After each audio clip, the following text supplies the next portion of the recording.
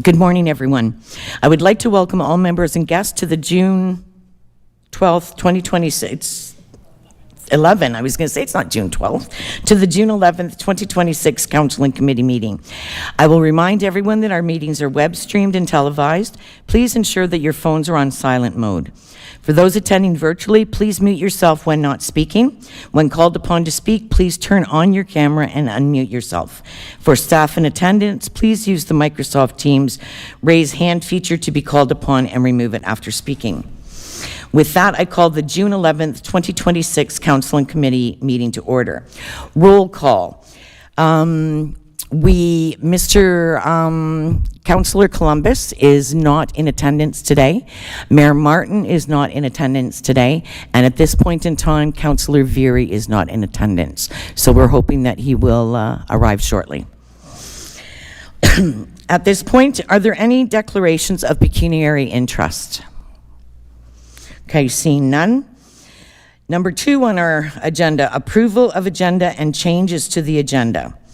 Committee has the agenda before them. We have 2 changes to the agenda. We're going to add deputation from Deborah Cole, agenda item 8.4.1, Regent Avenue Affordable Housing Development, ES-26-004.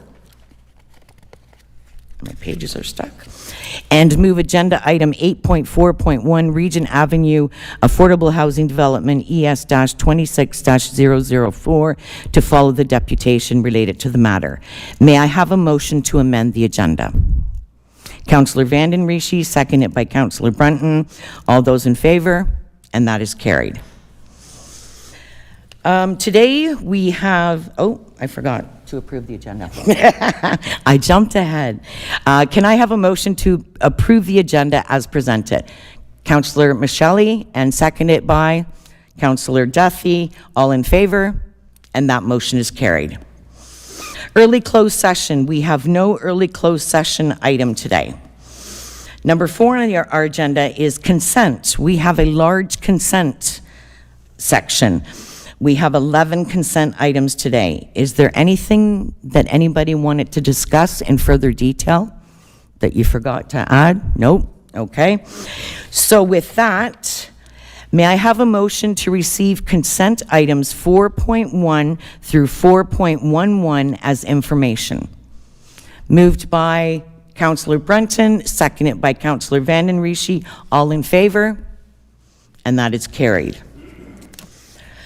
Deputations. Deputations will be heard at 2 p.m. as per section 9.1 of the procedural bylaw as written. 9.1, deputations are to commence at 2 p.m. in order to ensure a consistent start time for members of the public.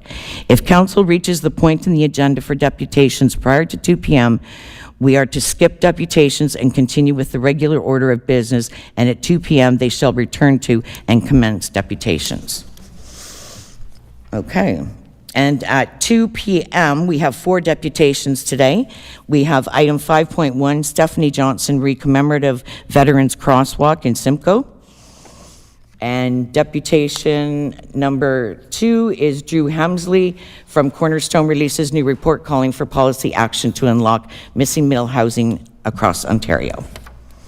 And then we have Mr. DeBach, who will be providing a deputation on food and land implications in Norfolk County.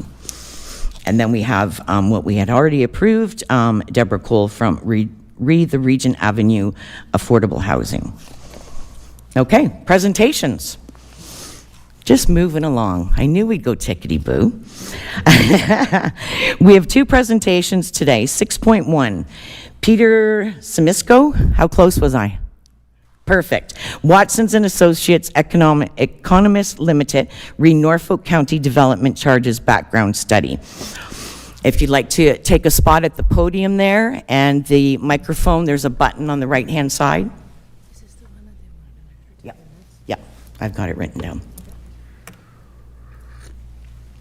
Okay, welcome, Peter. You have 20 minutes for your presentation. I will let you know when you have 1 minute remaining. Sounds good. Thank you very much.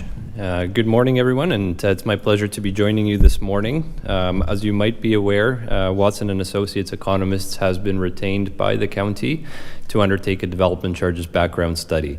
We have been working with staff over several months now in the preparation of the calculations and are getting close to the point where we will be able to share some of the findings of the study with council as well as the public. And so ahead of that, what we wanted to do today is to provide a bit of an overview of what development charges are, the process that's involved in setting development charges, and then also to talk about some of the policy considerations, and then to provide an overview of the next steps. If we could go we do have a presentation slides, and if we could go to the next slide, please. So firstly, what are development charges? So development charges are a discretionary tool that's available to municipalities. And the purpose of development charges is to help municipalities recover the capital costs that are associated with residential and non-residential development within the community. Development charges are based on what we call the growth pays for growth principle, ensuring that the existing taxpayers as well as ratepayers within the municipality are not burdened with paying for service expansion or upgrades that are needed in order for developments to occur, or in response to the additional service demands that are placed on municipal services as a result of development. The capital costs that are recovered through the development charge mechanism are in addition to the infrastructure that would be in place by a developer directly as part of their subdivision agreement. So we're talking about that broader, community facilities, for example, collector and arterial road widenings, those types of infrastructure improvements that are outside of the subdivision directly. So municipalities are empowered to impose these charges under the authority of the Development Charges Act. I'll come back to that in just a little bit. The county does have a long-standing history of imposing development charges. Currently, those are imposed under bylaw 2019-100. That bylaw will expire in October of 2029, as development charge bylaws have a maximum shelf life. And even though there is still some life in that bylaw left, there's been so much changing and so much more is known about the infrastructure needs moving forward, as well as the amount of growth that the county is expecting, that it was felt appropriate to undertake an update of that development charges study at this point in time. And in order for that development charge bylaw to be updated or to be replaced with a new bylaw, a development charges background study has to be undertaken. And so that's the process we're going through now. If we could go to the next slide then. I just wanted to highlight that the Development Charges Act has undergone quite a number of changes over the past 5 to 6 years since the county last completed the development charges background study. Some of those changes have resulted in changes to what can be included in the calculation of the charge. Other changes have more so impacted what types of development are subject to the charges or exempt from the charges. And then yet some other changes have amended some of the administrative requirements around reporting around the development charges bylaw and so on. So I won't go through the full history here, but I just wanted to highlight that we continue to see the Development Charges Act evolve. It is something that we're keeping a close eye on, and if there were any further changes, that is something that we're going to reflect within the methodology, as well as keep staff informed about those changes. So if we can go to the next slide. The Development Charges Act is quite prescriptive in terms of the methodology that we have to follow when establishing a development charge. And so a very high-level illustration highlighting the key aspects of that methodology is provided on the slide here. And the process really starts by identifying the anticipated amount, type, and location of development within the municipality. So that's where we start. Once we have an understanding of that growth, we then need to identify the increase in need for services that's expected to result from that growth. And that typically starts at a relatively high level. So for example, as the community grows, are we expecting an increase in traffic volumes that would require the upgrade of certain roads? Or are we expecting an increase in fire calls that would require us to expand capacity within the fire service and make some investments into additional facility space or additional apparatus to be able to handle that increased demand? So once we identify those increases the need for service in general terms, we start to look at specific projects that would have to be completed or specific purchases that would have to be made by the county to accommodate that increased service demand. So again, that could be expansion of facilities, purchase of vehicles or equipment, putting in place some bigger pipes underground for water, wastewater services, increasing treatment capacity, and so on. So once we have an understanding of what those investments are and their respective cost estimates, we do have to observe some deductions, most notably where some of these projects might provide a benefit to the existing community, then that share of project cost needs to be deducted. So for example, if we're planning a upgrade or widening of a road. The widening of the road or through that reconstruction would also address some of the life cycle needs of the existing road. So typically only the incremental cost associated with the widening would be included in the charge. So again, there's that benefit to existing deduction. Secondly, if any of the identified capital needs will have an external funding contribution in the form of grants, typically from senior levels of government or other external contributions, that needs to be netted against those capital cost estimates as well. And then once those deductions are made, those are the most common ones, that leaves us with the net capital cost that can be included in the calculation of the charge. And then we divide those net capital costs by the anticipated amount of development that we identified earlier to come up with, on the residential side, typically a charge per unit for different types of residential units, and on the non-residential side, typically a charge per square foot or square meter of gross floor area that will develop within that sector. So on the next slide then, what we have summarized is the full range of services that are eligible for inclusion within a development charges study as defined within the Development Charges Act. And what we have highlighted are the services that are included within the county's current development charge bylaw, and also the services that we have been looking at through this development charges study process. The ones that the county currently includes in its development charges bylaw and that we're looking at through this review, I would say are the most common services that we see municipalities include throughout the province. So having looked at the eligible list of services, what we have highlighted on the next slide are the capital costs that can be included in the calculation of a development charge. Now, generally, the scope of costs that can be included is limited to capital costs that can include the construction or improvement of buildings, and can include purchasing and making improvements to land or purchasing equipment and vehicles. That said, the Development Charges Act does also allow for the inclusion of certain items that may not be considered capital in the traditional sense of the word.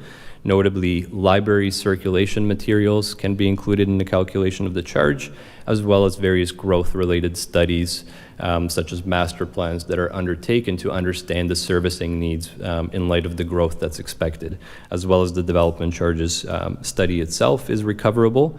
And then to the extent that a municipality anticipates having to borrow money to pay for any of the capital needs, the interest costs that would be incurred are eligible for inclusion as well.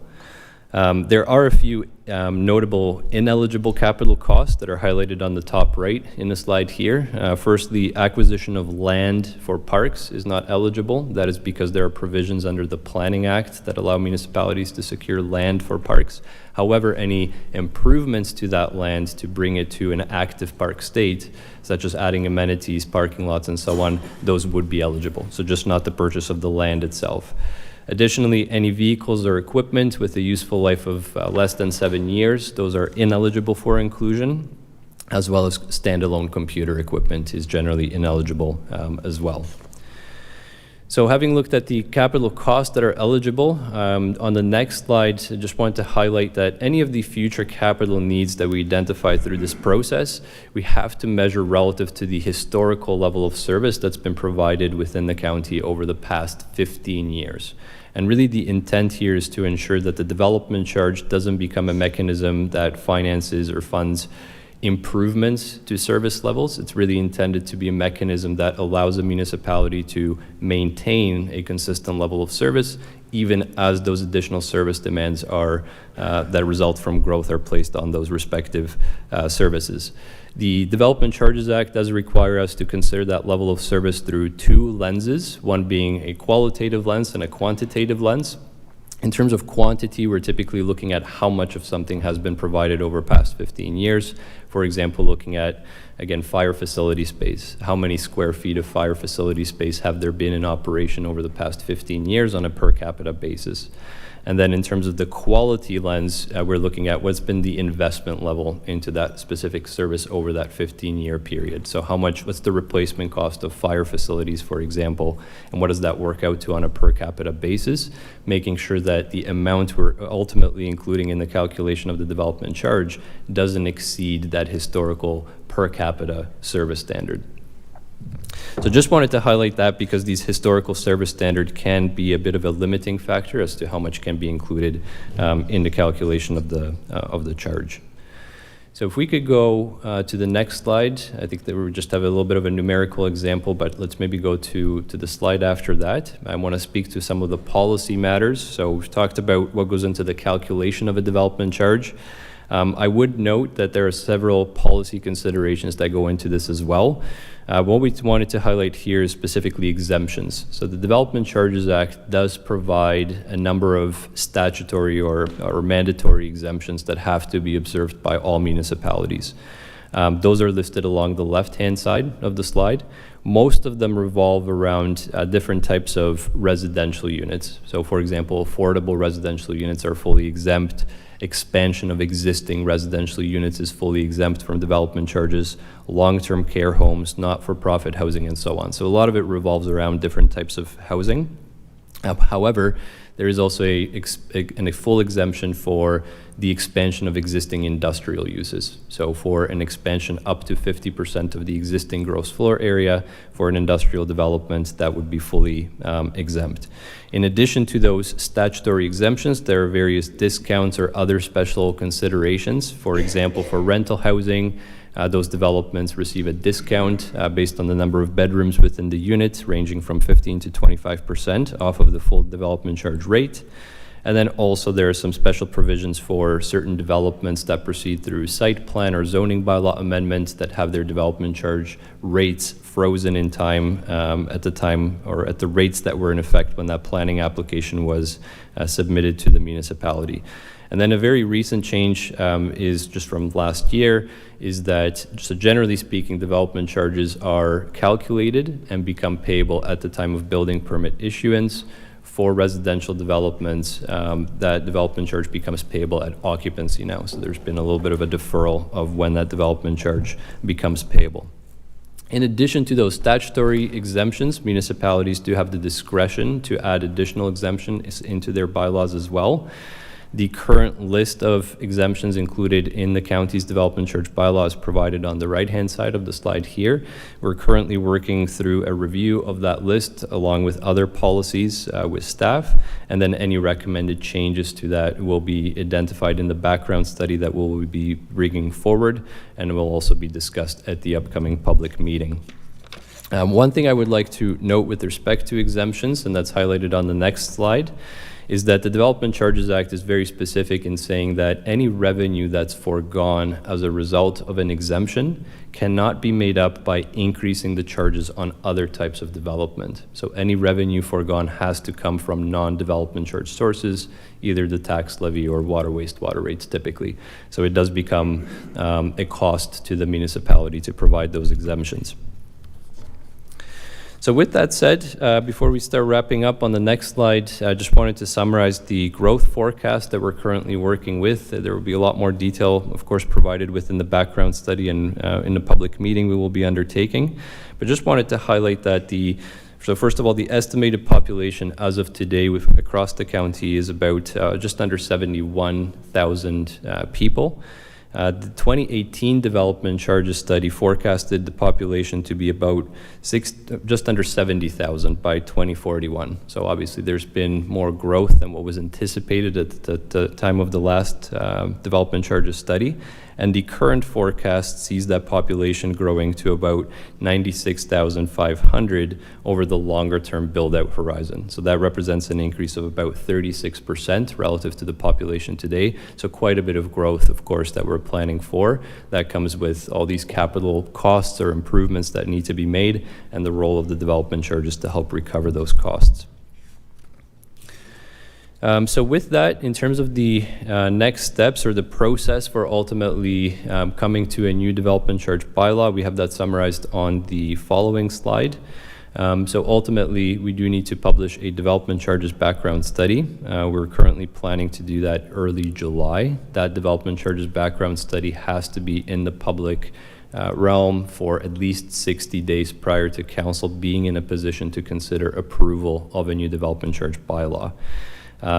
Leading up to the release of that background study, we are planning to undertake some development industry consultation sessions just later in June. There will also be a statutory public meeting that will be held as required under the Development Charges Act. We're currently planning to undertake that on July 28th, and then expecting council to be in a position to consider approving the background study and a new development charges bylaw in early September.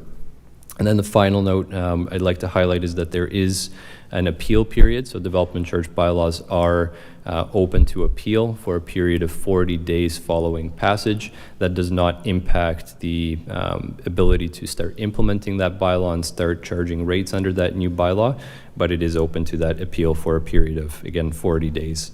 In case there is an appeal, then there will be a whole process through the Ontario Land Tribunal to resolve the issues that have been raised through the appeal.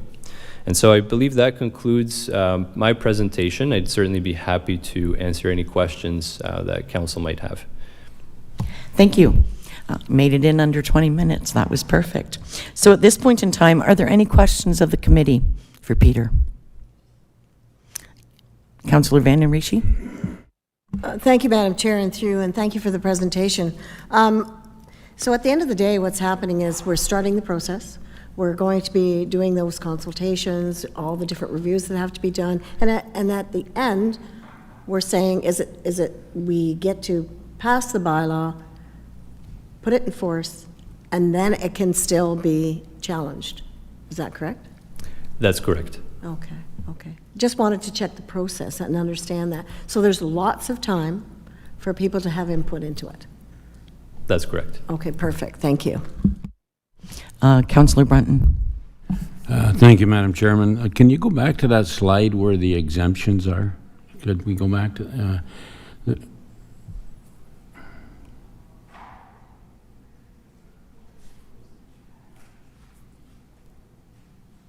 That's it.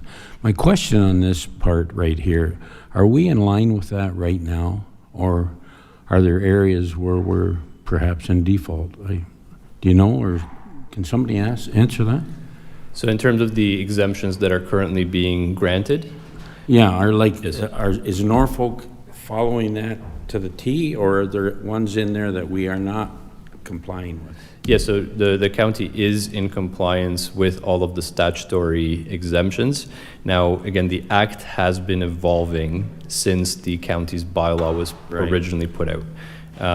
There may be some of these exemptions that are relatively new that are not embedded into that bylaw, but staff, when applying the bylaw or when determining what development charges are applicable to a specific development, would observe all the statutory exemptions under the act, as that takes precedent over the bylaw.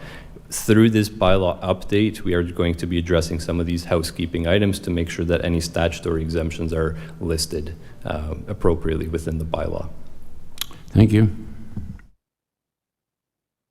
Councillor Duffy? Thank you, Madam Chair, and through you, thank you for the presentation. I thought that was good and very helpful. I'm just curious, so it's related, my question is related to the population growth. So I think you said that we're seeing more growth at present than when we had anticipated when we last did it in 2019. Is that correct? That's correct. Okay, so, and it's meant to go until 2029. However, you know, the climate right now for development is not necessarily great. will we make any other adjustments, or is there sort of a catch-up at the end that changes because the development is slower at this period of time, but yet we're going to do this background study right now, set new rates and policies that then we have to ride out until 2029? So the development charges study and the bylaw will be based on the best information available at this time. So and we are planning over a fairly long time horizon, as I mentioned, basically to full build out for some services. For other services, we are limiting it to about a 10-year window because the capital needs have only been defined for relative to that growth. There is always the ability to update the bylaw at any point. So it will have a maximum shelf life of 10 years. However, it can, if things significantly change, if growth doesn't end up playing out as we thought it would, or if new capital needs come to light through new master plans, for example, the development charge bylaw can be reopened at any time over that time frame. So it can be updated if there's a course correction required. Councillor Van Passen. Yes, thanks, Madam Deputy Mayor. The province recently announced a program where they want to entice municipalities to reduce their development charges, and then they would fund make up some of the difference. Now, if we go through this study and find out that we should be charging double what we are now, and we don't change it, does that qualify as cutting it, or doesn't the province look at it that way? So having reviewed the sample application and the program guidelines that were released around that program last week, it appears that their intent is to reduce, they're looking for a reduction relative to the rates that were in effect as of March 30th of this year. So as it's written right now, if you subsequently find that your development charges should actually be double what they are today or what they were on that date, that wouldn't qualify under the program. There are a lot of technical questions that are coming up from municipalities as well as ourselves. I know there's a lot of work being done through organizations such as the Municipal Finance Officers Association as well as the AMO, and working with the ministry to either provide an extension to the application timelines or at least to provide a venue to answer some of these technical questions that have been coming up to get a better understanding. So, but as it stands today, our understanding is that the program is very explicit in saying that the reduction has to be relative to the rates that were in effect on March 30th of this year. Councillor Vanden Rishi. Thank you, Madam Chair. Just wanted to point out, under the exemptions, we talked, and there's a list of them, and when we get down to the farm help housing development, understood. But the next one, is that supposed to be farming business development, such as like farmers need to put up refrigeration barns if they're growing vegetables and things like that? Is that development in that sort of sense? I would have to check the definition within the bylaw. I believe so. Okay, I just don't know what faming business development I believe is. that's a typo. It should Okay. be farming business. I Apologies assume for that. Just wanted to confusion. point it out. Thank you. All right, thank you. Any more questions? Okay. Thank you, Peter. May I have a mover to receive this presentation as information? Moved by Councillor Duffy, seconder, Councillor Michelli. All in favor? And that is carried. At this point in time, we will now hear the staff report related to the presentation. 6.1.1, Development Charge Bylaw Policies and Update, CS-26-081. Haley Stobe, Project Lead Finance, will present the report. Welcome. Thank you. Thank you, Madam Chair. Through you to committee, I will now be introducing report CS-26-081. Staff are recommending this report be received as information and that staff be directed back to council with final policy recommendations upon conclusion of the scheduled engagement session with the broader development community. The DC background study is required under the Development Charge Act and is a crucial component to capital growth within the county. Studies are undertaken every 5 to 10 years to ensure DC reserves are properly calculated for future growth and expansion within our municipality. When undertaking the DC background study, county staff have come up with the following key objectives to ensure successful and consistent review. Number 1 is preparation of a complete development charge background study and bylaw in accordance with the legislative requirements, ensuring cost recovery of growth-related expenditures. Number 2 is to confirm consistency and alignment between the DC background study, water, wastewater master servicing plans, transportation master plans, Norfolk County official plan, capital budgets and forecasts, and any other department-specific plans. Number 3 is ensuring sufficient engagement with key stakeholders throughout the DC background study bylaw process, including the development community. Number 4 is clarifying definitions and language from the 2019 DC bylaw to eliminate ambiguities and to increase clarity. Number 5 is reviewing existing and proposed DC incentives against the county's strategic priorities. And the final is creating dynamic and adaptive incentive programs through policy and procedures instead of embedding them in the updated DC bylaw. This report is focused on the policy side of the DC background study. Key items to note within this report include definitions being added and updated to make for a concise bylaw that can be interpreted easily by staff, developers, and members of the public. Updates to the timing and how fees are collected. Note that these changes are required under the Development Charge Act and cannot be changed. Norfolk County staff are also exploring changes to the current grants included in the DC bylaw. The intent is to have grants broken out into 3 main categories. The first is mandatory grants, which will remain in the bylaw and are regulated under the Development Charge Act, and you saw that on Peter's presentation. The second is traditional discretionary grants. These will remain within the bylaw, but are the sole discretion of Norfolk County. These have been included historically. The third is non-traditional discretionary grants. This is where we are looking into a change, as these grants are at the sole discretion of Norfolk County and have potential to be broken out into CIP programs. This type of implementation will benefit both Norfolk County and the development community, as it allows flexibility to change the programs and promote future growth as development needs change. These type of programs are in the preliminary stages of review, and staff will expand on these programs in future reports to council. Another section is a local service policy, is an item that is required to be part of the DC background study and is provided as Appendix 3 of this report. At a high-level review, key items to note include in water and wastewater, water mains and wastewater mains are categorized by size. Booster stations, pump stations, and treatment plants are now included in the policy. Stormwater now touches on erosion works. Parkland includes items such as recreational trails, landscape buffer blocks, features, cul-de-sac islands, berms, and natural heritage systems. And land criteria has been added to the policy. Other notable policy items to include and note are area rating, with no changes being proposed, annual rate indexing with no changes being proposed, interest rate policy with no changes being proposed to the current policy, and the redevelopment policy. Staff would like to flag a change as being proposed to reduce the redevelopment timeframe from 10 to 5 years.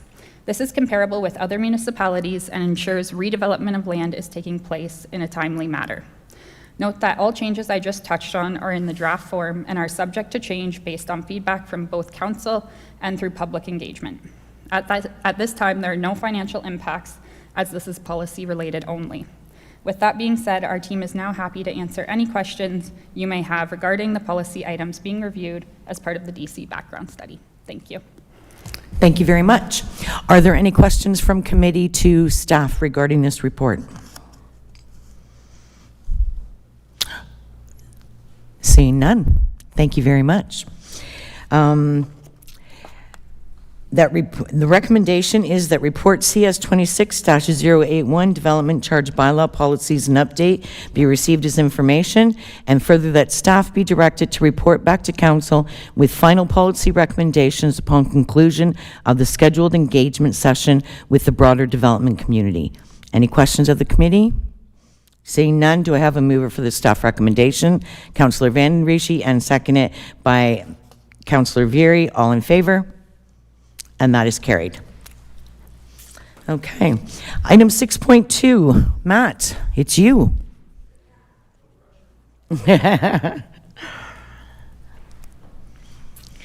So Matt Bowen is here today from the Haldeman Norfolk Housing Corporation regarding the annual audited financial statements. Welcome, Matt. You have 10 minutes for your presentation. I'll let you know when you get to about a minute. Perfect. Thank you, Madam Mayor, members of council, senior staff, and guests. Extremely honored to be here today.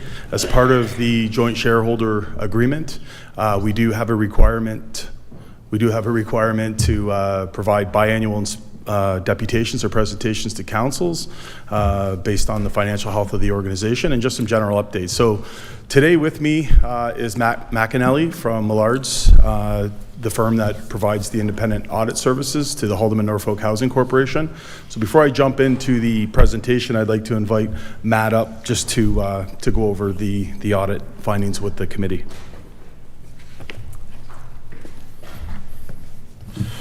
Thanks for the introduction, Matt. Through the chair to the council, it's my pleasure to provide everyone with a kind of a brief overview of the 2025 financial statements for the Haldeman Norfolk Housing Corporation.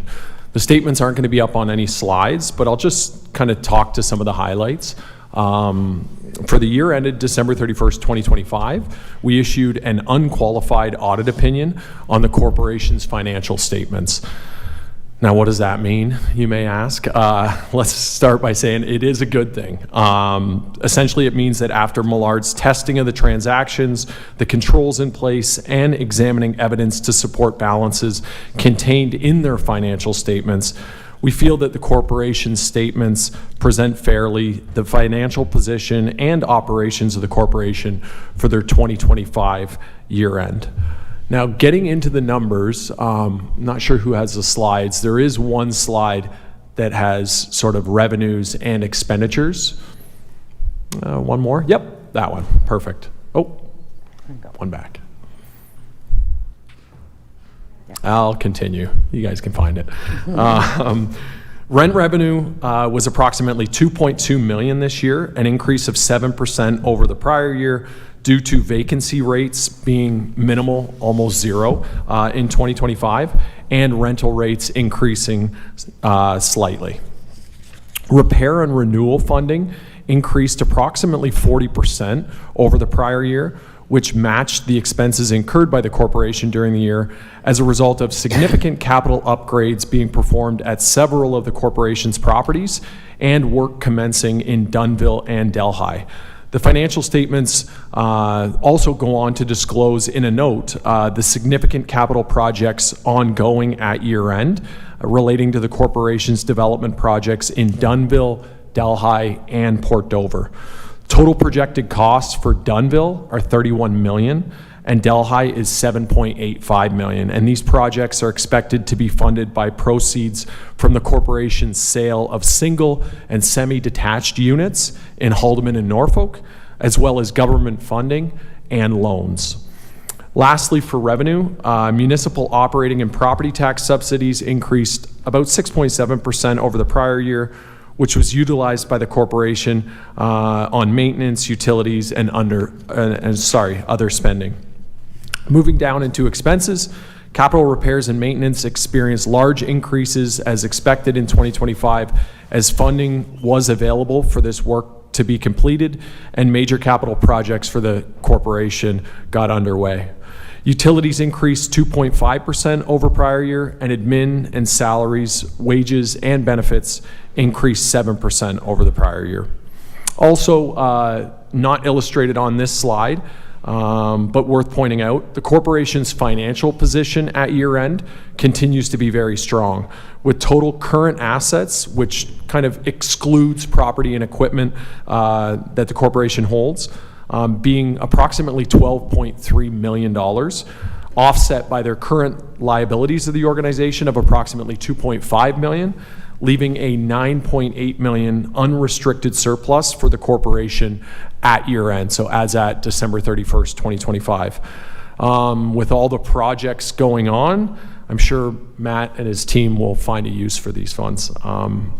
Another item to highlight from the financial statements was a note describing that on December 22nd, 2025, the board of directors of the corporation obtained ministry approvals for the Long Point Area Not-for-Profit Housing Corporation to entrust the future management of their property and their operations to the corporation. So what does that mean? Well, the assets and liabilities pertaining to this property are now reflected in the corporation's financial statements, and the operational revenues and expenditures will be reflected in the 2026 operations of the corporation. The accounting treatment for this transfer was in accordance with ministry requirements and was similar to when the corporation assumed the management of the property and operations of Del Gold Villa in 2023. Lastly, to note, we also issued an audit findings letter to the corporation's board at the conclusion of our audit, stating that we did not identify any significant internal control deficiencies or accounting issues to which they should be made aware of. We also recognize their finance team on the accuracy of their accounting and reporting throughout the year and at year end, and thank them for their cooperation to ensure this year's audit went smoothly and all ministry and board deadlines were met. Thanks again to Matt and your team. That's it. Okay, thank you very back to much. you. Matt, did you have anything to add? I have a. Yep. Okay, all right, I was going to say. Yeah, so we're trying to break this down into two areas, but I didn't know if members of council had any questions for Matt or myself regarding the audit findings. And if there aren't, I can move, or we can wait till the end of the presentation. Okay, so I noticed, I think we have different presentations here. I only have a 4-slide deck, and I think you have our entire annual report. So if you want to start back at the beginning, I can just sort of run you through the pages, if that'll work. And just while we're doing that, I would like to recognize Gary Moret, who's here today. He's our Chief Financial Officer. He does an outstanding job working with the finance team here at Norfolk County and Haldimand County, as well as our auditors. So I just want to acknowledge Gary here today. Okay, so this is our 2025 annual report. Essentially, it's there's copies on the table beside Councillor Very. They can be distributed to members of council, but extremely proud to be here today to speak about the outcomes that have been happening at the Housing Corporation. And we'll move to the next slide, please. Next slide. Next slide. Next slide. So we went over the finances. Matt did a good job of doing that, but I did just want to point out that we did have a $1,491 surplus, which is good for us. It just sort of speaks to, again, the organizational response and readiness to, just meeting those financial demands. It was a significant year with the repair and renewal funding, and working closely with Ms. Vesperini, who's behind me, as well as Ms. Fanning and the folks at Haldimand County. I think that really worked out really well, and there's a consent report following that a little bit later on. So next slide, please. One of the things in terms of that repair and renewal, council did fund a project manager for HNHC. It was the first staff member we've hired in over 12 years. I do want to report that individual is in and working, and that is as a result of our capital budget increasing from $625,000 to $2 million. So this individual's out there actively now working, on the capital side, completing some of those projects. Next slide, please. Just a bit of an update on our asset management strategy. You can see from this slide that there's significant projects that are underway and that have been completed, focusing on modernization, energy efficiency, and accessibility. Just a significant increase across both portfolios, and specifically here in Norfolk County. Next slide, please. Okay, so I'm going to just work off my slide deck here. They're a little different than the slide deck that you have there, but so what I really want to focus on today is the corporate key performance indicators that HNHC utilizes, as well as provide a strategic update on the roadmap over the past year and the years coming. But in terms of our KPIs, these are the organizational key performance indicators that we utilize to really gauge how the health of the organization is. So looking at the first one, which is our rent collection rate, we would call that our arrears. Our organizational target is 95% collection rate, and why that's so important is our ability to collect rent is critical in maintaining the properties. 50% of our rent revenue is included in that. So our actual target for 2025 was 98%. So one of the things I say to the board quite often, and Councillor Huffman will hear this is one of the areas that we lead the province in terms of collecting rent. I have the privilege of being a part of a group across the province of Ontario of housing providers, and this is one of the combined metrics that we use. So rest assured that the team at HNHC is doing a great job collecting the rent. The housing occupancy, this is the percentage of rentable homes in 2025, and the figures influenced by move-outs. So our organizational target is 97%, and in 2025, we are just at 99%. So what that's saying is the available units in Norfolk County that can be rented are rented at a high turnover rate. And with that, combines nicely is the unit turnover rate. So our organizational target from when a tenant moves out to when a tenant moves back in is 30 days, and we're doing that within 28 days. And of course, the annual inspections, we want to inspect every single unit to make sure that they're in good standing, and our organizational target is 100%, and we met that target. Some of the pressures and vulnerabilities that we're facing, much like many other housing organizations, but certainly not exempt to municipalities, is the rising complex tenancies. And it's going to be on another slide here. Unfortunately, we have the whole annual report here, so I apologize for that. I'm not sure what happened. So there's the strategic scorecard there and the KPIs that you can see. So the rising tenant complexities, 12% of households at HNHC are at risk and are needing supports. So that just sort of speaks to the level of the vulnerability on the wait list and the folks that we're housing.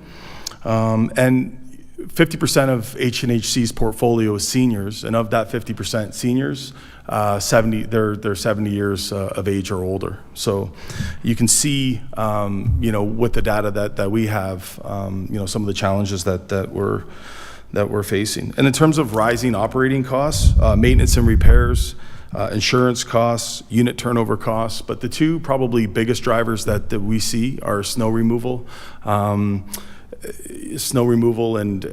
garbage collection and those types of things. So unfortunately those contracts continue to rise, and we'll work to ensure that we're doing everything that we can to recover those costs. Matt, you've got 1 minute remaining. Okay, so the last slide, the most important slide, is growing to meet community needs. I think it's in here. No.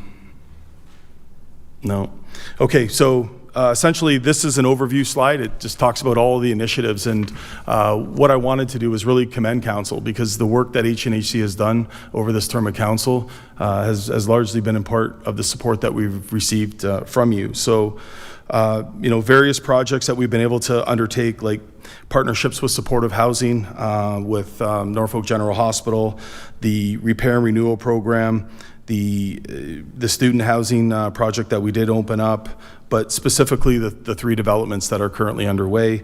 In Delhi, we have the 25-unit affordable housing development with a partnership with NACL, supporting adults with developmental disabilities, the 56-unit building that we have in Dunnville, and then of course the affordable housing project in Port Dover that's going to be heard later on today. So again, all of these things, it's a lot of work in a short period of time. None of it was possible without the collaboration, of course, of the senior staff here at Norfolk County, but of course, council's approval in these projects. So I do want to thank you very much for that.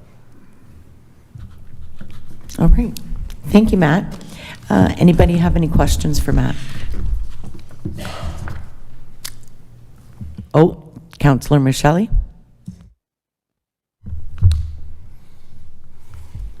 Thank you, Madam Chair. I don't have any specific questions for Matt, other than I'm very pleased to hear that the rent collection rate is so high. I know that some housing corporations around the province have struggled with that aspect of their management, so that's very good to hear. And also, just want to mention, I'm very, very pleased. Often when we have county publications, I always wonder when we're going to get some something around Port Rowan on the cover, and I really appreciate this beautiful view of Port Rowan on the cover of your report. Thank you. You're welcome. Extra points for that. Any other comments or questions? Councillor Vanden Ritchie? Thank you, Madam Chair, and through you, and thank you for the presentation, Matt. I have a curiosity question. When one looks at the population rate and one says affordable housing, do we work off a percentage or do we work off a need? So my question is, if we have X amount of population, do we anticipate the need to be 10%, 15% for affordable housing? How does that work, or how do you judge that? Well, that's through you, Madam Mayor, to Councillor Van Der Risch. That's a good question. We don't actually have a tool that calculates that. I know we're just in meetings with the county. The county has set up and is in the process of sort of refining an affordable housing wait list, which is separate from the centralized wait list. So we met, on that. But unfortunately, I don't have a straightforward answer other than we understand, because of the housing crisis, that the supply and the need is greater. So anecdotally, we know that we need much more affordable housing, and a lot of the funding programs that are offered are to address the need for affordable housing. But there isn't, maybe staff might have that answer, but we don't have a calculation in terms of population growth versus what the percentage of affordable housing is. The reason I mention it is for the simple fact that there is such a grave need. And so one would sometimes think maybe something should be developed to say, if we have X amount of homes, a percentage of this should be that, so that we help more, because there is such a demand out there. What would the waiting list be right now? Well, just a good question. We actually met with the county yesterday and we went over this. I think it's 422 people. And when I met with Jessica, I believe she's online, that number has risen in 5 years from just over 200 to 400. So my understanding is that the wait list has essentially doubled here in Haldimand and Norfolk over the past 5 years. So 100%, and that's why HNHC is racing with council support to build these projects out so that we can meet that need. So at the end of the day, you produce this document and you tell us all about it. Does something go to the ministry to indicate to them that our needs have risen? Is that relayed on to the province? Yeah, my understanding, Councillor, and I know Angela could speak to that probably in greater detail, but we fill out summary reports and different reporting tools that are provided to the county, and I think the county has a broader overall reporting framework. Yes, we have a quarterly and annual reporting that we need to present to our funders, to the ministry, and so those are submitted on a regular basis. And I totally understand that, and thank you for that. But at the end of the day, sometimes we don't emphasize the real need or the urgency of. And I'm wondering if there's ever a letter accompanying that saying we have grave urgency, and I assume the rest of the province does the same. But it's amazing to realize that we've doubled that number. So, and thank you for all your hard work. All right. Looks like you're free and clear. Okay, may I have a mover to receive this presentation as information? Councillor Vanden Ritchie, and a seconder, Councillor Michelli. All those in favor? And that motion is carried. May I have a mover for the following recommendation? Whereas the Corporation of Norfolk County is a shareholder of the Haldimand Norfolk Housing Corporation by way of a share certificate number 3 dated July 12, 2001 for a total of 60 shares. And whereas the Haldimand Norfolk Housing Corporation has presented the audited financial statements for the fiscal year ending December 31st, 2025 to the shareholders. And whereas the auditors Millard and Rouse and Roseborough LLP has provided an unqualified opinion on those financial statements. Therefore, be it resolved that the financial statements for the fiscal year ended December 31st, 2025 of the Haldimand Norfolk Housing Corporation be approved and received by the shareholder. May I have a mover? Councillor Duthie, and a seconder. Councillor Brunton, all in favor? And that is carried. I have to do another one. Okay. All right. May I have a mover for the following recommendation? Whereas the Corporation of Norfolk County is a shareholder of the Haldeman Norfolk Housing Corporation by way of share certificate number 3, dated July 12, 2001, for a total of 60 shares. And whereas the Corporation of Norfolk County, as a shareholder of the Haldeman Norfolk Housing Corporation, is required to appoint the auditor for the Haldeman Norfolk Housing Corporation in accordance with Section 149 of the Ontario Business Corporations Act. Therefore, be it resolved by the Corporation of Norfolk County that it hereby appoints the firm of Millard, Rouse and Roseborough Chartered Accountants, Simcoe, Ontario, as the auditors of the Haldeman Norfolk Housing Corporation for the fiscal year ending December 31st, 2026. Moved by Councillor Van Passen and, you have a question? I do have a question, and maybe Mr. McAnally, is the official firm's name been changed to Millard's, or is it still officially Millard, Rose and Roseborough? Okay. Okay. So I got it right? Yeah. Yeah, okay. All right. So may I have a mover for that recommendation? Councillor Van Passen and a seconder? Councillor Vanden Rishi, all those in favor? And that motion is carried. All right, one more, folks. May I have a mover for the following recommendation? Whereas the Corporation of Norfolk County is a shareholder of the Haldeman Norfolk Housing Corporation by way of share certificate number 3, dated July 12, 2001, for a total of 60 shares. Be it resolved by the Corporation of Norfolk County that Jean Montgomery and Leah Van Til of Norfolk County be reappointed to the Board of Directors of the Haldeman Norfolk Housing Corporation effective June 11th, 2026, for a term of 3 years. Moved by Councillor Michelli, seconded by Councillor Vanden Rishi. All in favor? And that is carried. And that's wonderful news for Jean and Leah. They're a valued part of the board. Okay. Next on our agenda. Yes, ma'am. Communications. We have 2 communication items today. 7.1, a letter from Tom McKinley, Assistant Deputy Attorney General, re-update to tailgate event permits. 7.2, letter from the Honorable Robert Flack, Minister of Municipal Affairs and Housing, re-Bill 119, Protecting Ontario Streets and Communities Act. Are there any questions of the committee to these letters of communication? Okay. May I have a mover to receive the communication items 7.1 and 7.2 as information? Councillor Veery, seconded by Councillor Vanden Rishi. All in favor? And that is carried. Okay, we are on to staff reports. Item 8.1, Public Works.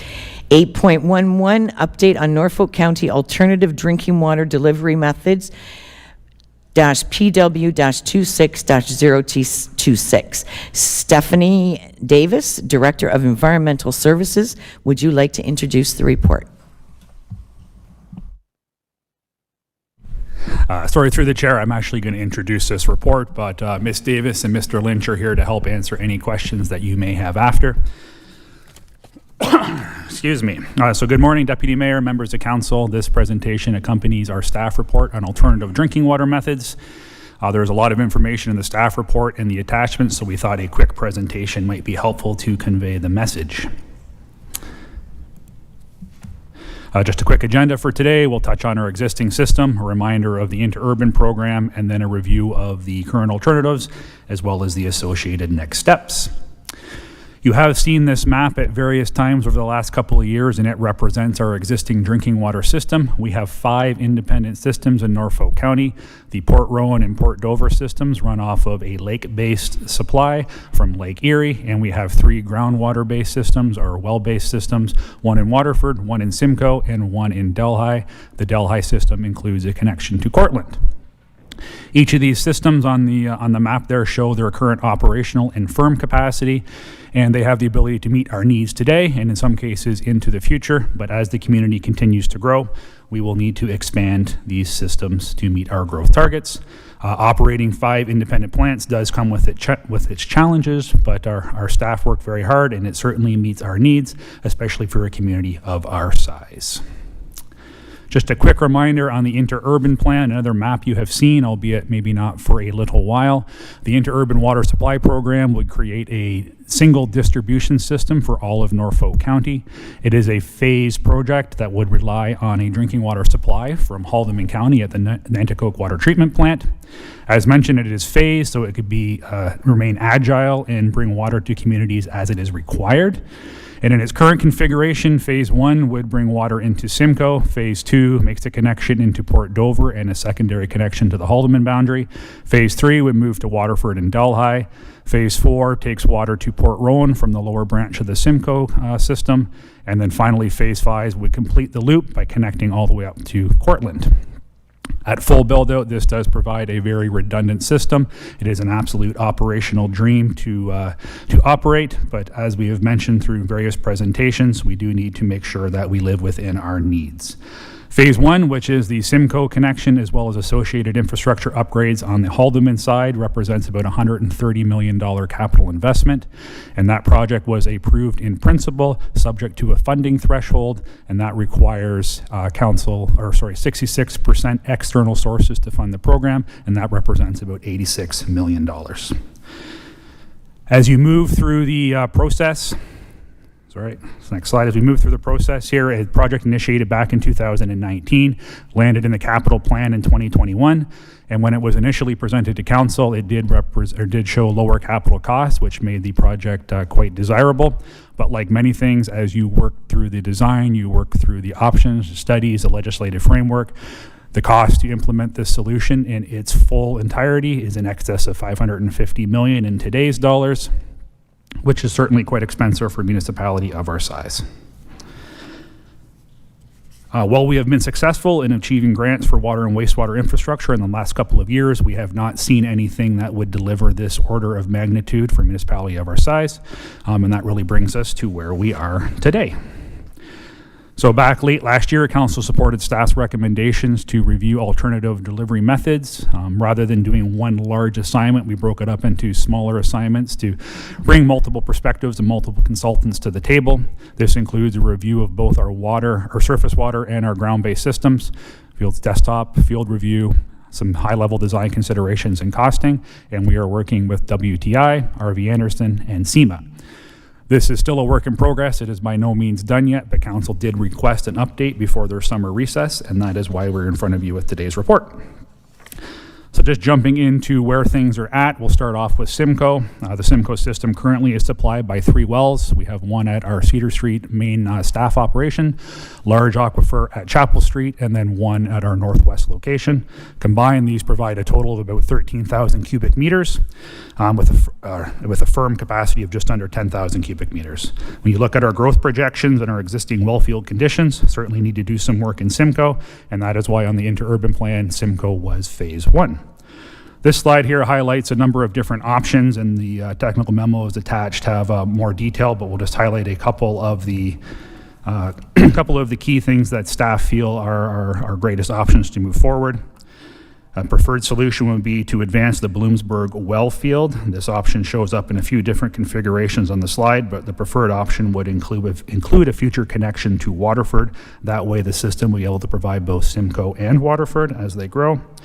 You probably have heard through the Bloomsburg EA that this is a like-for-like replacement of our Northwest well system. It only adds incremental capacity of about 400 cubic meters to the system. And while 400 cubic meters does not solve our problem for decades to come, it certainly does buy us an additional 4 or 5 years of growth, maybe even more with the current economic climate.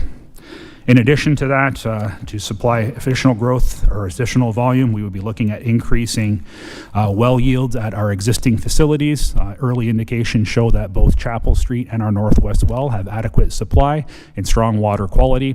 I know we did mention the Northwest well is currently struggling. That is a very large, deep aquifer, and a new well there could also yield significant increase for us. So lots of options available to us in Simcoe. All of these would need to be combined with upgrades within the existing system for pumping and storage to ensure we meet pressure needs as well as fire protection, but definitely a number of good available options for us. In Waterford, the Waterford system currently operates with a well-based system off 2 wells off 1 single property. Combined, they produce over 6,200 cubic meters of supply operationally and a firm capacity of just under 3,000 cubic meters.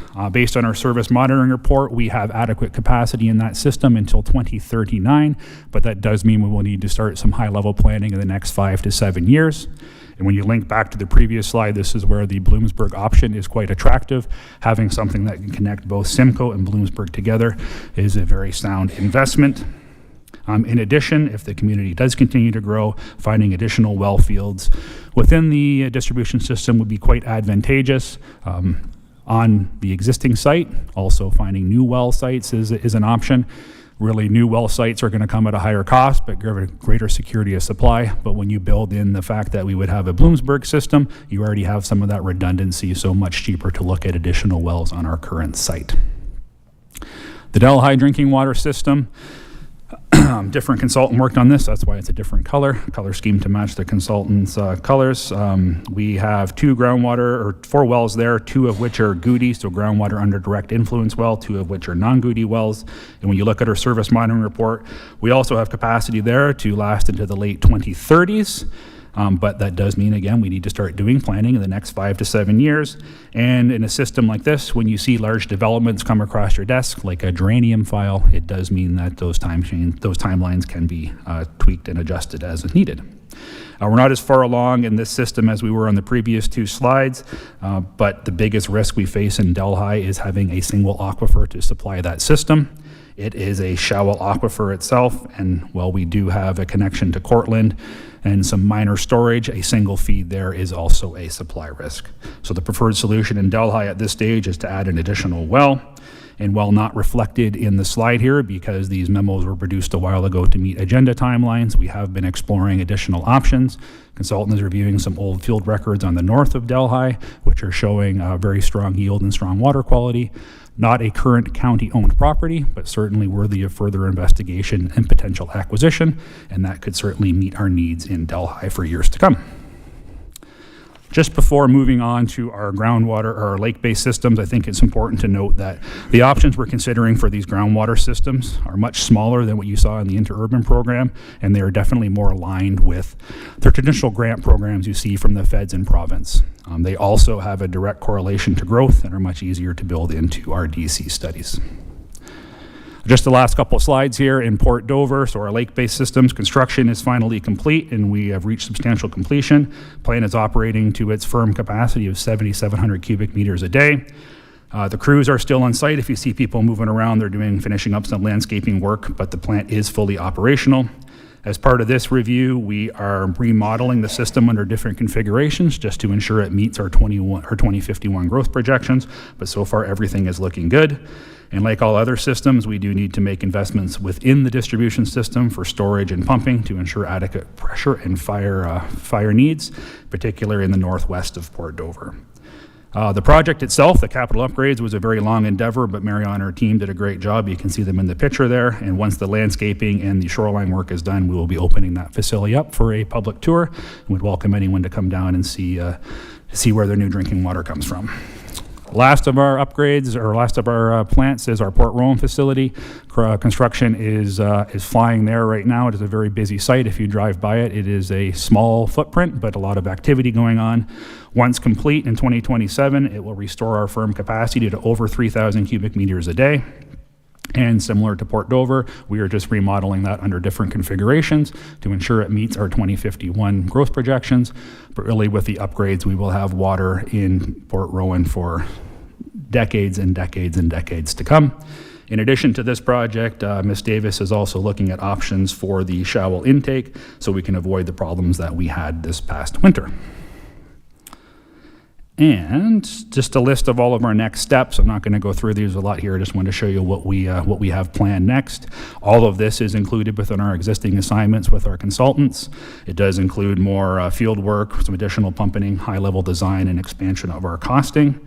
And now really that the assignments are up and running and the consultants have all the information at their fingertips, we are moving along quite quickly, and we should be back in front of council very early in the new term to get some direction and plot our path forward for our drinking water supply. So while we're not done yet, I would say very optimistic as our staff with the options we have in front of us. Will we have a system as robust as the interurban water supply with this? Absolutely not. But will it meet our needs and be functional? Absolutely. And they certainly represent a smaller investment based on our current review to date. And with that, Ms. Davis, Mr. Lynch, and myself will be happy to answer any questions that you may have. Okay, that's a great report. Are there any questions from committee? Councillor Brunton? Thank you. Sorry. Thank you, Madam Chairman. I was going through the report, and I have I wanted some clarification. I'm on page 9 of the report, and I believe it says current day. If you know, if you can find that, I just wanted a bit of clarification there. Some of the paragraphs, it says. At this time, the report is 14.4 million for the interurban, and then it goes on to say approximately 3.9 million spent to date. What is the 14.4? Or I'm a little confused with that.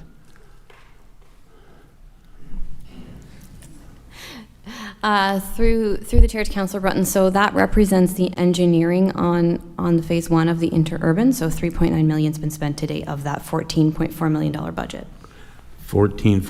Okay, so the balance has not been spent.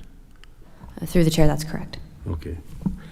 All right, and can you clarify the next paragraph in there where it says the budget includes 244.9 million of the decelerated work plan. How does that work? Through the chair to Councillor Brunton. So at one of our last interurban specific reports, staff brought forward a plan that took the interurban water supply program and phased it out into several phases, and we decelerated it by slowing those phases down and plotting more of them out into the future. So what that paragraph is intending to note is that about 245 million is included in our 10-year capital forecast. So that only represents some of the earlier phases of work. There are more phases which are outside of the 10-year forecast, so further out than 10 years. What was the last figure we had for the total interurban? 600 million or something like that? Through the chair to Councillor Brunton, I believe we noted that in 2023 dollars, it was 450 million. And I believe when we inflated the costs based on the deceleration, it was closer to 550. Okay, thank you. Okay. Councillor Van Passen? Yes, thanks, Madam Chair. I like this is fix the problem immediately, but not this big long-term problem. But I think there's ways that, like the connection for Simcoe to solve the immediate problem from the Bloomberg well. I think I've brought this up right from day one, that the current plan for the interurban water supply shows a line from Nanticoke, and then it feeds Waterford up the blue line. Now, if we connect from Bloomsburg to Simcoe and connect to Waterford, and you size that so it will hook on to the interurban water supply, if that ever comes to fruition, it's not wasted money, but you have to change the plan on that. So I think that's something that we should proceed on, because Waterford, I think, has lots of water, and it's really good water, but they have absolutely no redundancy. They got 2 wells 50 feet apart. So if anything happens to those wells, they have nothing. So the redundancy from Bloomsburg, I think this is a project that we need to start on right from the beginning. We need to buy that rail line from the province and get that over with and actually own it, so that we do have a place to run these lines. So, I spoke a month or two ago with the mayor of Tillsonburg. They have a problem in Tillsonburg with, they don't have enough water either, and they're gonna have to shut down development, and they were not aware of our grand scheme of the interurban water supply. So it might, like their current wells are in Norfolk now, in the grand scheme of thing and lobbying the province and the feds for money, It's not that far from Cortland to Tillsonburg. Maybe we could work together with a neighboring municipality on either side and get good, clean, potable water to all the residents. So might be able to do coffee with their bosses over there sometime. So, Councillor Michelli? Thank you, Madam Chair. Through you to staff. Just kind of referring to the Port Rowan water treatment plant, it is I think a little bit unique in that it is literally on a residential street. Houses on both sides are very proximate to it. And I would be remiss if I just didn't mention that, and I don't know if Mariana is on the line with us or not, but that I think it's important to continue to have close contact with some of the nearby residents of the water treatment plant with regard to the lighting that is going to be installed and some of the other aesthetics, like the siding on the circular part of the plant, the main building that sometimes looks a bit like a UFO, so that there we can eliminate any kind of future problems by having some kind of close contact with the residents, because they do have some concerns about that. So I would be remiss if I didn't remind of that. Thank you. Thank you, and through the chair, we certainly are doing our best in trying to engage with them. We appreciate their patience. We know it's a very busy corridor, whether on the main street or on the side street there getting to your home. Contractor has been trying to reach out and make sure we're doing our adequate street sweeping to keep the disturbance down to a minimum, but any type of construction I appreciate is a disturbance, and we certainly have options in front of us or available to beautify the plant, and that's something that we can bring forward for council's consideration maybe a little bit later this year. Thank you, Andrew. Councillor Van den Rishi. Thank you, Madam Chair, and through you. Thanks for the presentation. I'm looking at the alternatives costing over the next 10 years, and we're looking at that at $54.9 million, and that's forecasted. And so you anticipate being able to use that particular amount of money to be able to satisfy the needs that we need over the next 10 years. Am I correct in saying that? So through the chair, we are at a high level cost estimate, yes, but yes, that is the idea. Not all of these are needed immediately. Councillor Van Passen mentioned Waterford has lots of water. Waterford does have lots of water. We don't need to make investments there for quite a while. Main focus would be on Simcoe, not necessarily due to growth, but to replace our failing well, and then look to expand those systems as required. So yes, financials will be fine-tuned in the next phase, but yes, you're in the magnitude of $50 to $60 million for some of the earlier phases. And that's fine. Just to let you know that there's a lot of water out in Norfolk County, and especially at the west end.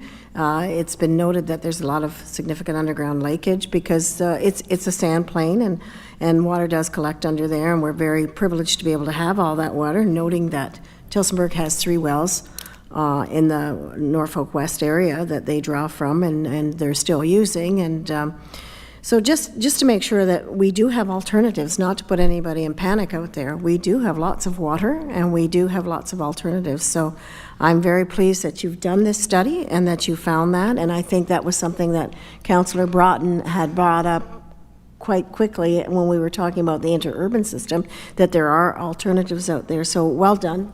I'd like to thank you for doing that. Councillor Brunton. Thank you, Madam Chairman. I just, so I'm clear, maybe to Andrew, you mentioned the Bloomsburg wells there, Andrew. You're saying we'd put a pumping station there and could pump to Waterford or Simcoe, but you wouldn't worry about Waterford at the present because they have lots of water. Is that the way it would work? So through the chair, It could. I mean, it's a little bit of a balance, as Councillor Van Passen mentioned. Waterford has lots of water, but it's a single source, so there isn't redundancy. But yes, there's an abundance of water there. You could do that in different configurations. When the Bloomsburg EA was first presented, the idea was to just have a raw water line that went to our existing treatment facility in Simcoe and then out into the distribution system. Through this study, if we want to have something that can go north or south, we would have to have on-site treatment there.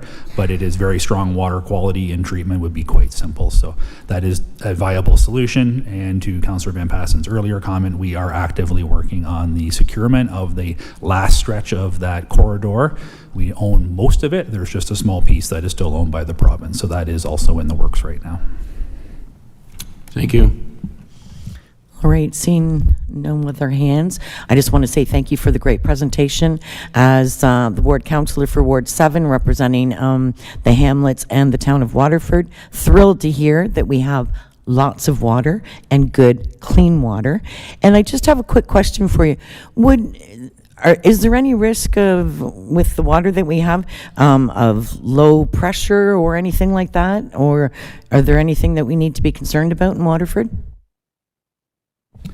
Sorry, through the chair. So right now, no, we do not have any major constraints within our Waterford system for pressure. We did note in all of these systems, as they grow, we will need booster stations throughout the community to support development. But right now, Waterford is operating quite well, and we don't have a lot of complaints for dirty water or for low pressure. Perfect. Good to hear. Okay. Do I have a mover for the staff recommendation? Oh, sorry, I got to read you the recommendation. Recommendation that the information memo regarding the update on Norfolk County's alternative drinking water delivery methods be received as information, and that staff be directed to continue investigating alternative drinking water delivery methods with such alternatives to be explored alongside the IUWS. Do I have a mover for this report? Councillor Brunton, and seconder, Councillor Michelli, all in favor? And that is carried. Okay. Seeing as it's just about 11 o'clock, how about a 10-minute break? Is that good for everybody? Okay, and then we'll come back to 8.2, Community and Development Services. Thank you.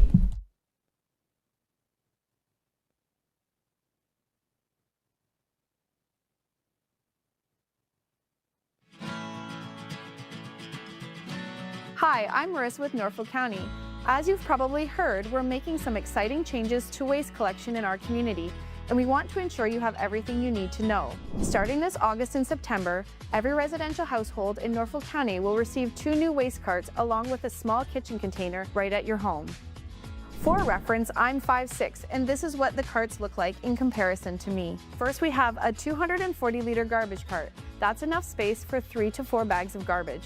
And a second 120-liter green cart for your organic waste. And inside, you will find the kitchen container to make sorting easy. Garbage will be collected every other week, and organics will be collected weekly. Collection on the new carts begins September 28, 2026. We know every household is different. If the standard 240-liter garbage cart is more than you need, you have the option to downsize to a smaller 120-liter cart, which holds 1 to 2 garbage bags. If you'd like to request a smaller cart, simply visit norfolkcounty.ca/waste-changes to submit your preference. If the standard size works for you, you don't need to do anything at all. Your carts will arrive automatically ahead of collection day. This information is for residential homes. If you're a commercial property, a residential farm, or just want more details about the program, visit norfolkcounty.ca/waste-changes.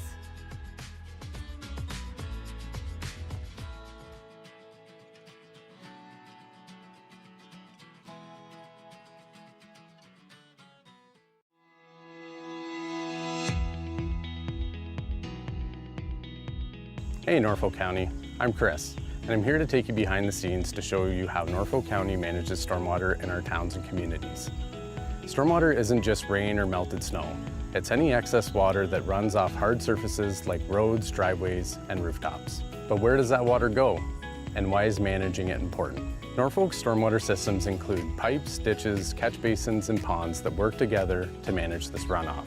Stormwater systems like ponds slow the flow and allow dirt and pollutants to settle and release cleaner water into the environment. Without proper management, stormwater can flood basements, damage roads, and carry contaminants like oil, garbage, and salt into our rivers and lakes. That's why Norfolk County created a dedicated stormwater team in 2024 to better understand and maintain what we already have while planning for the future.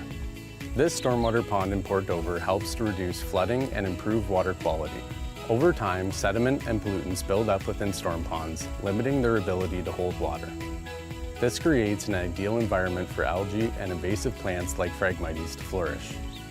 This fast-growing species can block out the flow of water and crowd out native vegetation, reducing the habitat that local wildlife depends on. To restore this pond, we're removing the excess sediment and transporting it to a licensed site. We're also clearing invasive plants, reshaping the pond's banks, and upgrading the outlet that controls the flow of water. This work will improve water quality, allow the pond to hold more water, reduce flooding risks, and provide a healthier habitat for plants and wildlife. Stormwater management isn't just about what you see on the surface. It's also about the infrastructure underground. We use special tools to locate, map, and inspect the pipes and infrastructure that connect the ponds to the wider stormwater system. This helps us to understand how water moves through our communities and identify issues that need our attention. It's likely that you or someone that you know has been impacted by flooding, erosion, or drainage issues. All of that connects back to stormwater. Stormwater management isn't just about pipes and ponds. It's about protecting the communities and the nature that surrounds us.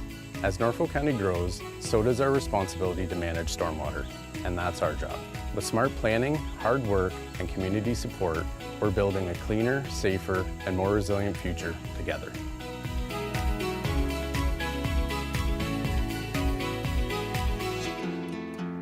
Welcome to Norfolk County, where land meets lake and opportunity grows deep and wide. Located on the north shore of Lake Erie, in the heart of southwestern Ontario, Norfolk spans 1,600 square kilometers, making us one of Ontario's largest single-tier municipalities. Our roots run deep in agriculture, food production, and advanced manufacturing, industries that shaped our past and are powering Ontario's future economy. Home to over 70,000, we are bold, diverse, and fiercely local.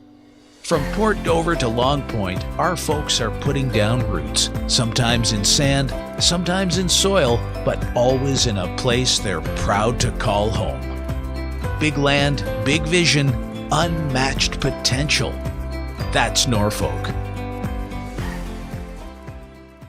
Hey, Norfolk County. Hey, Norfolk County.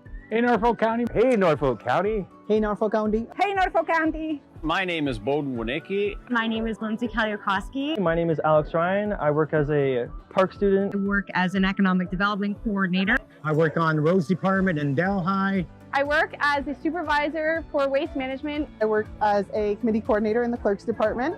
Okay, what's the first question? What I love about my job is the people. All right, what do I love about my job? It's really the community. No day is the same. It is because I get to work with a bunch of great guys. It directly impacts really positively the residents of Norfolk County. I love the people that I get a chance to work with. Every day is different. The mix of things is what makes me happy and keeps me going. First and foremost, the community. The people of this community are so welcoming. Is the amazing team I get to work with every day here at Norfolk County. Opportunity to help people, to help my community. One of the things I love the most about my job is my team. I love who I work with and what I do while I'm here. I get to work on projects and in programs that support our community, that help make lives better for the people who live here, who work here, and who come here to visit. Every day you feel like you've accomplished something on the way home, and you're working with a bunch of great people who are equally as committed to the community and serving our communities. The pace here is very good and great work-life balance. They put wellness on the forefront, so I'm part of the Apple Committee, and there's lots of opportunity at Norfolk County. Flexible work hours, great work-life balance, great staff, great friends, and of course, what's not to love about Norfolk County? We're Ontario's garden. I love helping people, I love helping residents, and that's what makes Norfolk County a great place to come to work. I chose to work for Norfolk County because I grew up in Delhi, so it's close to home, and I've enjoyed working for my community and my friends and family. Definitely 100% the people. There are lots of community champions and everyone's been so kind and welcoming. Because I was born and raised here and I wanted to help give back to my community. I love giving back to a community that I grew up in. I love my team and I love that I can leave a legacy here in the communities. When I had the opportunity to come home and serve the public, I jumped at that opportunity. I started my career as an area planner for this place. It's interesting that at the end of my career, this opportunity came up to come back and make Norfolk a better place. Is being able to live and work in the community that we're a part of. I did choose to work for Norfolk because I'm an engineer by trade and I like to solve problems. And realized how rewarding it was to be able to contribute to initiatives within the area that I've always called home. I love it here. You should consider joining the public sector, joining the municipality, because it's so diverse. There's something for everyone. Local government is the closest to the people. We get to work with our residents day in and day out, and there is something for you in every department for Norfolk.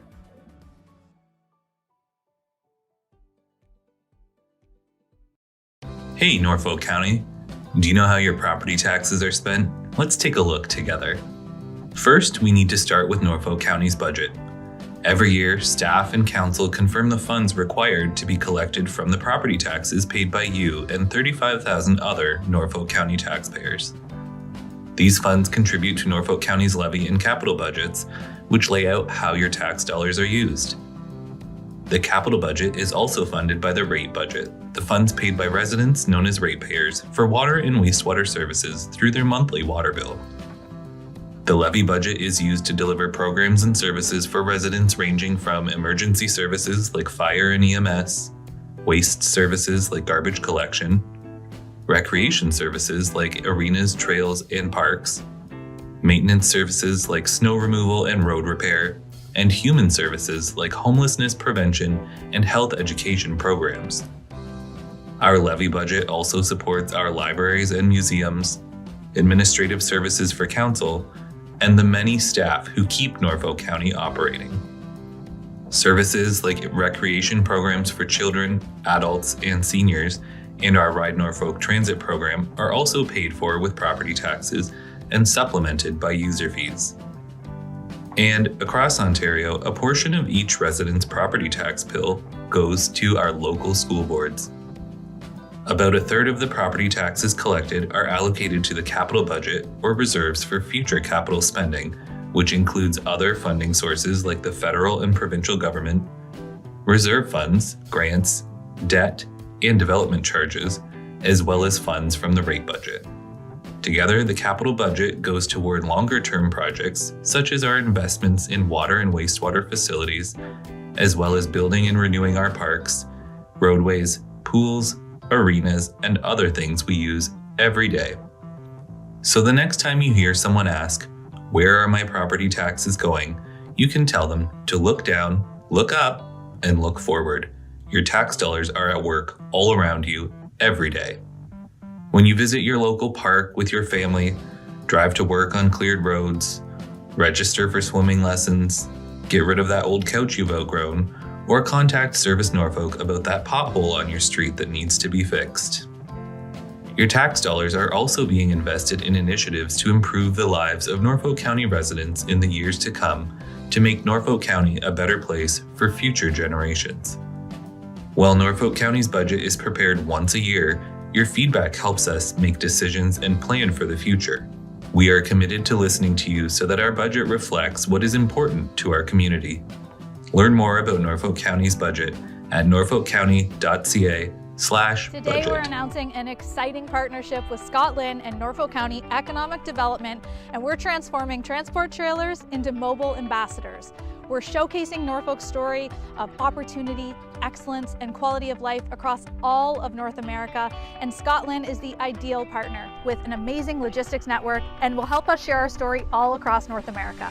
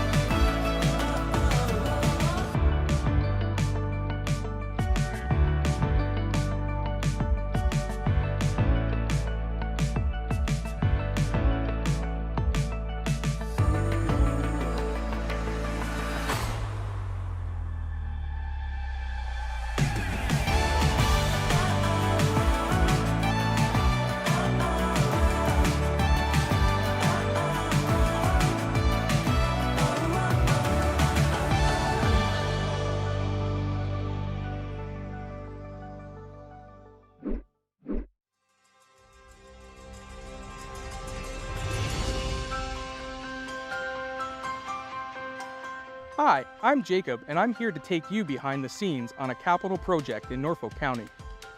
We begin planning capital projects by analyzing our infrastructure needs related to roads.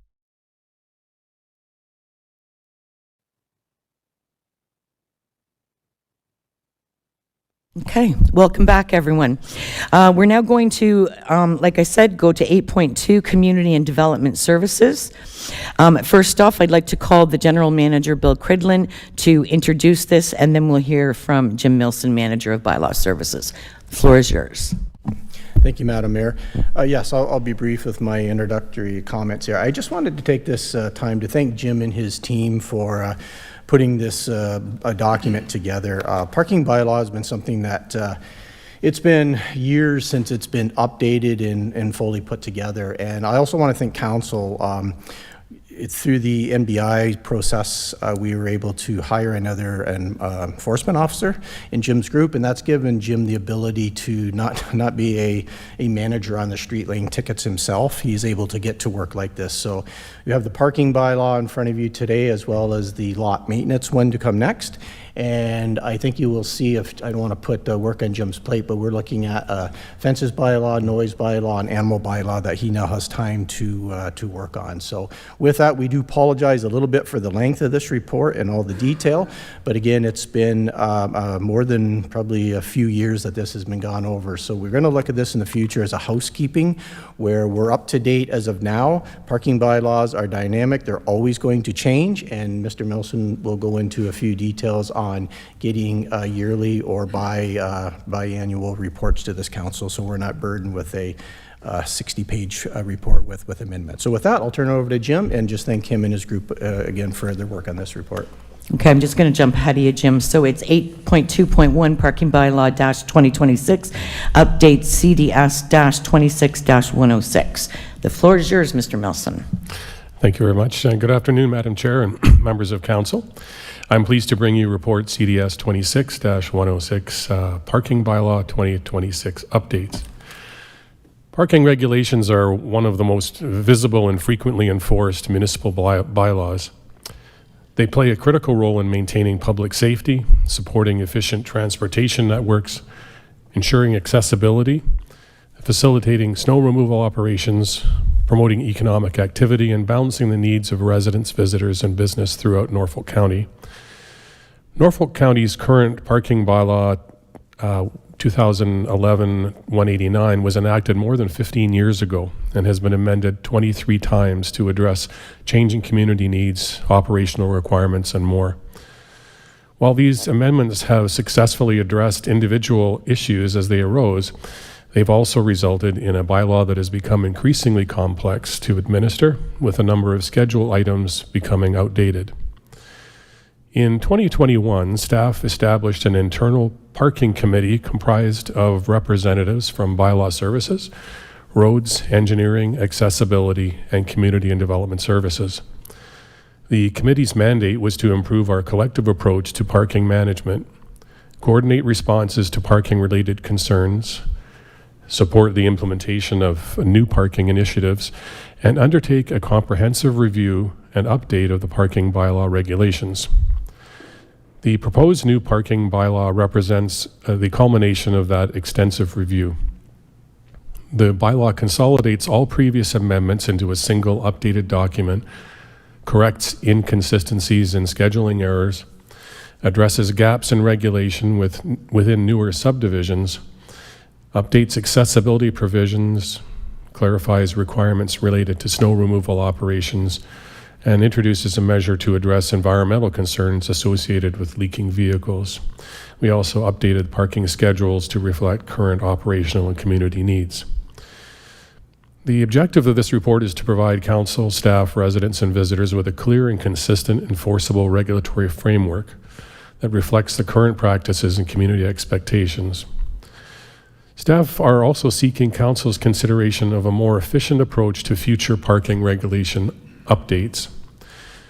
Parking-related requests are routinely received from residents, businesses, emergency services, county departments, and elected officials. Many of these requests involve minor operational adjustments, safety-related concerns, signage corrections, or administrative updates that currently require a full council report and bylaw amendment process. The proposed delegation framework would authorize the already established parking committee to implement limited amendments to parking schedules A, B, and C while maintaining council oversight through annual reporting and preserving council's authority over significant policy decisions, fees, fines, and paid parking initiatives. Staff are further recommending a deferred enactment date following council approval, if that's what you choose. Establishing an enactment date of October 15th, 2026 will help ensure that all operational, legal, and administrative requirements are completed prior to the bylaw coming into force, resulting in a smooth and consistent transition to the new regulatory framework. This concludes the introduction of the staff report, subject to any questions council may have. Any questions for Mr. Milson? Councillor Vanden Rishi? Thank you, Madam Chair, through you. So I see the recommendations that were made. So all the other bylaws that are in existence for the roads that aren't mentioned stay the same. That's correct. That's correct. So then it's just these ones that change, and you just want to hold that off till October the 15th. Through the chair, that's correct. What I did was prepare a proposed change pages with a rationale for council to consider on each one, and just to make it a little more clear as to what the changes are. For instance, in a number of subdivisions, we have 4 of them I think we're addressing that are not regulated at present, and most of us know which ones those are. They're fairly narrow roads, and it's difficult parking situations. So with guidance and assistance from engineering, we settled on alternate side parking, and so each of the roads in that subdivision will be listed in that change page schedule. And there's other things in there as well as just minor clerical issues, housekeeping issues, removal of certain restrictions that are no longer necessary, that type of thing. Thank you. It was quite intense. I know. Thank you. All right. Councillor Duffy? Thank you, Madam Deputy Mayor. Through you, Mr. Milson, thank you for your work on this. This is a large volume of work by the looks of it, and I was really happy to see a number of the changes specifically related to Simcoe. Certainly some of those subdivisions that you are speaking of are in Simcoe, where it's a really difficult, challenging parking situation. Woodway Trails is a great example of that. I wonder if I could maybe just get further explanation or comment as to why the October 15th date and not, like I appreciate there's work to get some of this, signage up and things like that to get done. How come we're pushing it off? Is there any way that we can expedite that timeline at all? Thank you for the question, and through the chair. It's really out of our hands. In when we want to set fines for any provincial offense, we have to go to the Ministry of Attorney General. And the Regional Chief Justice of the Peace has to approve changes and schedule fines. And so we would have to get this bylaw enacted and then take it to MAG and wait for them. And being the summer and being the volume of work, my experience has been between 3 and 4 months is not unreasonable. It has happened, I'll be honest, as quick as a month, but we wanted to allow, over and above that, I think we wanted to allow roads time to make some changes, because there are a lot of changes here, and it's going to require signage be produced and installed, and whether they bag it ahead of time, I'm not sure how that would work. I was talking to the Director of Roads yesterday, and we concur that this is the kind of time lead we need to make these changes and do it effectively, because we can make the changes now, but we really wouldn't get all the signage posted, and we certainly wouldn't be able to enforce a lot of it because of the MAG issues. So.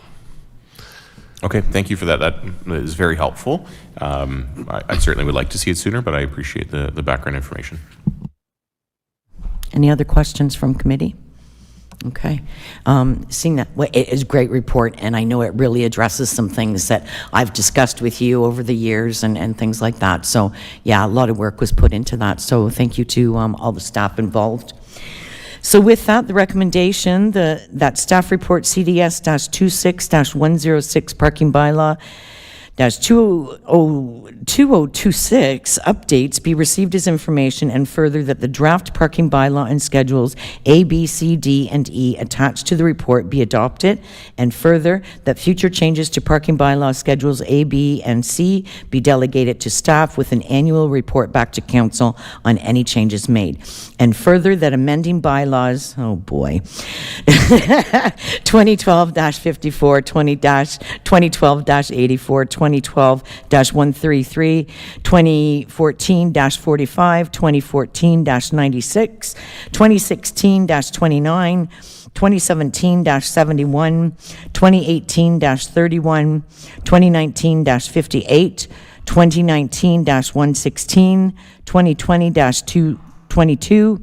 2020-47, 2020-53, 2021-70, 2021-121, 2021-124, 2021-168, 2022-11, 2022-22, 2022-32, 2022-440, just 40, not 440, 2022-110 and 2024-60 be repealed and replaced by the new parking bylaw 26.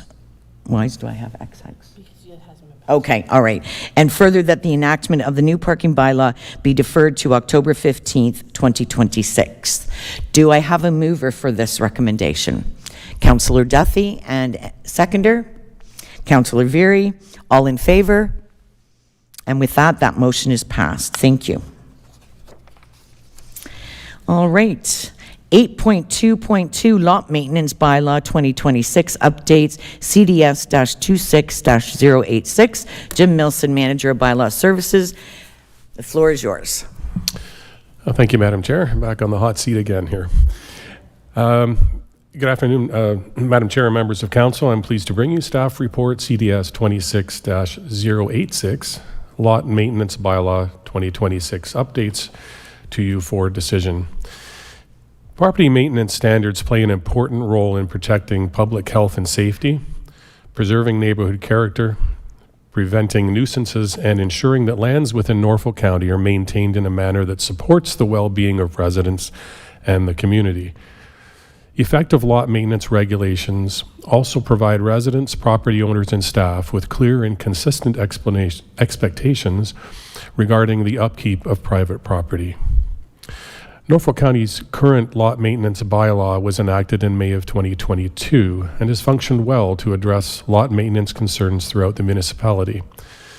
Since its enactment, however, staff have identified opportunities to improve clarity, consistency, and enforcement within the bylaw. In addition, evolving community expectations, operational experience gained through enforcement activities, and recent developments in municipal law have highlighted the need for a comprehensive review and update of several provisions. Most notably, a January 2026 decision of the Ontario Superior Court of Justice in Ruck versus the City of Mississauga has significantly impacted the ability of municipalities across Ontario to regulate vegetation through traditional nuisance weed and tall grass bylaws. The court determined that certain vegetation management practices may constitute protected expressive activity under the Canadian Charter of Rights and Freedoms, and that municipal regulations should be tailored to address legitimate public health and safety concerns while respecting constitutional rights. That decision has not been appealed, and as a result, municipalities are now required to ensure that lot maintenance regulations are based on clearly defined health and safety objectives supported by evidence-based standards, rather than broad aesthetic requirements. The proposed lot maintenance bylaw has been developed with these principles in mind and reflects current legal guidance, emerging municipal best practices, and recommendations provided through consultation with subject matter experts. In addition to addressing charter compliance, the proposed bylaw responds to longstanding concerns raised by residents, councillors, and staff regarding the maintenance of small agriculturally zoned properties used exclusively for residential purposes. The proposed amendments would regulate that these types of properties be maintained to standards consistent with similar residential zone properties, while preserving protections for legitimate agricultural operations and normal farming practices.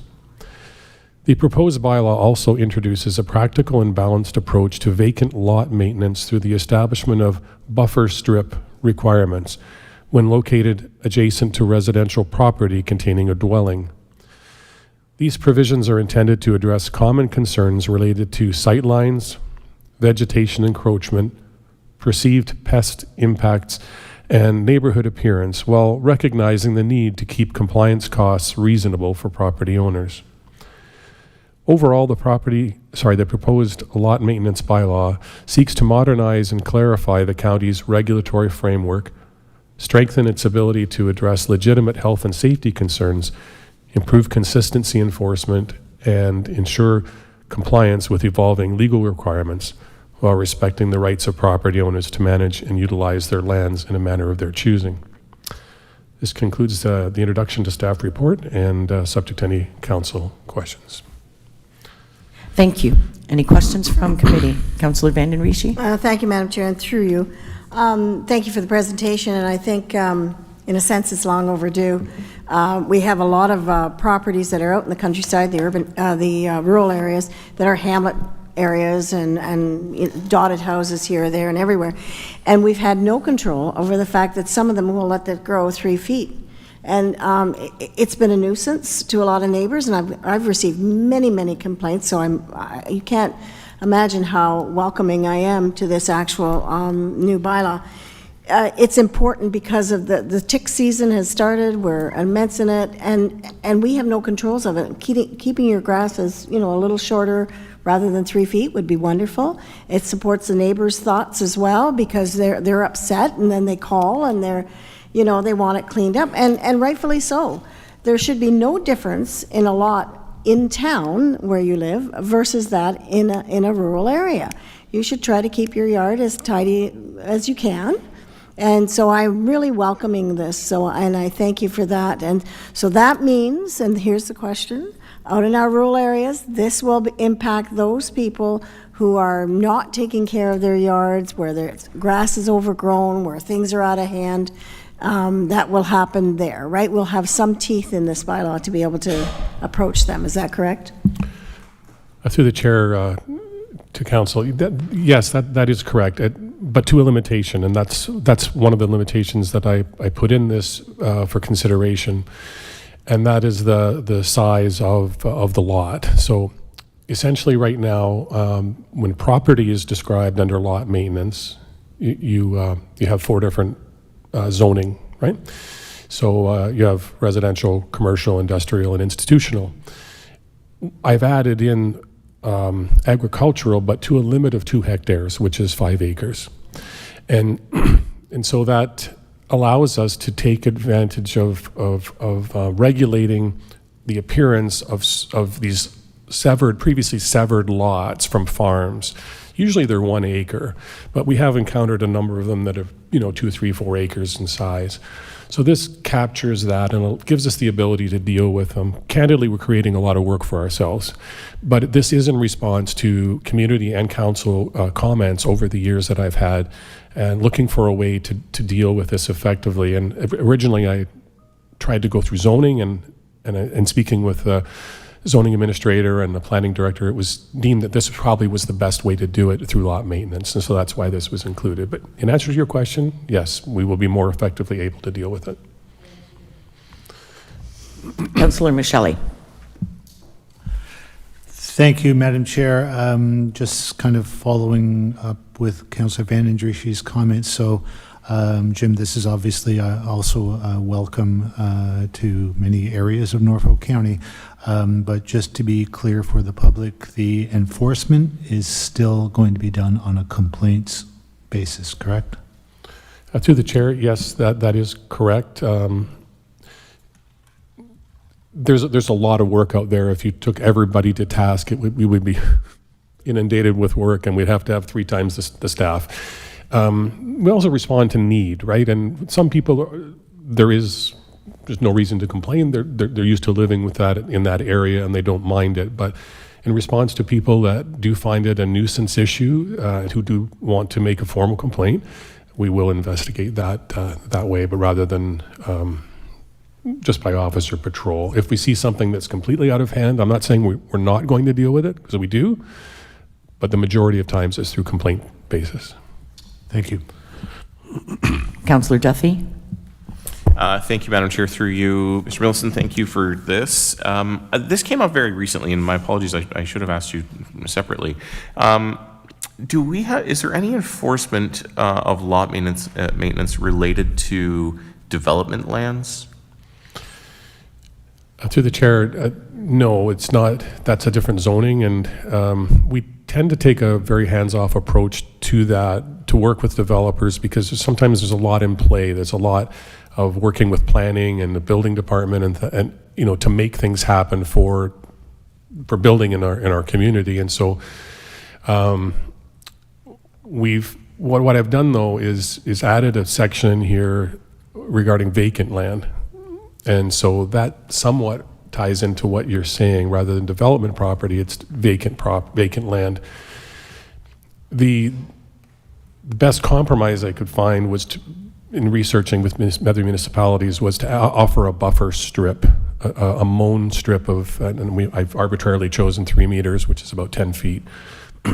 And that would be next to residential, where there's a dwelling.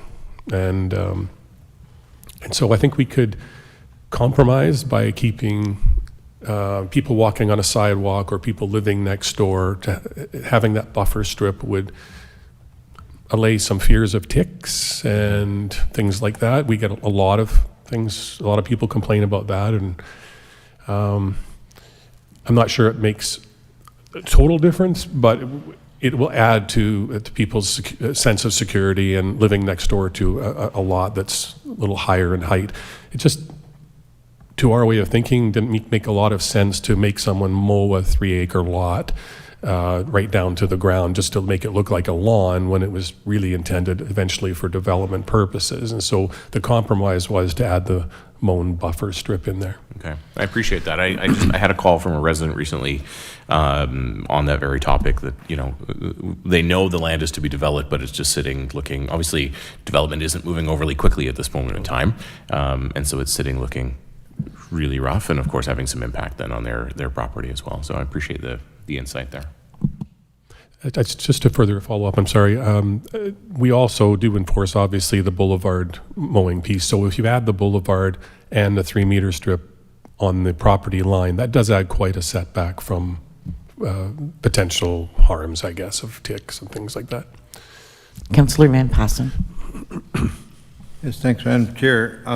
It's nice to see that you can recognize that you're allowed to naturalize your lawn. Like, we have one right in front of our door here that's going to be pollinator habitat, and there's very specific type of plants that, for health reasons, you don't allow. But we also need to remember you still have the provincial legislation of the Weed Control Act, or the Noxious Weed Act. That's still enforceable, correct? That just because we have our specific standards, we still have to enforce the provincial legislation, which probably would apply to a lot of the development areas that the weeds are getting out of control, and it's the noxious weeds specifically listed by the province that have to be controlled as well. Through the chair, that is correct. Our forestry folks, there are 2 weed inspectors that are qualified and that work for forestry, and yes, they're still responsible for enforcing and investigating complaints under the Weed Control Act. This specific intention of this was to address weeds that were harmful to humans. And so we have piggybacked candidly off of Mississauga, who did a lot of research, a lot of academic research into this before writing their own recent bylaw. So I think there's a total of 6. weeds that were identified. I will tell you that most of them, in consultation with our own weed inspectors, are rarely found here. They're mostly in wet environments, Long Point, that type of thing, the marshes and that, rather than found in urban areas. So the chance of the public finding or having to deal with these is very remote, but at least it puts it in policy that these are the ones that we're dealing with rather than all weeds, because if you say all weeds, then we prohibit people from having a naturalized garden. Councillor Van Patten? Another question, and I must have missed it if I read through there, but does this bylaw exempt municipally owned property? Like, where do our road allowances fit into this? Through the chair, I'm not sure, to be honest with you.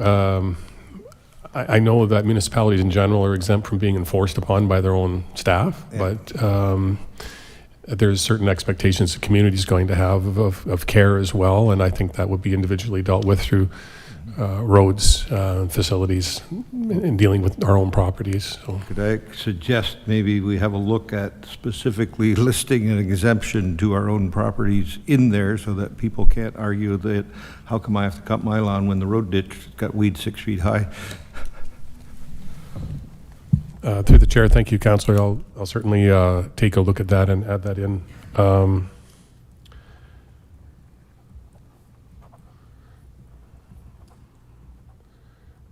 Any other questions? Go ahead, Jim. Thank you, Madam Chair. I just wanted to add one thing. Councillor Van Passen was kind enough to contact me yesterday and made a good point, as he frequently does, just regarding one section of the proposed bylaw. It's very minor. It also deals with vacant land, and I had included a description of settlement area in the bylaw, and it related to the official plan. And after my discussion with Councillor Van Passen, I too felt that maybe it was a bit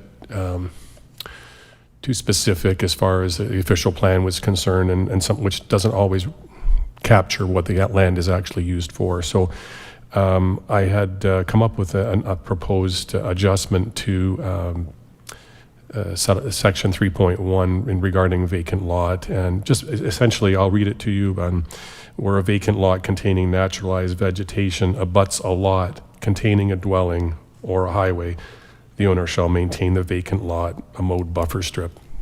So it takes the reference to settlement area out, and it just refers to a property with a dwelling on it, which is where the effect would be. So it's a minor adjustment, but I just wanted to make that known. That's the intent. That makes sense. If there's no more questions, I just wanted to kind of send one Mr. Milson's way. I know that we had, both of us received communication a week or two ago regarding an empty lot in the Yin subdivision, and there were complaints about that. And at that time, we said that we didn't have a mechanism in place. So regarding that particular one, that you know what I'm talking about, is there a mechanism now? Yes, should council decide this is the route they would like to go, yes, we would have the ability to deal with it through a buffer strip. Okay. Yes. All right, because I've received two more, not about that property, about other ones. It's a lot about what Councillor Duthie said. It's like development spots, and the land is just left to go wild, and people don't want to look at it and live next door to it. So, okay, thank you.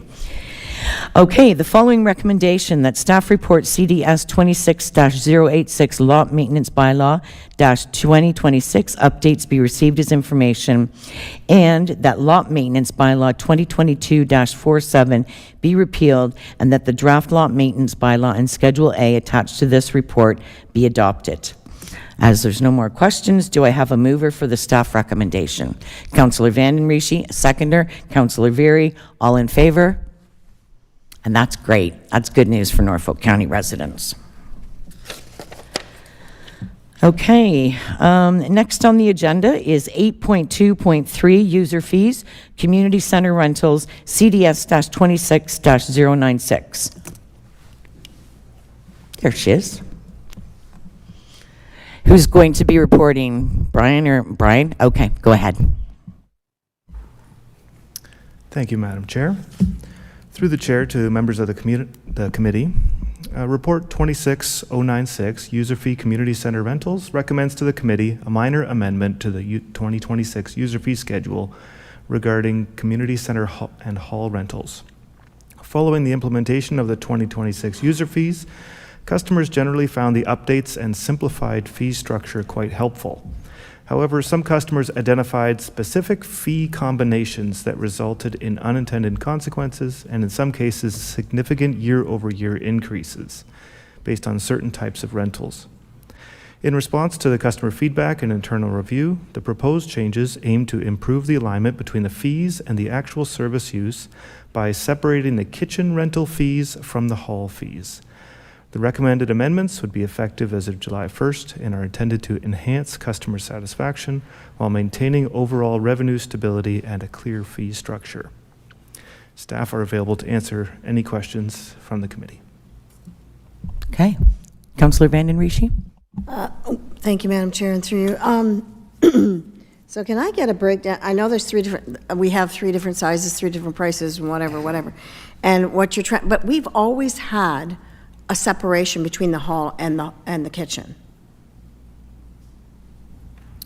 Through the chair, this year in the through 2025 and 2026 user fee schedule, some of it was simplified and some fees were combined. So up until December 31st last year, there was a separate kitchen rental fee. This year, we tried it out combining it, and some customers asked, they liked it the old way. So we're just responding to that request. To revert it back. Yes. Okay, the major complaint I get is, one, the cost, and two, the idea of, I don't have a number here, but proportionately speaking, when you've got the three sizes, can you give us the rates of the hall versus the kitchen? I don't have it. Maybe I have it. So through the chair, there is an attachment to the report with some of the rates summarized. And recognizing this is kind of a mid-year update, we don't want to upset the whole apple cart. Absolutely. We did recommend that we revert some of the fees back to the 2025 approved rate. Since the public has already seen those, it's been vetted by council, gone through a thorough public consultation.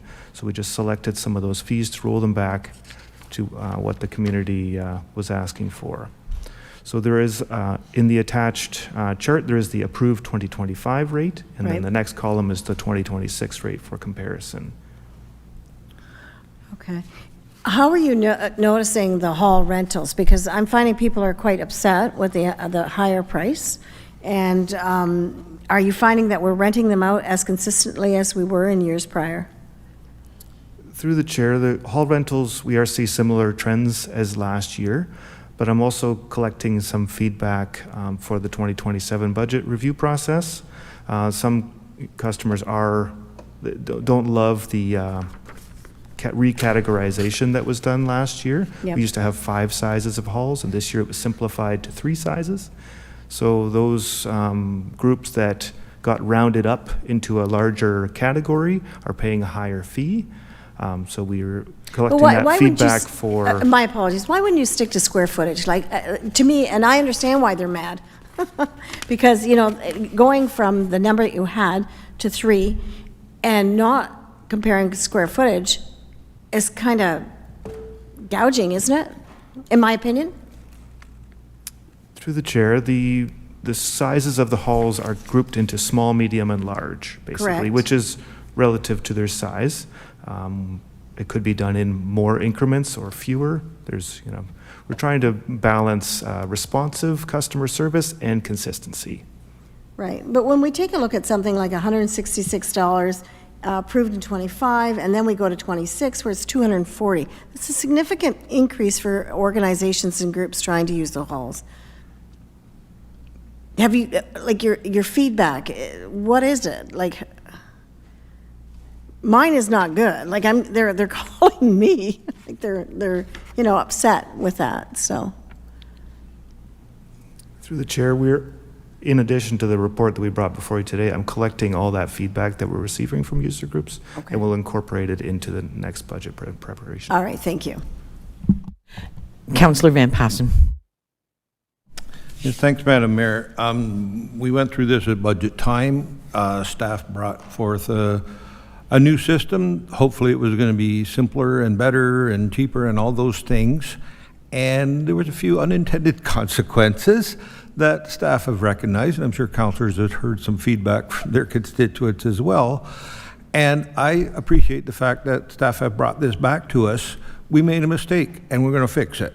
So here we are today. They've got the recommendations. Should get a bunch of our regular customers happier again when, why should I pay for a kitchen when I don't use a kitchen? So I, appreciate staff bringing this, and I'm glad that we're not stuck on failure to admit when we made a little bit of a mistake. So let's go ahead and approve this and see if we can undo some of the poor public relations that we've had the last 6 months. So. Yeah, sounds good. Councillor Berry, did you have your hand up? Councilman Shelley was before you? Okay. Tom?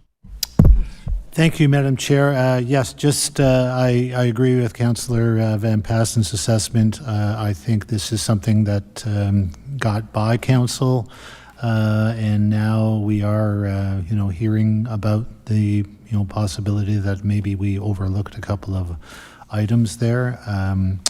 I do think that if this is going to give us an opportunity, and if I understand, Brian, your comments, that this will give us a chance to maybe make some of those adjustments, is that correct?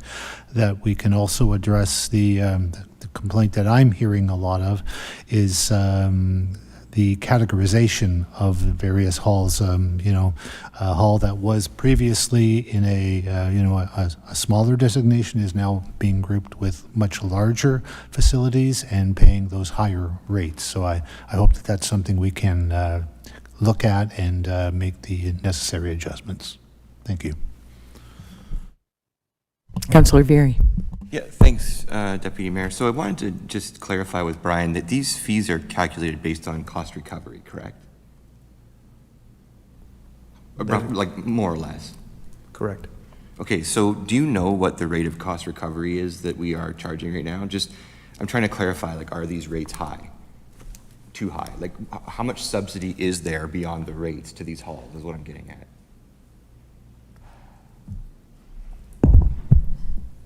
Through the chair, so I don't believe that these fees have come up to a full cost recovery amount, but I can take a look at what that subsidization rate is and get that information back to council. I don't have it at my fingertips right now. That's okay. I just wanted to clarify that. It's not that I'm not saying that they're too high or they're too low or too whatever, but I think it's important that people, I guess where I'm going with this is it's important for people to understand that the fees are related to making sure that the tax bills don't go up.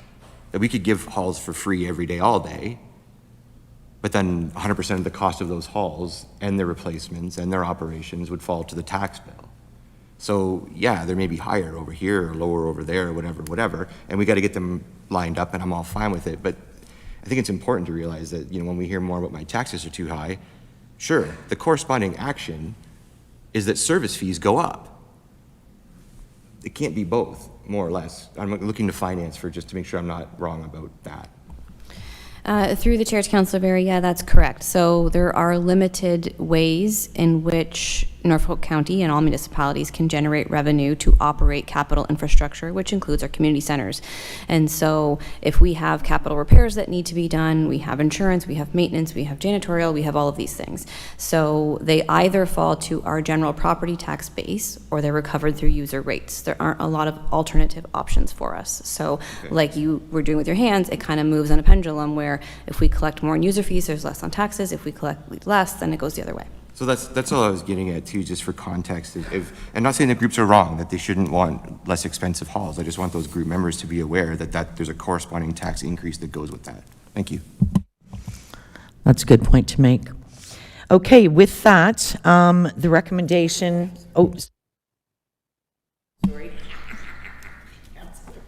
Okay, just to respond to, if I may, Madam Chair, through you, to respond to that. When we listen to our ratepayers out there who do use halls, and they fully understand that it is on the tax base, but then what they will say to you is, what do I get for my tax dollars? It is important that communities have community spots to be able to gather in. If there has to be some sort of form of subsidization, it occurs. Cost recovery, yes, to a point, but we have to offer people amenities in the communities of which we live. Otherwise, what have we got? You know, snow plowing, garbage removal. We need those halls. We need those places for people to gather. So for me, and your point is well taken, Councillor Very, there is a cost to it. But at the end of the day, we don't want to lose them either.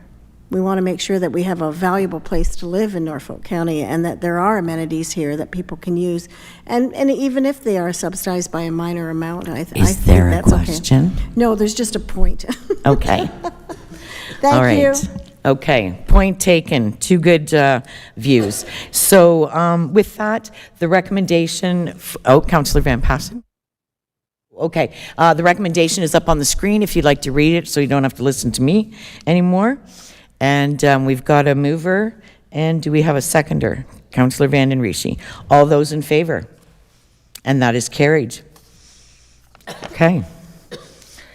We're on to 8.3, corporate services. I had actually brought this back from consent items a few weeks ago just because I felt that we needed a little bit more discussion on the whole so that the public was able to kind of see the reasoning behind the recommendation of staff or a change in it. So it's 8.3.1, bring your own alcohol event permits, CS-26-070. Oh, there you are, Sam. And Sam McFarland, Manager of Accessibility and Customer Experience, would you like to introduce the report? Absolutely. Thank you, Madam Chair, and good morning, members of council. So report CS 26-070 is in front of council this morning, and it reviews a provincial amendment to the Liquor Licensing Control Act, allowing bring your own alcohol at certain outdoor events. While the amendment has been made, municipal participation is optional and would only apply to municipally approved events.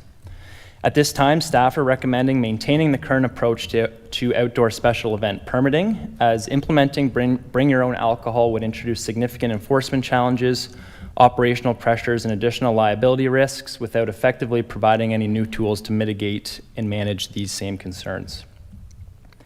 Based on the discussion at May CIC, feedback from event organizers has been highlighted within the report, mirroring a number of concerns that staff have raised throughout. Additionally, consultation was completed with the network of municipal event planners, in which we received feedback from 20 different municipalities across the province. Of those 20, we only received one municipality that was moving forward with bring your own alcohol, that being the city of Barrie. The remainder of the municipalities are either not supporting or are still kind of working through what that process might look like. So there's additional details available within the report, and with that, I'd be more than happy to answer any questions that council may have. Thanks, Sam. Any questions for Mr. McFarland? None? Wow. Okay. It's very interesting to know that 20 municipalities were spoken to and only one is going forward with it. So, okay. Councillor Duthie? Thank you, Madam Chair. I think I seconded that motion to bring it back. And I'm happy to move this one. I think it was important to get the additional information, so I thank staff for that. I think it helps us to be able to say the reasons why when we have all the feedback from those organizations as to their reasons why. I take the point of many of them have special occasion permits and they have fundraising bars on site and things like that for their special events, and that's an important revenue generation tool for them. So I appreciate the work. Happy to make the motion. Okay.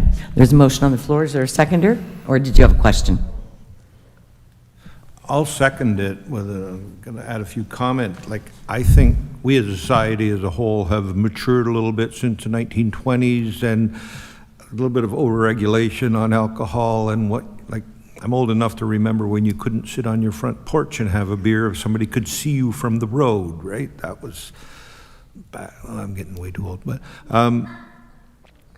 but this one, like, I don't really see the problem with it, but it needs to be controlled. Like, I'd like to see something where you can't have glass containers, because if you drop one of those, somebody could cut their foot or little kids could get hurt. The control on how much you consume. The idea is good, but I haven't figured out a way how it could possibly be enforced. And until we have both sides of that puzzle, like the Deputy Minister's letter that was in communications explains a lot better how it's intended to work, but I still haven't figured out how it's going to work in the real world. And until I could figure that out, or staff could figure out a way, then we just have to say no. So idea is right, but the implementation right now is just wrong. So I'll support the staff recommendation and say no. Before I call the vote to order, I just wanted to say that I appreciate the extra work that staff did, and looking at it from the perspective how Councillor Duthie mentioned, right away my mind goes to Waterford Pumpkin Fest, and where they have the fireworks and the music, the stage, there is a fenced-in area, and there are breweries and wineries and distilleries from Norfolk County, so, and that is a big fundraiser. So that would be very difficult to then everyone walking in with their cooler for the fireworks and no one participating in the fundraiser. So, and I'm with Councillor Van Passen in terms of the enforcement. It's just too broad. I would like it to have just stayed with the tailgating. I mean, that makes sense. That's something concrete and you can understand it. So, okay, Councillor Michelli. Thank you, Madam Chair, and of course I also support this recommendation. I just want to point out I just recently came back from a Provincial Board of Health conference, and I suppose we just maybe want to identify the contradiction that municipalities can sometimes find themselves in when the Chief Medical Officer of Health for Ontario is identifying the major health risks of alcohol consumption while we, discuss avenues for making it more available. So I just want to point that out. All right, with that, there's no more discussion. All those in favor? And that is carried unanimously. Okay, thank you. Okay. 8.3.2, Summary of Bid Awards for the period ending May 19th, 2026, CS-26-083. Jacqueline Hodgson, Manager of Purchasing Services, will present this report. Welcome. Thank you, Madam Chair and members of Council. Report CS-26-083 is a monthly summary of bid awards. There are 3 bids being presented today for Council's consideration and approval. They include Walsingham Baseball Diamond Revitalization, Zamboni Ice Leveler at the Langton Arena, and the supply and deliver of 2 tag-along equipment floats. Council will also see that there is a request for a capital budget amendment increase in the amount of $12,000 for both the Walsingham Baseball Diamond Revitalization and Zamboni Ice Resurfacer, respectively, and a capital budget amendment increase in the amount of $8,000 related to the supply and deliver of 2 tag-along equipment floats. If there are any questions about the procurement process, I would be happy to answer them. And if there are any questions about the projects themselves, I will refer them to my colleagues in Parks, Recreation and Culture, and Fleet and Facilities. Member Van den Rishi. Sorry, that's Police Board. Yeah. Councillor Van den Rishi. Thank you, Madam Chair, and through you. The idea of the procurement, I'm fine with it. That's not the point. I wanted to know with Parks and Rec, we take note that the ball diamond and some of the other areas, how did they do an assessment to find which ball diamonds needed some attention? Because this is more clay coming in, and I know of others that really need the clay coming in, and when I look at the Walsingham diamond, I don't see it as needy as that, but I do understand you have to follow a system. Through the chair, I'm not entirely sure, to be honest, how the departments determine which baseball diamonds to do versus others, but I'm sure it's part of their general capital plan. And it would be part of our procurement planning at the beginning of the year that we would do with the departments. Right. I'm not concerned about the procurement plan itself. It's operating well. Okay, just a minute. Councillor Van den Rishi, General Manager Bill Cridlin has something to add about that. Oh, perfect. Thank you. Thank you, Madam Chair. And that's a great great question, Councillor. Yeah, there are assessments done, and diamond surfaces are kind of put in a queue for repair.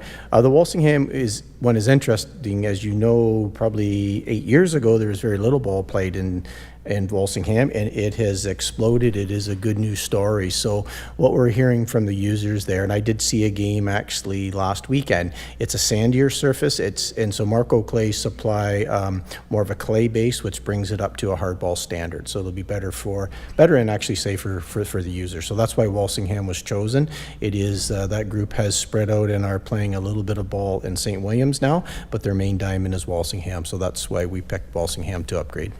Right, go ahead, Councillor. Thank you, Madam Chair. Yeah, and I agree with you. It has exploded, baseball, but also there's a couple of fields that for hardball don't have the clay anymore, and I don't understand where it went, but it probably just disintegrated. So do you look at all the other ones that are being used as well? Because it is something that has increased dramatically, baseball. Because I take, for instance, when I look at, say, Langton, which is part of the Walsingham groupage, do you look at that one as well?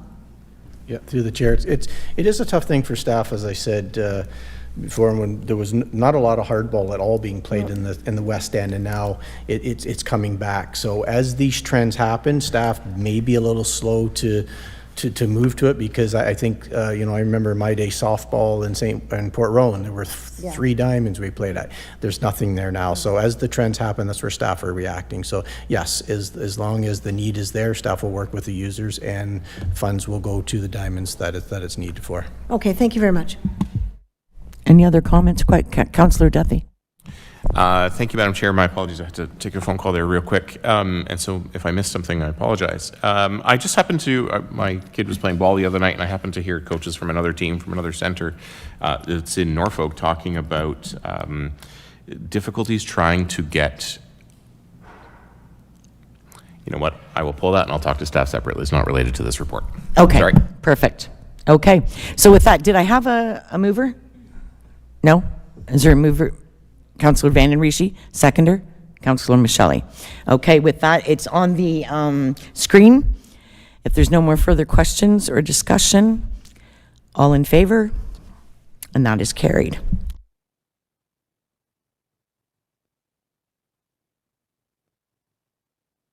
Waited for this one with bated breath. 8.3.4, County Land Review Project Phase 2, CS-26-079. Heidi Van Dyke, General Manager of Corporate Services, will present this report. The floor is yours, Heidi. Thank you, Madam Deputy Mayor. Through you to Council, Staff Report CS-26-079, County Land Review Phase 2 is presented today in follow-up to the Phase 1 update report. This report provides a list of potential properties for a second phase of the project, as well as 3 land options for affordable housing development and an option for a municipally funded affordable housing incentive program. To develop the list of lands for a potential Phase 2, staff reviewed the list of properties previously assessed by the County Land Review staff technical team that were identified as next wins. There are 26 properties in this category included in Appendix A. 3 properties are recommended to proceed to surplus declaration. They are the municipal parking lot located at 86 Argyle Street in Simcoe, the municipal building located at 73 Victoria Street in Simcoe, and the municipal building located at 92 Pond Street in Simcoe. Further, 3 properties are recommended to proceed to surplus declaration for the purpose of potential affordable housing development. They are a parcel of open space at the end of Parker Drive and Queen Street South in Simcoe, as depicted in Appendix B, a portion of Evergreen Heights Park on Brock Street in Simcoe, as depicted in Appendix C, and a portion of Lingwood Park on Lingwood Drive in Waterford, as depicted in Appendix D. Once declared surplus, staff recommend proceeding with the rezoning process for these lands and issuing a request for proposal to seek an affordable housing development partner. To further incentivize the creation of affordable housing, staff recommend the development of a new budget initiative for the 2027 operating budget that would be municipally funded and mirror the current affordable housing programs funded by the provincial and federal governments and delivered by the Housing and Social Services Department. It is staff's experience that a combination of incentives is needed to ensure the capital and operating viability of affordable housing developments and to provide the level of affordability required by those most in need. And with that, Madam Chair, staff would be happy to answer any questions. Thank you, Heidi. Are there any questions or comments from committee? Councillor Brunton. Thank you, Madam Chair. There are several here in Simcoe, and I think some of them are great. I think, but the one I do have a lot of difficulty with is the one in Evergreen Heights Park. And I took the liberty of walking in there the other day to see the condition there, and it looks to me like things have been let go. The basketball court no longer has a basketball net, but we need to, it's become I guess a road hockey corridor for whoever plays on it, but the two nets are still there. But my main concern is the corner of this property has one drain outlet, and it's significant. And years past, before this was undertaken, all this land drains to that corner, and we had a difficult problem with the land to the east all got washed out, swimming pool, etc. It was quite a disaster, if I could use that word. So I don't know if the catch basins or catch basin has been looked after, but talking to several people in this area, they're not interested in having this park developed. It's a park, and they want it to remain a park, plain and simple. Any other comments or questions? Councillor, sorry, you cut out. Thank you, Madam Chair. Through you, thank you, staff, for your work on this. I appreciate the first three at Argyle, Victoria, and Pond Street being on there. I too have the same concerns as Councillor Brunton does related to the parkland. At Brock Street, I also looked at it. The slope is really off, and I think it's just a really difficult spot to try and develop, as it's sort of kind of hidden behind a parking lot and in between some houses, and for sure the grading is going to be a challenge. I wanted to maybe ask about the Parker Drive Simcoe suggestion for affordable housing. So that, I had a look at that. It's kind of a weird intersection, and then it sort of would jut out into what's currently agricultural land. Am I thinking of the right spot? Thank you, Madam Chair, through you to Councillor Duthie. So if we look at the mapping and the appendix, it is the open space that is at the end of Queen Street South and Parker Drive. So when we are looking at the next steps of development and the planning applications and public hearing that would follow related to that, we would be looking at things like entrance and exit to the property and traffic flows and all of those things. We're not there yet. Those would all be explored through a planning application and subsequent public hearing process. But based on the initial assessment that was done by staff through the county land review, we think there is potential here at this site.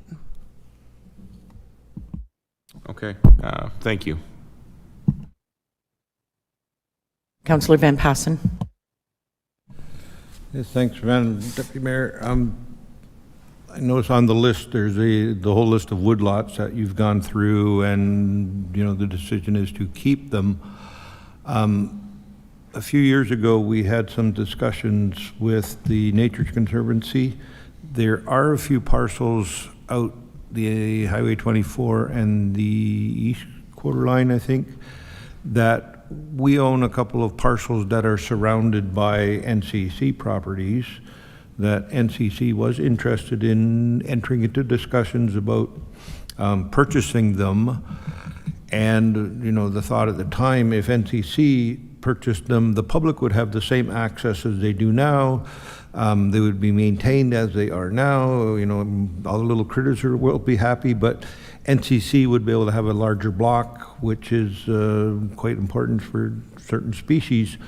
So I'm wondering, by approving the recommendations here, are we automatically throwing out discussions on those, or do we need to pull one that we could still have potential discussions? I think there's 3 or 4 properties that they were interested in at the time, and then COVID came along and everything stopped. So how do we deal with that without like tying our hands that we can't do anything, that we still could enter into discussions with groups like that?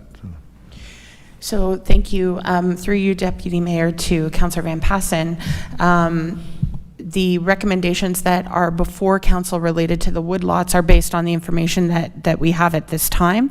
If council would like staff to explore potential partnerships for ownership or management of the woodlots, my suggestion would be that an amendment could be added to the clause in the report related to the woodlot parcels, that they be retained, and that staff have discussions with interested, like-minded parties about the future of the woodlots, or alternatively, a decision on the woodlot properties could be referred back to staff or deferred at this time, and with staff direction to have those conversations.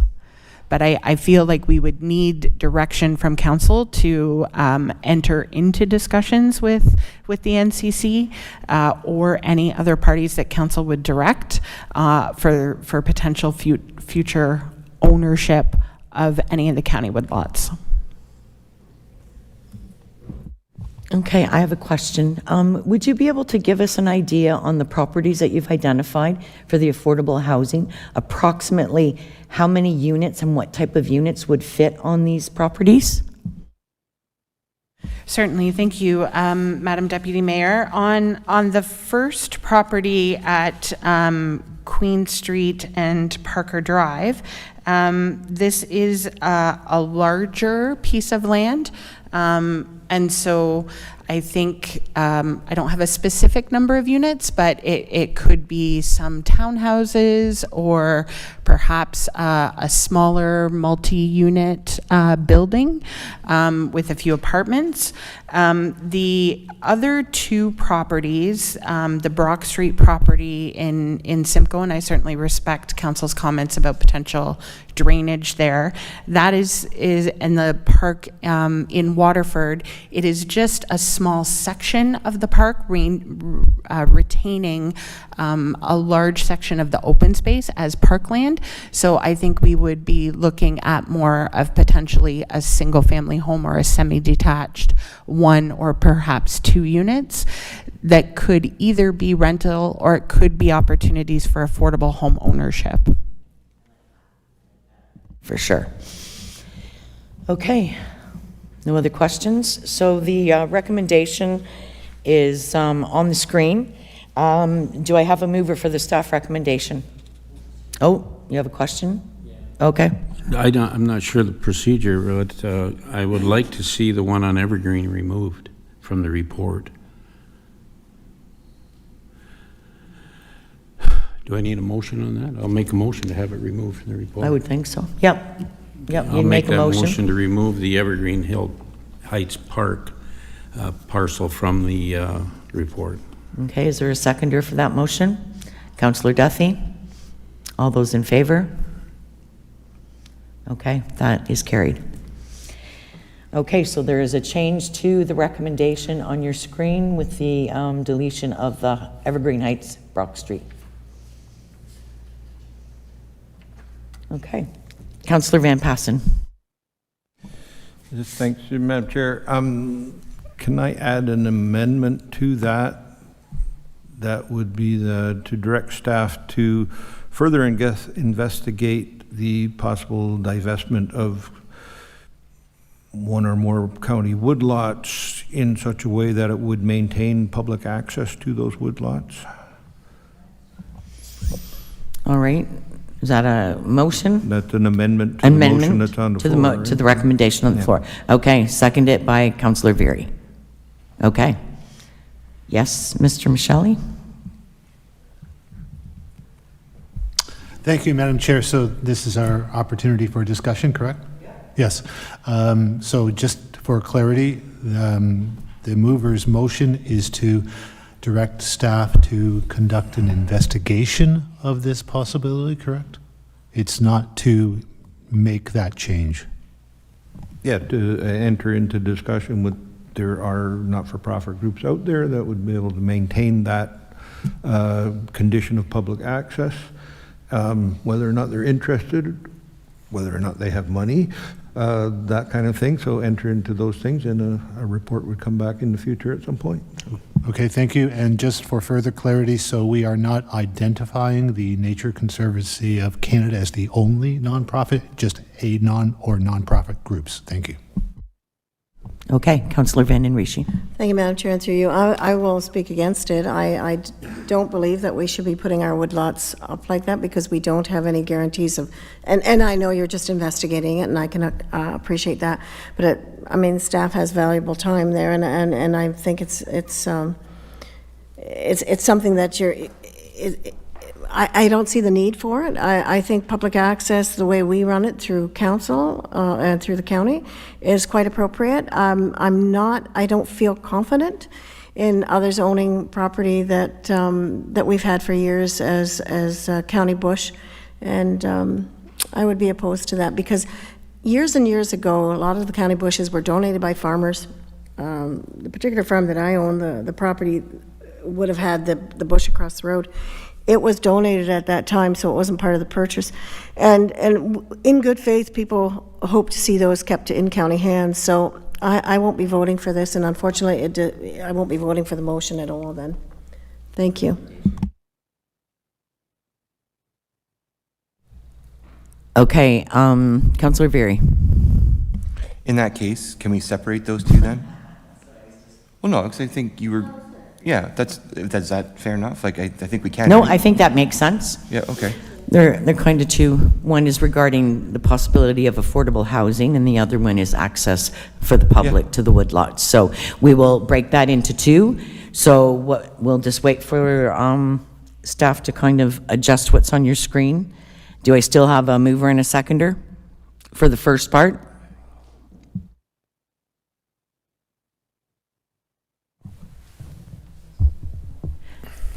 Bill?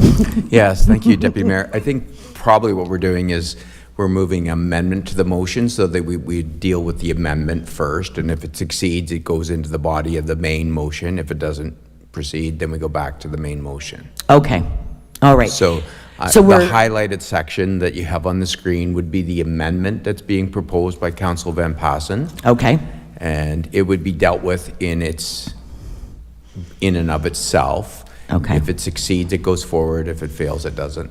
All right, so we have a mover, Councillor Van Passen. Seconder was Councillor Veery. Okay, and with that, all of those in favor of this amendment? Okay, that's 2. And so that amendment fails. 3? Okay. 3. So that fails. Okay. So with that, then we go back to the original recommendation. Is that correct, clerk? Yep. Okay. So the original recommendation is on the screen. Do I have a mover for that recommendation? Councillor Duffy, and a seconder, Councillor Veery. Any more discussion? Any questions? All those in favor? Okay. And 1 opposed. And that carries. Thank you.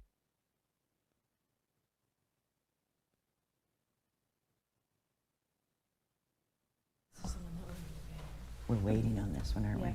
Yep. This one, and actually, we'll have to do the same thing with the next one because we missed that there's a deputation type. Oh, right, okay. So we'll have to ask council to approve that. I think lunch. Okay, with that, because the next up on the agenda is connected to our deputations, which will not be presented until 2 p.m.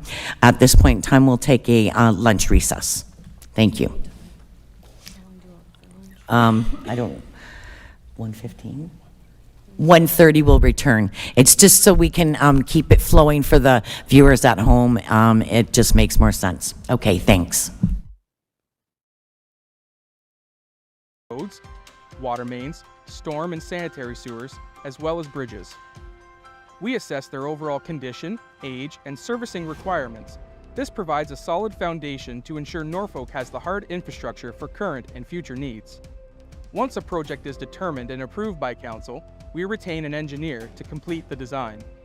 During this stage, we engage the public through public information centers or postings on the county website to inform them of the upcoming project and provide an opportunity to share feedback.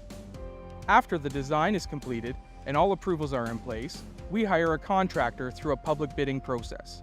During the construction phase, we track progress, budget, and continue to engage with the public. We also work with other departments to ensure the overall success of the project. Once complete, we report and track any warranty issues for 2 years. We measure a project's success by its ability to enhance infrastructure and positively impact residents. As a Norfolk County employee, I enjoy building the community that has given me so much. Thank you for taking the time to join me on this behind-the-scenes tour.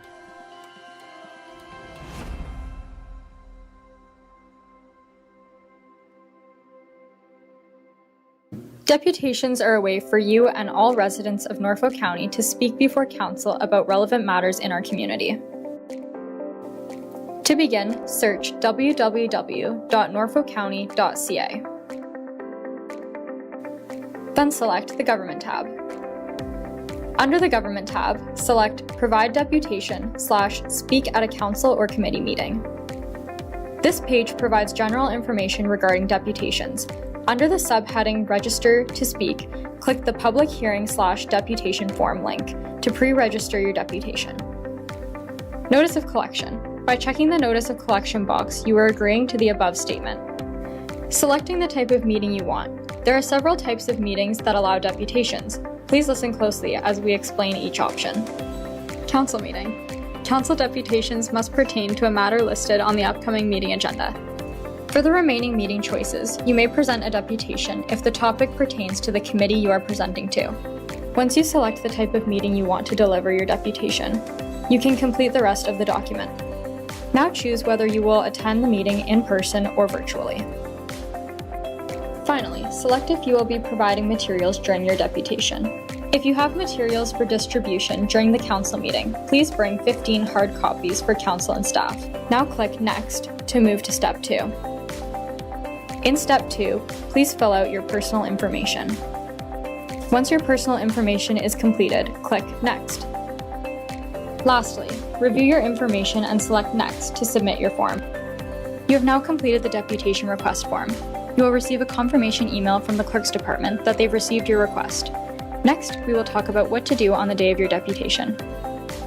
So, you've received your approval and the day of your deputation is upon you. For starters, Council is located here, at 50 Colburn Street. Now there's 2 entrances you can use when you arrive. One is here, located off Colburn, and one located off Talbot Street. When you arrive, you'll have 3 main options to park. The first is to park at the Simcoe Town Center Mall, which is where Food Basics is located.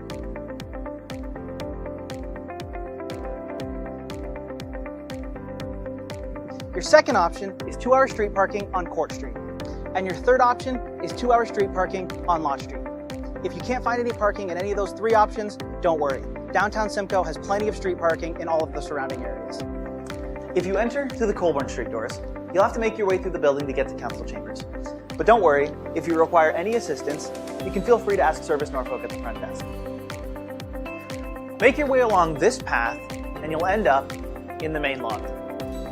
To your left, there'll be an elevator. You can either ring the bell or go ask the people at the front desk for assistance. If you don't need to use the elevator, you can head on up the green staircase and go up to Council Chambers.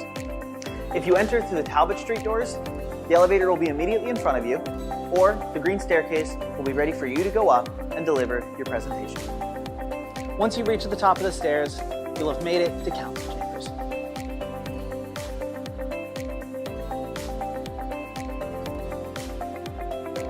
Feel free to take a seat here or here and wait for Council to call your name when it's time to present.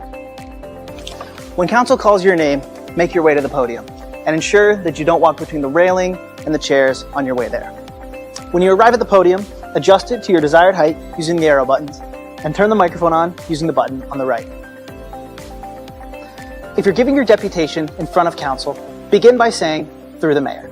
If you're giving it in front of a committee, begin by saying, through the chair. Then, clearly state your name and address, and you'll have 5 minutes to give your presentation. Upon having 1 minute remaining, the chair will give you notice. When you're finished your presentation, council may have questions for you.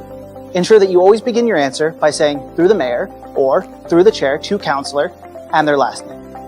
If you can't answer the question, that's okay. Inform council that you'll gather more information and get back to them. After that, council will have heard out what you've had to say, and they'll take appropriate action as they deem necessary. And now, you've finished your deputation. You can either have a seat and watch the rest of the meeting, or you can leave through the door that you came in and ensure that you leave as quietly as possible.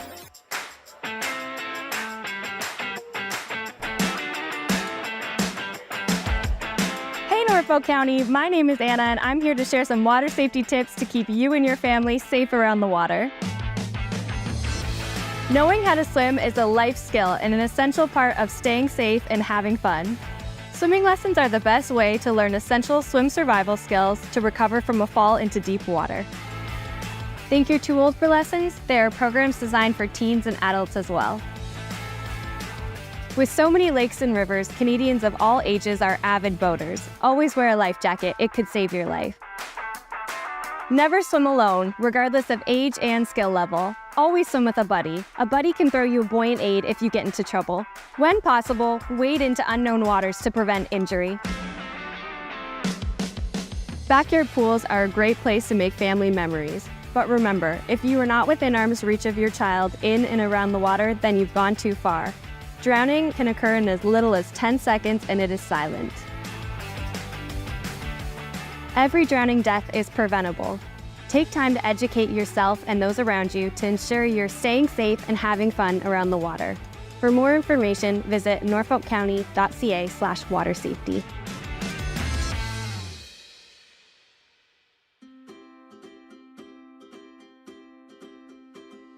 We all have the right to feel safe at work, when spending time with friends and family, when participating in activities or attending a public meeting or event. Norfolk County is committed to ensuring our spaces and workplaces are safe. Our Respect and Responsibility policy outlines the code of conduct for employees, patrons, contractors, volunteers, coaches, and spectators. This code of conduct also applies to phone calls, emails, and virtual and social media platforms. We all play a part in fostering a respectful and safe environment.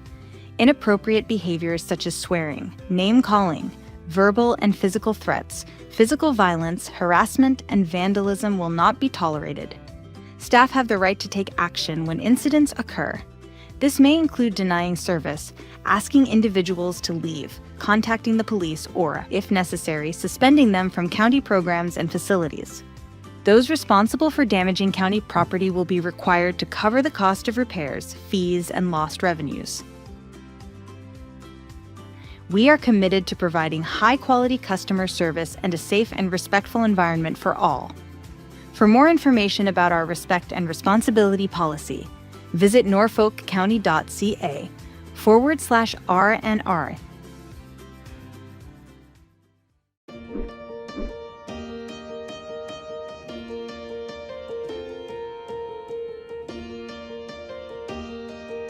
Hi, I'm Lisa, and I'm excited to take you behind the scenes to meet Norfolk County's aquatics team in action. I think the people are what make the job. I think working with the people that I do, we're a great team. We work really well together. That makes a positive work environment. That makes a positive work for the public as well. They see that we work well together, and I think that benefits them as well. I still love coming here every day. It's an exciting job. It's always different. You're always doing new things. Being part of our team offers staff the opportunity to develop essential skills in lifeguarding, teaching swimming lessons, customer service, first aid, and of course, teamwork. I think swimming in general is a really great skill to have from a very young age, so being a part of children learning how to swim is super important to me. It's a really rewarding process to see them go from not the greatest swimmer to a better or great swimmer. It's a really good stepping stone to what I want to do in the future. It's just a nice variety, and everybody brings something different and special to the team. Our aquatics team is dedicated to educating the community on water safety and drowning prevention. You might be a quiet student coming in, and this job is really going to push you to find your voice and be like an impactful member of a team. I love that it's different every day, and you get to meet new people every day and see some of the same faces every day as well. But my job is different every single day. I don't do the same, so it's amazing. As a proud Norfolk County employee, I'm honored to be part of a team delivering life-saving skills to our community. Thank you for joining me on this behind-the-scenes tour.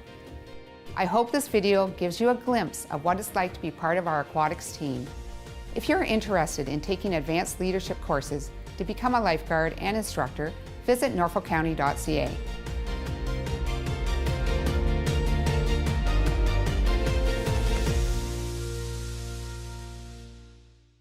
Hey Norfolk County! Whether you're a longtime resident, new to the area, or simply visiting, do you know about the many services provided by Norfolk County? As a single-tier municipality, we provide services that our community uses every day, including water and fire protection, curbside garbage and recycling, road and sidewalk maintenance, and so much more. We also provide services needed at unique times in life, such as a marriage or business license, or a dog tag for your new companion. And the unique geographic features in Norfolk County, from farmland and forests to lakes and wetlands, means we also provide specialized services ranging from drainage applications to tree inspections. Wondering how to contact Norfolk County? Start with Service Norfolk. Our friendly team of agents is here to help. Reach us by phone at 519-426-5870 or 226-NORFOLK from 8:30 to 4:30, Monday to Friday. Calling about an issue after hours? No problem. We have you covered. Prefer online? Email askus@norfolkcounty.ca anytime, or use our customer service portal at service.norfolkcounty.ca and get a reply right to your email inbox. Want to visit us in person? Come to one of our friendly customer service counters in Simcoe, Monday to Friday, or Delhi, Tuesday to Thursday. Service Norfolk, connecting you to Norfolk County services. Meet Captain Clean, the toilet paper superhero, here to protect Norfolk County's pipes and keep everything flowing smoothly. Remember, only flush the 3 Ps: pee, poop, and toilet paper. Flushing anything else can cause big trouble. Things like wipes, hair, or grease can create sewer blockages. These blockages restrict flow, combine with other debris, and cause costly damage, overflow, and even water pollution. By sticking to the 3 Ps, you can help prevent clogs, reduce repair costs, and keep our water clean. For items you can't flush, proper disposal is key. Throw regular waste in the garbage. Do not believe claims on packaging that products are flushable. Take it from Captain Clean, they are not. Household hazardous waste can be dropped off at Norfolk's temporary depots during spring and fall. For things like medication and sharps disposal, take them to your local pharmacy or the health unit. And remember, grease belongs in the trash, but let it cool and store it first. Don't pour it down the drain. Be a flushing hero like Captain Clean. Together we can protect our pipes, our homes, and the environment. Remember, only flush the 3 Ps. Norfolk County is counting on you.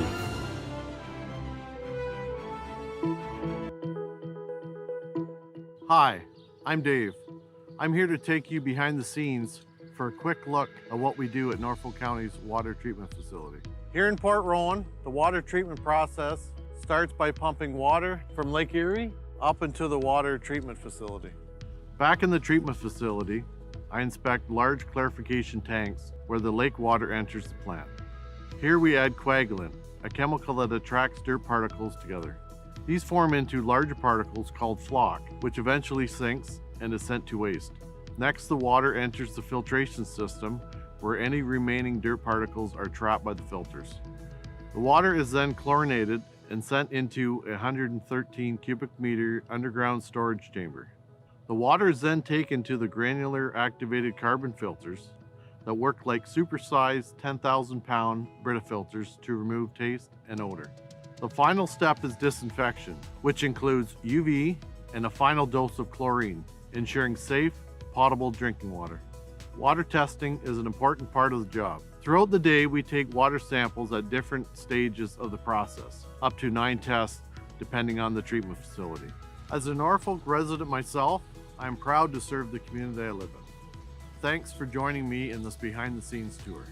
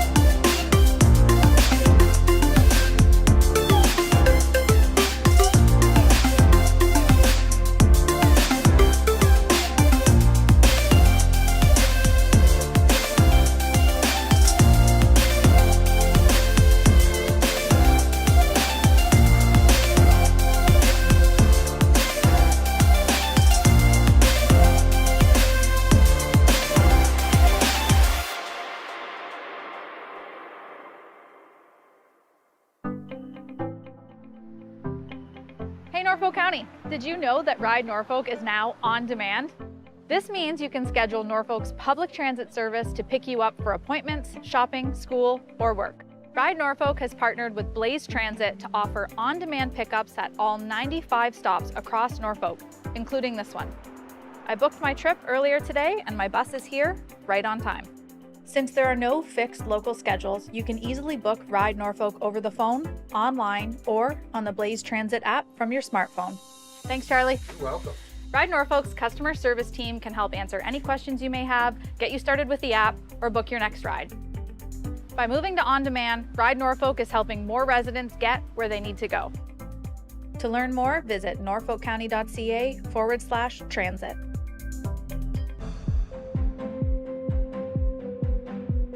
Hi, I'm Marissa, and I'm here to take you behind the scenes for a quick look at what we do at Norfolk County's waste and recycling operations. Here at the transfer station in Simcoe, residents can bring a variety of waste materials for disposal.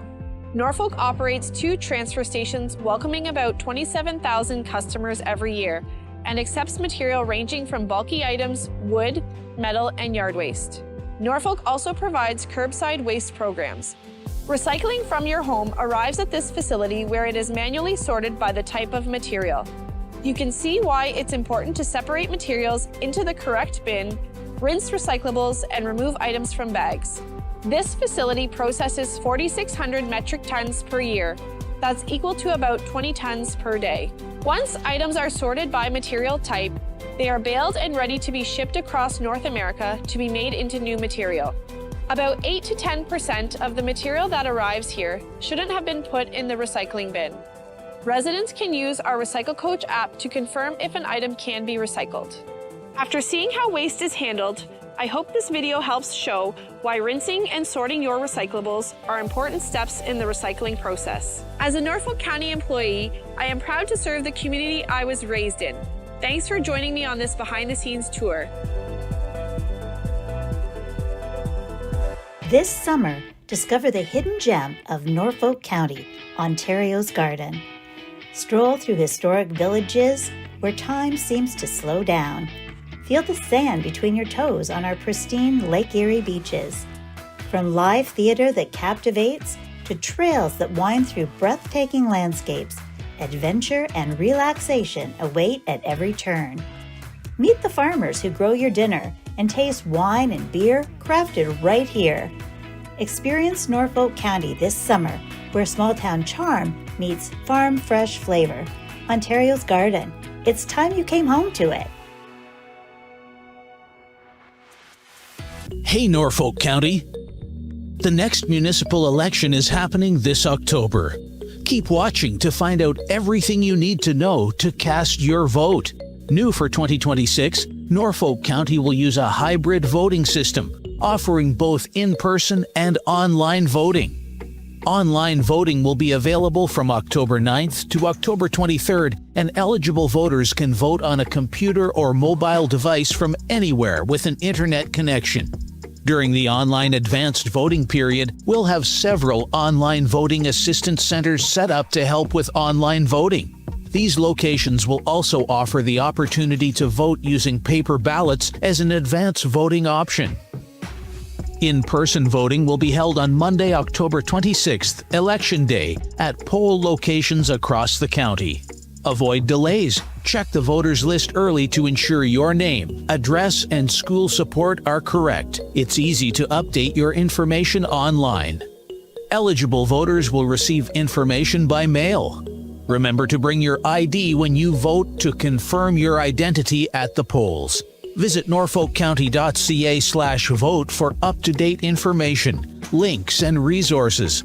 You can also call 519-426-5870 or 226-NORFOLK or email elections@norfolkcounty.ca. Visit our website to subscribe to get elections news sent right to your email inbox. Norfolk votes. Make your vote count.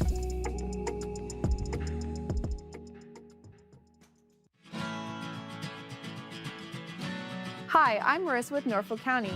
As you've probably heard, we're making some exciting changes to waste collection in our community, and we want to ensure you have everything you need to know. Starting this August and September, every residential household in Norfolk County will receive 2 new waste carts along with a small kitchen container right at your home. For reference, I'm 5'6", and this is what the carts look like in comparison to me. First, we have a 240-liter garbage cart. That's enough space for 3 to 4 bags of garbage. And a second 120-liter green cart for your organic waste. And inside, you will find the kitchen container to make sorting easy. Garbage will be collected every other week, and organics will be collected weekly. Collection on the new carts begins September 28, 2026. We know every household is different. If the standard 240-liter garbage cart is more than you need, you have the option to downsize to a smaller 120-liter cart, which holds 1 to 2 garbage bags. If you'd like to request a smaller cart, simply visit norfolkcounty.ca/waste changes to submit your preference. If the standard size works for you, you don't need to do anything at all. Your carts will arrive automatically ahead of collection day. This information is for residential homes. If you're a commercial property, a residential farm, or just want more details about the program, visit norfolkcounty.ca/waste changes.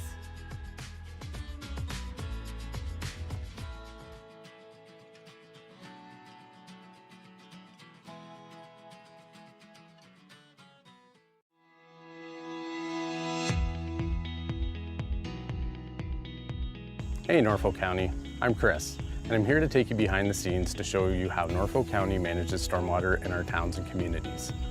Stormwater isn't just rain or melted snow. It's any excess water that runs off hard surfaces like roads, driveways, and rooftops. But where does that water go? And why is managing it important? Norfolk's stormwater systems include pipes, ditches, catch basins, and ponds that work together to manage this runoff. Stormwater systems like ponds slow the flow and allow dirt and pollutants to settle and release cleaner water into the environment. Without proper management, stormwater can flood basements, damage roads, and carry contaminants like oil, garbage, and salt into our rivers and lakes. That's why Norfolk County created a dedicated stormwater team in 2024 to better understand and maintain what we already have while planning for the future. This stormwater pond in Port Dover helps to reduce flooding and improve water quality. Over time, sediment and pollutants build up within storm ponds, limiting their ability to hold water. This creates an ideal environment for algae and invasive plants like Phragmites to flourish. This fast-growing species can block out the flow of water and crowd out native vegetation, reducing the habitat that local wildlife depends on. To restore this pond, we're removing the excess sediment and transporting it to a licensed site. We're also clearing invasive plants, reshaping the pond's banks, and upgrading the outlet that controls the flow of water. This work will improve water quality, allow the pond to hold more water, reduce flooding risks, and provide a healthier habitat for plants and wildlife. Stormwater management isn't just about what you see on the surface. It's also about the infrastructure underground. We use special tools to locate, map, and inspect the pipes and infrastructure that connect the ponds to the wider stormwater system. This helps us to understand how water moves through our communities and identify issues that need our attention. It's likely that you or someone that you know has been impacted by flooding, erosion, or drainage issues. All of that connects back to stormwater. Stormwater management isn't just about pipes and ponds. It's about protecting the communities and the nature that surrounds us. As Norfolk County grows, so does our responsibility to manage stormwater, and that's our job. With smart planning, hard work, and community support, we're building a cleaner, safer, and more resilient future together.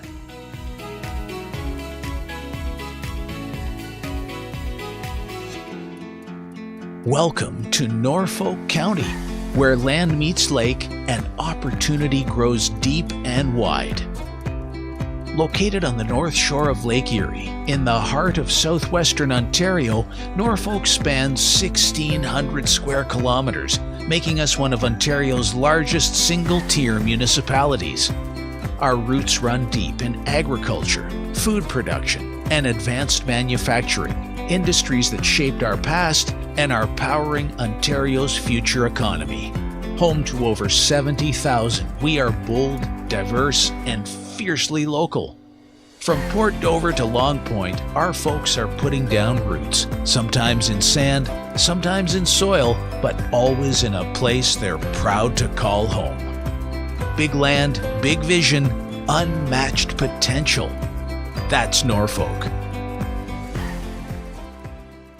Hey, Norfolk County. Hey, Norfolk County. Hey, Norfolk County. Hey, Norfolk County. Hey, Norfolk County. Hey, Norfolk County. My name is Bowden Winicki. My name is Lindsay Kalyakoski. My name is Alex Ryan. I work as a park student. I work as an economic development coordinator. I work on the roads department in Delhi. I work as a supervisor for waste management. I work as a committee coordinator in the clerk's department.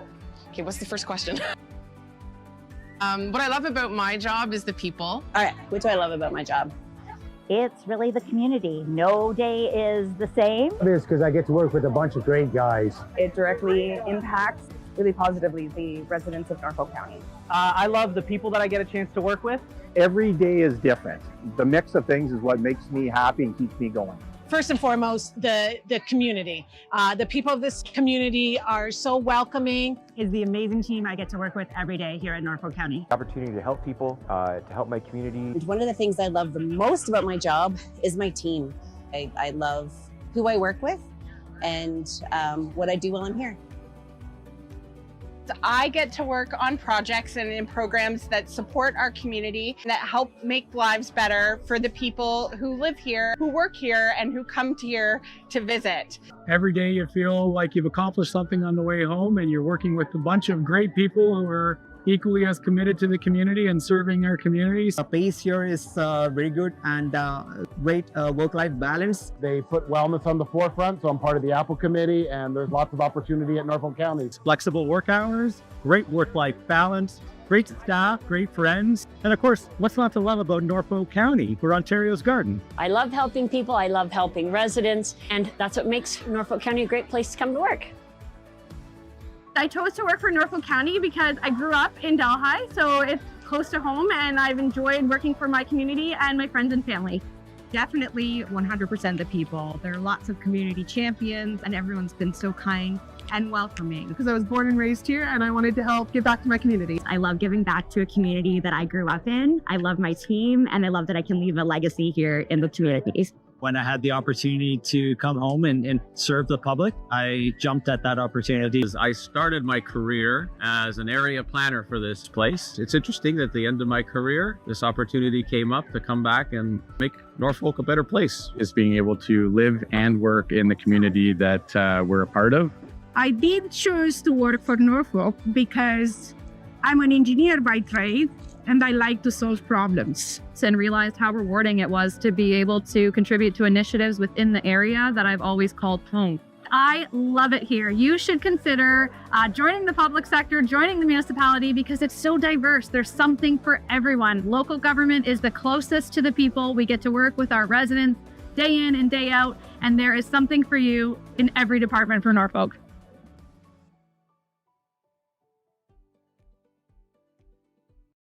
Hey, Norfolk County.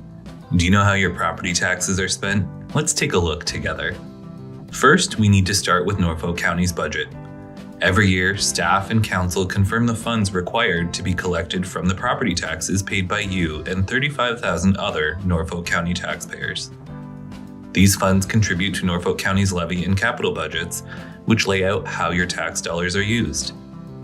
The capital budget is also funded by the rate budget, the funds paid by residents known as ratepayers for water and wastewater services through their monthly water bill.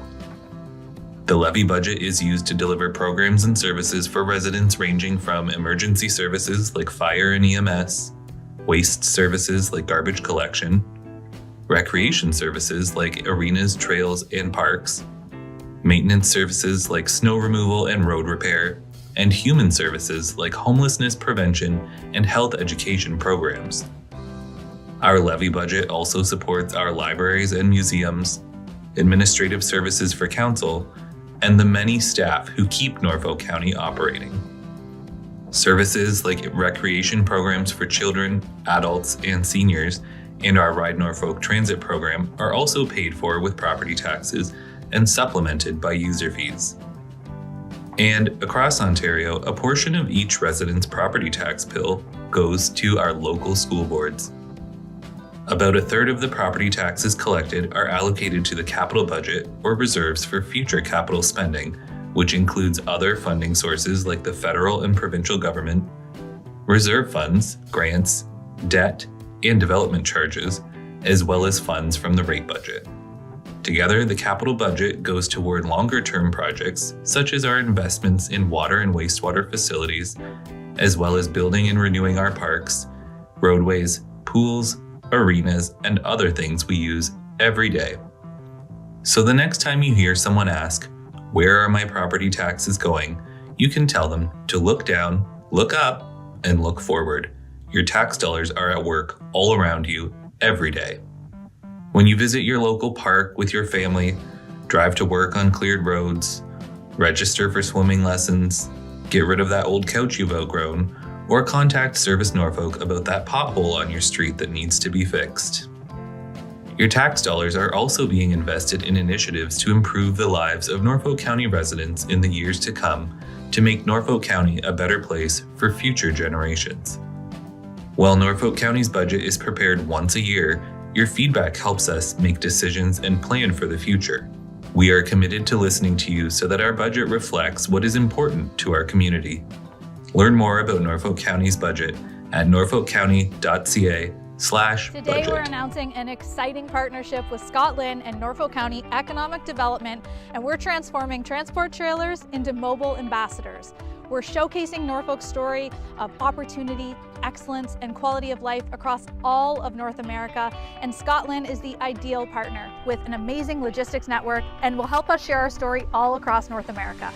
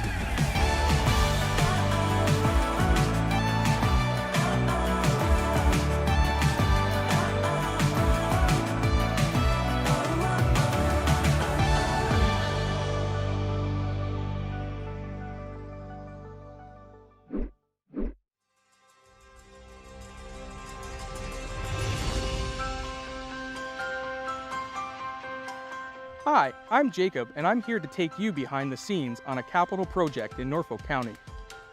We begin planning capital projects by analyzing our infrastructure needs related to roads, water mains, storm and sanitary sewers, as well as bridges. We assess their overall condition, age, and servicing requirements. This provides a solid foundation to ensure Norfolk has the hard infrastructure for current and future needs.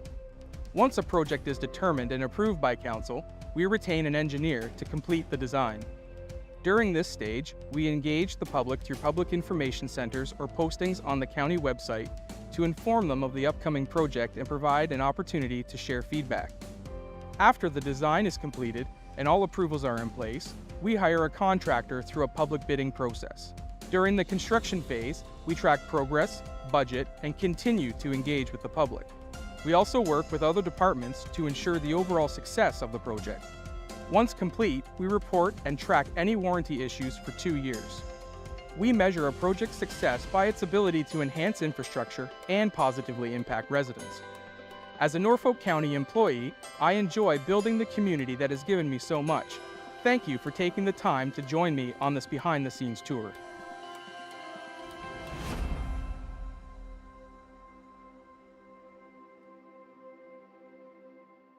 Deputations are a way for you and all residents of Norfolk County to speak before Council about relevant matters in our community. To begin, search www.norfolkcounty.ca. Then select the Government tab. Under the Government tab, select Provide Deputation/Speak at a Council or Committee Meeting. This page provides general information regarding deputations. Under the subheading Register to Speak, click the Public Hearing/Deputation Form link to pre-register your deputation. Notice of Collection. By checking the Notice of Collection box, you are agreeing to the above statement. Selecting the type of meeting you want. There are several types of meetings that allow deputations. Please listen closely as we explain each option. Council meeting. Council deputations must pertain to a matter listed on the upcoming meeting agenda. For the remaining meeting choices, you may present a deputation if the topic pertains to the committee you are presenting to. Once you select the type of meeting you want to deliver your deputation, you can complete the rest of the document. Now choose whether you will attend the meeting in person or virtually. Finally, select if you will be providing materials during your deputation. If you have materials for distribution during the council meeting, please bring 15 hard copies for council and staff. Now click Next to move to Step 2. In Step 2, please fill out your personal information. Once your personal information is completed, click Next. Lastly, review your information and select Next to submit your form. You have now completed the deputation request form. You will receive a confirmation email from the Clerk's Department that they've received your request. Next, we will talk about what to do on the day of your deputation. So, you've received your approval and the day of your deputation is upon you. For starters, Council is located here, at 50 Colburn Street. Now there's 2 entrances you can use when you arrive. One is here, located off Colburn, and one located off Talbot Street. When you arrive, you'll have 3 main options to park. The first is to park at the Simcoe Town Center Mall, which is where Food Basics is located.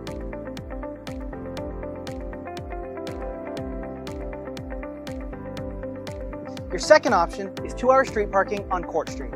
And your third option is 2-hour street parking on Lott Street. If you can't find any parking in any of those 3 options, don't worry. Downtown Simcoe has plenty of street parking in all of the surrounding areas. If you enter through the Colburn Street doors, you'll have to make your way through the building to get to Council Chambers. But don't worry, if you require any assistance, you can feel free to ask Service Norfolk at the front desk. Make your way along this path and you'll end up in the main lobby. To your left, there'll be an elevator. You can either ring the bell or go ask the people at the front desk for assistance. If you don't need to use the elevator, you can head on up the green staircase and go up to Council Chambers. If you enter through the Talbot Street doors, the elevator will be immediately in front of you, or the green staircase will be ready for you to go up and deliver your presentation. Once you reach the top of the stairs, you'll have made it to Council Chambers.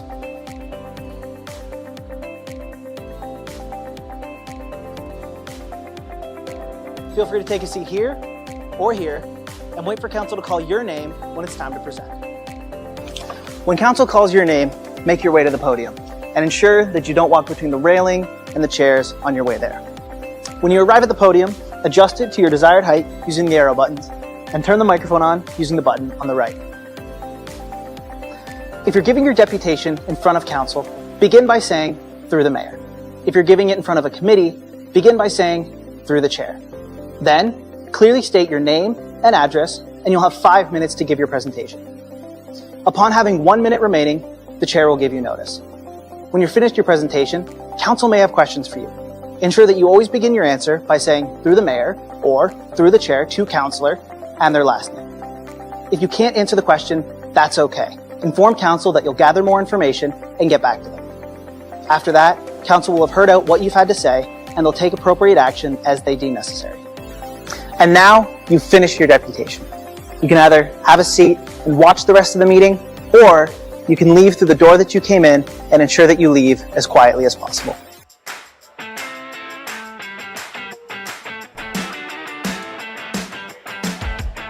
Hey Norfolk County, my name is Anna and I'm here to share some water safety tips to keep you and your family safe around the water.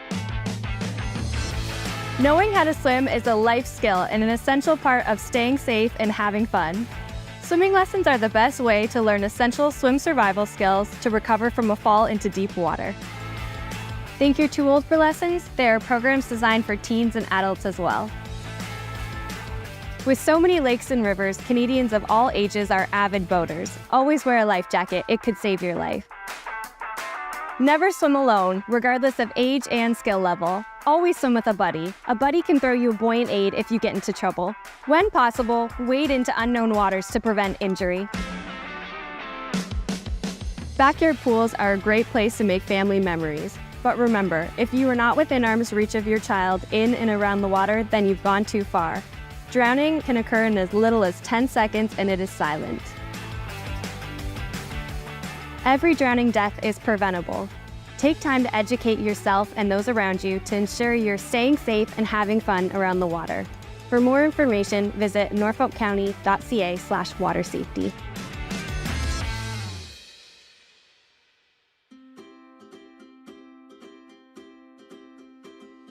We all have the right to feel safe at work, when spending time with friends and family, when participating in activities or attending a public meeting or event.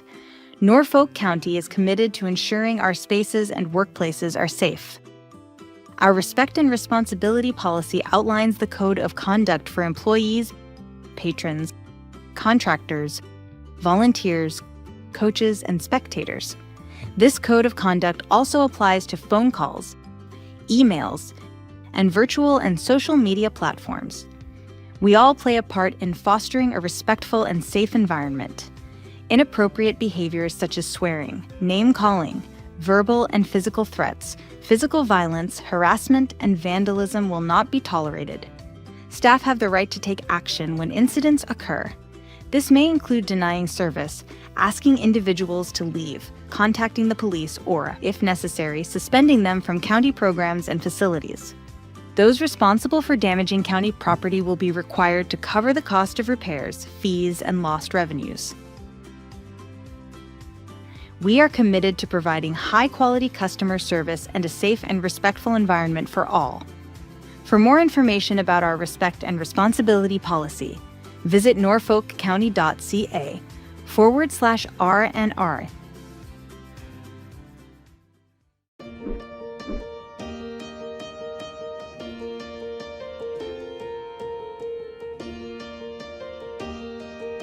Hi, I'm Lisa, and I'm excited to take you behind the scenes to meet Norfolk County's aquatics team in action.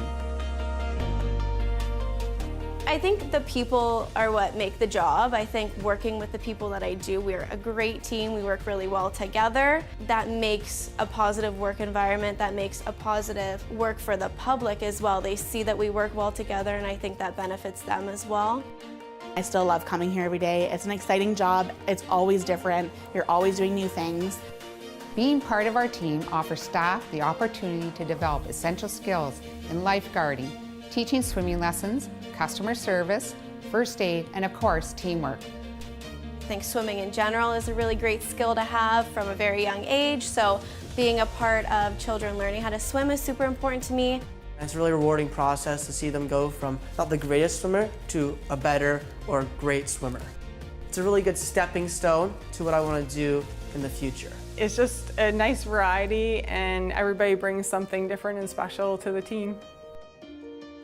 Our aquatics team is dedicated to educating the community on water safety and drowning prevention. You might be a quiet student coming in, and this job is really going to push you to find your voice and be like an impactful member of a team. I love that it's different every day, and you get to meet new people every day and see some of the same faces every day as well. But my job is different every single day. I don't do the same, so it's amazing. As a proud Norfolk County employee, I'm honored to be part of a team delivering life-saving skills to our community. Thank you for joining me on this behind-the-scenes tour. I hope this video gives you a glimpse of what it's like to be part of our aquatics team. If you're interested in taking advanced leadership courses to become a lifeguard and instructor, visit norfolkcounty.ca.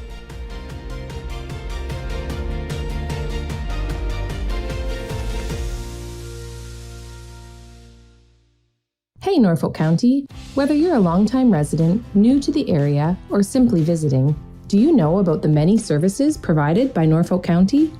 As a single-tier municipality, we provide services that our community uses every day, including water and fire protection, curbside garbage and recycling, road and sidewalk maintenance, and so much more. We also provide services needed at unique times in life, such as a marriage or business license, or a dog tag for your new companion.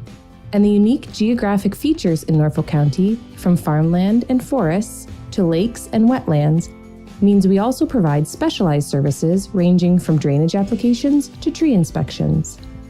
Wondering how to contact Norfolk County? Start with Service Norfolk. Our friendly team of agents is here to help. Reach us by phone at 519-426-5870 or 226-NORFOLK from 8:30 to 4:30 Monday to Friday.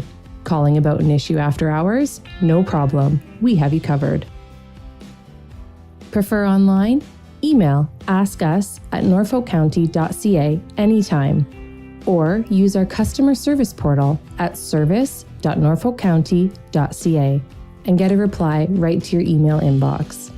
Want to visit us in person?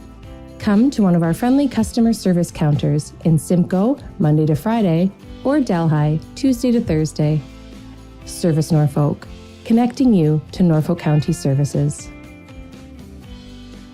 Meet Captain Clean, the toilet paper superhero, here to protect Norfolk County's pipes and keep everything flowing smoothly. Remember, only flush the 3 Ps: pee, poop, and toilet paper. Flushing anything else can cause big trouble. Things like wipes, hair, or grease can create sewer blockages. These blockages restrict flow, combine with other debris, and cause costly damage, overflow, and even water pollution. By sticking to the 3 Ps, you can help prevent clogs, reduce repair costs, and keep our water clean.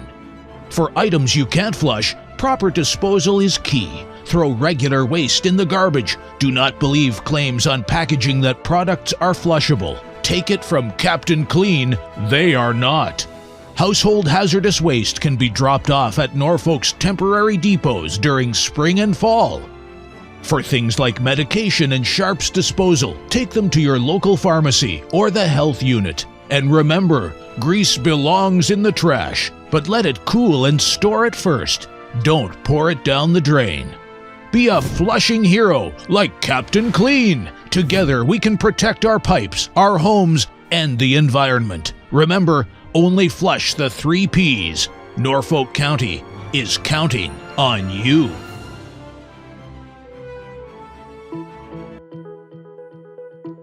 Hi, I'm Dave. I'm here to take you behind the scenes for a quick look at what we do at Norfolk County's water treatment facility. Here in Port Rowan, the water treatment process starts by pumping water from Lake Erie up into the water treatment facility.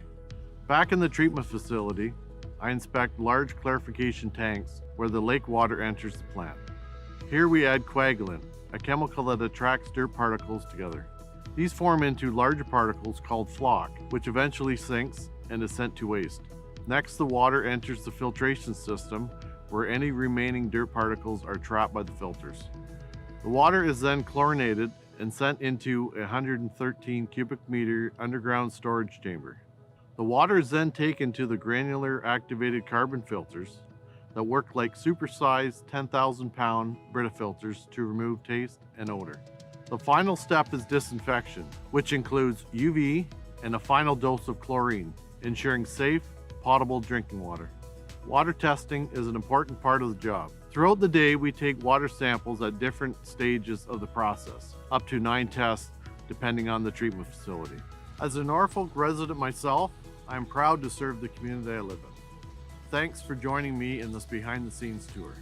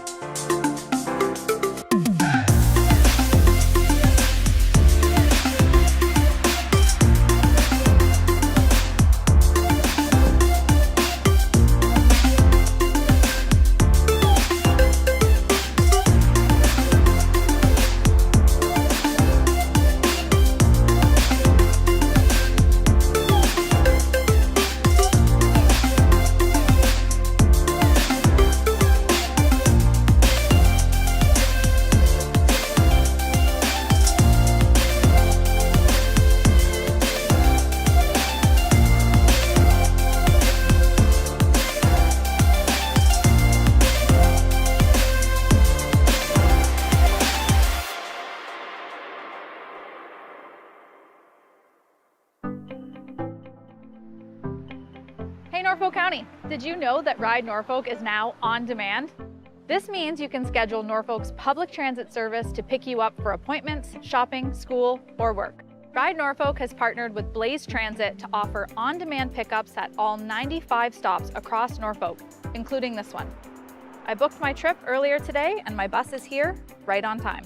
Since there are no fixed local schedules, you can easily book Ride Norfolk over the phone, online, or on the Blaze Transit app from your smartphone. Thanks, Charlie. You're welcome. Ride Norfolk's customer service team can help answer any questions you may have, get you started with the app, or book your next ride. By moving to on-demand, Ride Norfolk is helping more residents get where they need to go.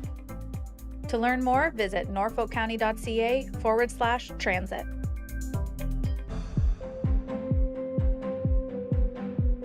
Hi, I'm Marissa, and I'm here to take you behind the scenes for a quick look at what we do at Norfolk County's waste and recycling operations. Here at the transfer station in Simcoe, residents can bring a variety of waste materials for disposal. Norfolk operates 2 transfer stations welcoming about 27,000 customers every year and accepts material ranging from bulky items, wood, metal, and yard waste. Norfolk also provides curbside waste programs. Recycling from your home arrives at this facility where it is manually sorted by the type of material. You can see why it's important to separate materials into the correct bin, rinse recyclables, and remove items from bags. This facility processes 4,600 metric tons per year. That's equal to about 20 tons per day. Once items are sorted by material type, they are baled and ready to be shipped across North America to be made into new material. About 8 to 10% of the material that arrives here shouldn't have been put in the recycling bin. Residents can use our Recycle Coach app to confirm if an item can be recycled. After seeing how waste is handled, I hope this video helps show why rinsing and sorting your recyclables are important steps in the recycling process. As a Norfolk County employee, I am proud to serve the community I was raised in. Thanks for joining me on this behind-the-scenes tour. This summer, discover the hidden gem of Norfolk County, Ontario's Garden. Stroll through historic villages where time seems to slow down. Feel the sand between your toes on our pristine Lake Erie beaches. From live theater that captivates to trails that wind through breathtaking landscapes, adventure and relaxation await at every turn. Meet the farmers who grow your dinner and taste wine and beer crafted right here. Experience Norfolk County this summer, where small-town charm meets farm-fresh flavor. Ontario's Garden. It's time you came home to it. Hey Norfolk County! The next municipal election is happening this October. Keep watching to find out everything you need to know to cast your vote. New for 2026, Norfolk County will use a hybrid voting system, offering both in-person and online voting. Online voting will be available from October 9th to October 23rd, and eligible voters can vote on a computer or mobile device from anywhere with an internet connection. During the online advanced voting period, we'll have several online voting assistance centers set up to help with online voting. These locations will also offer the opportunity to vote using paper ballots as an advance voting option. In-person voting will be held on Monday, October 26th, Election Day, at poll locations across the county. Avoid delays. Check the voters list early to ensure your name, address, and school support are correct. It's easy to update your information online. Eligible voters will receive information by mail. Remember to bring your ID when you vote to confirm your identity at the polls. Visit norfolkcounty.ca/vote for up-to-date information, links, and resources. You can also call 519-426-5870 or 226-NORFOLK or email elections@norfolkcounty.ca. Visit our website to subscribe to get elections news sent right to your email inbox. Norfolk votes. Make your vote count.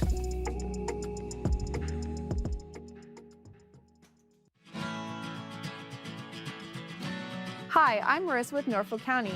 As you've probably heard, we're making some exciting changes to waste collection in our community, and we want to ensure you have everything you need to know. Starting this August and September, every residential household in Norfolk County will receive 2 new waste carts along with a small kitchen container right at your home. For reference, I'm 5'6", and this is what the carts look like in comparison to me. First, we have a 240-liter garbage cart. That's enough space for 3 to 4 bags of garbage. And a second 120-liter green cart for your organic waste. And inside, you will find the kitchen container to make sorting easy. Garbage will be collected every other week, and organics will be collected weekly. Collection on the new carts begins September 28, 2026. We know every household is different. If the standard 240-liter garbage cart is more than you need, you have the option to downsize to a smaller 120-liter cart, which holds 1 to 2 garbage bags. If you'd like to request a smaller cart, simply visit norfolkcounty.ca/waste changes to submit your preference. If the standard size works for you, you don't need to do anything at all. Your carts will arrive automatically ahead of collection day. This information is for residential homes. If you're a commercial property, a residential farm, or just want more details about the program, visit norfolkcounty.ca/waste changes.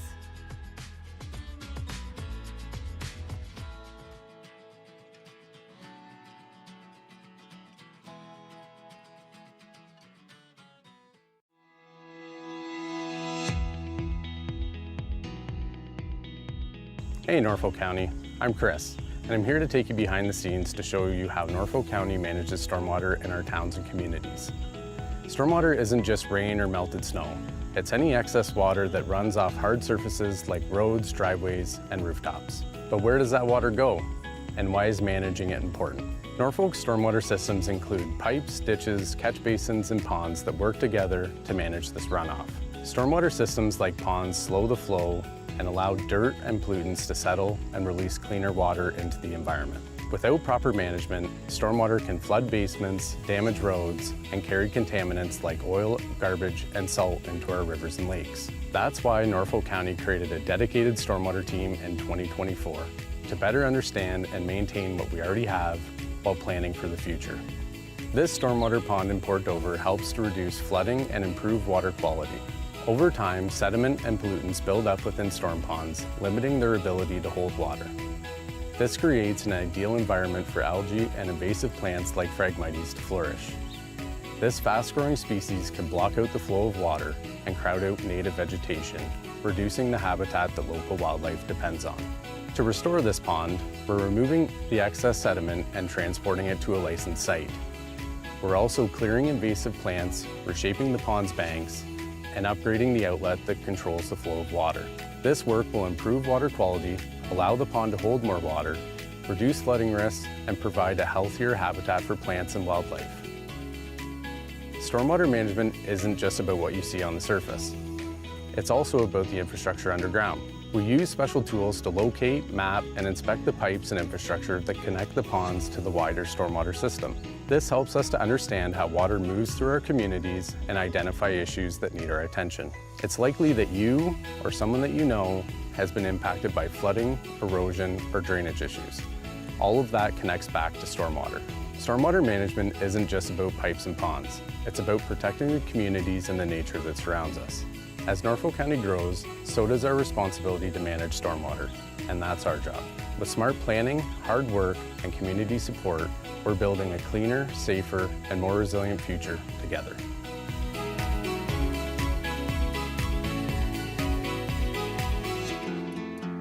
Welcome to Norfolk County, where land meets lake and opportunity grows deep and wide. Located on the north shore of Lake Erie, in the heart of southwestern Ontario, Norfolk spans 1,600 square kilometers, making us one of Ontario's largest single-tier municipalities. Our roots run deep in agriculture, food production, and advanced manufacturing, industries that shaped our past and are powering Ontario's future economy. Home to over 70,000, we are bold, diverse, and fiercely local. From Port Dover to Long Point, our folks are putting down roots, sometimes in sand, sometimes in soil, but always in a place they're proud to call home. Big land, big vision, unmatched potential. That's Norfolk. Hey Norfolk County. Hey Norfolk County. Hey Norfolk County. Hey Norfolk County. Hey Norfolk County. Hey Norfolk County. My name is Bowden Winicki. My name is Lindsay Kaliokoski. My name is Alex Ryan. I work as a park student. I work as an economic development coordinator. I work on roads department in Delhi. I work as a supervisor for waste management. I work as a committee coordinator in the clerk's department. Okay, what's the first question? What I love about my job is the people. All right, what do I love about my job? It's really the community. No day is the same. It is because I get to work with a bunch of great guys. It directly impacts really positively the residents of Norfolk County. I love the people that I get a chance to work with. Every day is different. The mix of things is what makes me happy and keeps me going. First and foremost, the community. The people of this community are so welcoming. Is the amazing team I get to work with every day here at Norfolk County. Opportunity to help people, to help my community. And one of the things I love the most about my job is my team. I love who I work with and what I do while I'm here. I get to work on projects and in programs that support our community, that help make lives better for the people who live here, who work here, and who come here to visit. Every day you feel like you've accomplished something on the way home and you're working with a bunch of great people who are equally as committed to the community and serving our communities. The pace here is very good and great work-life balance. They put wellness on the forefront, so I'm part of the Apple Committee, and there's lots of opportunity at Norfolk County. Flexible work hours, great work-life balance, great staff, great friends, and of course, what's not to love about Norfolk County? We're Ontario's garden. I love helping people, I love helping residents, and that's what makes Norfolk County a great place to come to work. I chose to work for Norfolk County because I grew up in Delhi, so it's close to home, and I've enjoyed working for my community and my friends and family. Definitely 100% the people. There are lots of community champions and everyone's been so kind and welcoming. Because I was born and raised here and I wanted to help give back to my community. I love giving back to a community that I grew up in. I love my team and I love that I can leave a legacy here in the communities. When I had the opportunity to come home and serve the public, I jumped at that opportunity. I started my career as an area planner for this place. It's interesting that at the end of my career, this opportunity came up to come back and make Norfolk a better place. Is being able to live and work in the community that we're a part of. I did choose to work for Norfolk because I'm an engineer by trade and I like to solve problems. And realized how rewarding it was to be able to contribute to initiatives within the area that I've always called home. I love it here. You should consider joining the public sector, joining the municipality because it's so diverse. There's something for everyone. Local government is the closest to the people. We get to work with our residents day in and day out, and there is something for you in every department for Norfolk.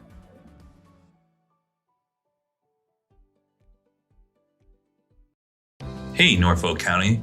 Do you know how your property taxes are spent? Let's take a look together. First, we need to start with Norfolk County's budget. Every year, staff and council confirm the funds required to be collected from the property taxes paid by you and 35,000 other Norfolk County taxpayers. These funds contribute to Norfolk County's levy and capital budgets, which lay out how your tax dollars are used. The capital budget is also funded by the rate budget, the funds paid by residents known as ratepayers for water and wastewater services through their monthly water bill. The levy budget is used to deliver programs and services for residents ranging from emergency services like fire and EMS, waste services like garbage collection, recreation services like arenas, trails, and parks, maintenance services like snow removal and road repair, and human services like homelessness prevention and health education programs. Our levy budget also supports our libraries and museums, administrative services for council, and the many staff who keep Norfolk County operating. Services like recreation programs for children, adults, and seniors, and our Ride Norfolk transit program are also paid for with property taxes and supplemented by user fees. And across Ontario, a portion of each resident's property tax bill goes to our local school boards. About a third of the property taxes collected are allocated to the capital budget or reserves for future capital spending, which includes other funding sources like the federal and provincial government, reserve funds, grants, debt, and development charges, as well as funds from the rate budget. Together, the capital budget goes toward longer-term projects, such as our investments in water and wastewater facilities, as well as building and renewing our parks, roadways, pools, arenas, and other things we use every day. So the next time you hear someone ask, "Where are my property taxes going?" you can tell them to look down, look up, and look forward. Your tax dollars are at work all around you every day. When you visit your local park with your family, drive to work on cleared roads, register for swimming lessons, get rid of that old couch you've outgrown, or contact Service Norfolk about that pothole on your street that needs to be fixed. Your tax dollars are also being invested in initiatives to improve the lives of Norfolk County residents in the years to come to make Norfolk County a better place for future generations. While Norfolk County's budget is prepared once a year, your feedback helps us make decisions and plan for the future. We are committed to listening to you so that our budget reflects what is important to our community. Learn more about Norfolk County's budget at norfolkcounty.ca/budget. Today we're announcing an exciting partnership with Scott Lynn and Norfolk County Economic Development, and we're transforming transport trailers into mobile ambassadors. We're showcasing Norfolk's story of opportunity, excellence, and quality of life across all of North America, and Scott Lynn is the ideal partner with an amazing logistics network and will help us share our story all across North America.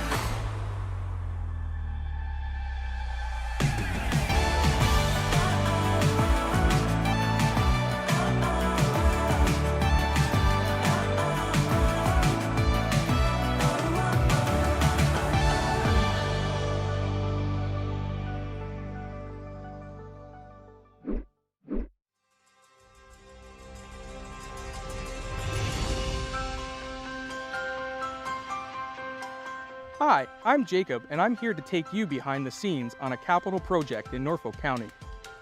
We begin planning capital projects by analyzing our infrastructure needs related to roads, water mains, storm and sanitary sewers, as well as bridges. We assess their overall condition, age, and servicing requirements. This provides a solid foundation to ensure Norfolk has the hard infrastructure for current and future needs. Once a project is determined and approved by Council, we retain an engineer to complete the design. During this stage, we engage the public through public information centers or postings on the county website to inform them of the upcoming project and provide an opportunity to share feedback. After the design is completed and all approvals are in place, we hire a contractor through a public bidding process. During the construction phase, we track progress, budget, and continue to engage with the public.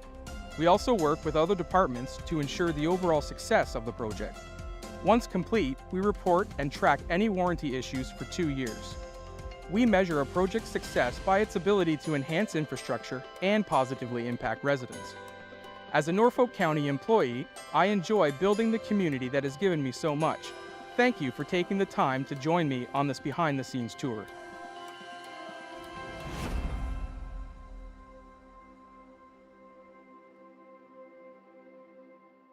Deputations are a way for you and all residents of Norfolk County to speak before Council about relevant matters in our community. To begin, search www.norfolkcounty.ca. Then select the Government tab. Under the Government tab, select Provide Deputation/Speak at a Council or Committee Meeting. This page provides general information regarding deputations. Under the subheading Register to Speak, click the Public Hearing/Deputation Form link to pre-register your deputation. Notice of Collection. By checking the Notice of Collection box, you are agreeing to the above statement. Selecting the type of meeting you want. There are several types of meetings that allow deputations. Please listen closely as we explain each option. Council meeting. Council deputations must pertain to a matter listed on the upcoming meeting agenda. For the remaining meeting choices, you may present a deputation if the topic pertains to the committee you are presenting to. Once you select the type of meeting you want to deliver your deputation, you can complete the rest of the document. Now choose whether you will attend the meeting in person or virtually. Finally, select if you will be providing materials during your deputation. If you have materials for distribution during the council meeting, please bring 15 hard copies for council and staff. Now click Next to move to Step 2. In Step 2, please fill out your personal information. Once your personal information is completed, click Next. Lastly, review your information and select Next to submit your form. You have now completed the deputation request form. You will receive a confirmation email from the Clerk's Department that they've received your request. Next, we will talk about what to do on the day of your deputation. So, you've received your approval and the day of your deputation is upon you.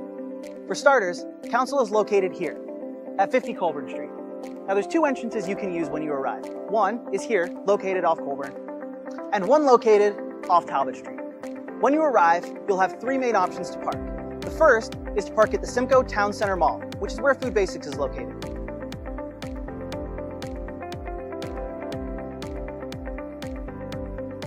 Your second option is 2-hour street parking on Court Street. And your third option is 2-hour street parking on Lott Street. If you can't find any parking in any of those 3 options, don't worry. Downtown Simcoe has plenty of street parking in all of the surrounding areas. If you enter through the Colburn Street doors, you'll have to make your way through the building to get to Council Chambers. But don't worry, if you require any assistance, you can feel free to ask Service Norfolk at the front desk. Make your way along this path and you'll end up in the main lobby. To your left, there'll be an elevator. You can either ring the bell or go ask the people at the front desk for assistance. If you don't need to use the elevator, you can head on up the green staircase and go up to Council Chambers. If you enter through the Talbot Street doors, the elevator will be immediately in front of you, or the green staircase will be ready for you to go up and deliver your presentation. Once you reach the top of the stairs, you'll have made it to Council Chambers.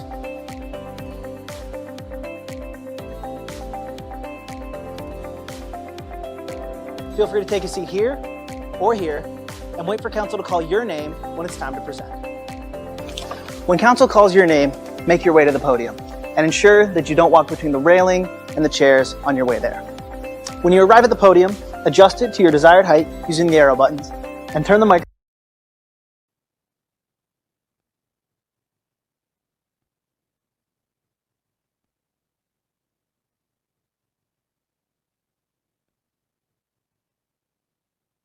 Okay, good afternoon. We're back from our early afternoon break, and I'm just going to pass the floor over to our deputy clerk. Thank you. Just a couple of procedural things that we have to adjust. We missed this morning during the amendments to the agenda to move item 8.5.1 to follow deputation 5.1, so we would need a 2/3 motion to do that if we could. All right. Do I have a motion? Someone to, okay, and a seconder? Councillor Van Passen. All those in favor? Any opposed? That's carried. So we've got our majority. Okay. So now where do I start? So now we start off with 8.5.2, the facilities master plan. 8.5.2. 8.5.2. And we'll do that at 2 o'clock if that's still happening. We pause there to go over Okay. presentation. All right. Oh, for God's sakes. Okay.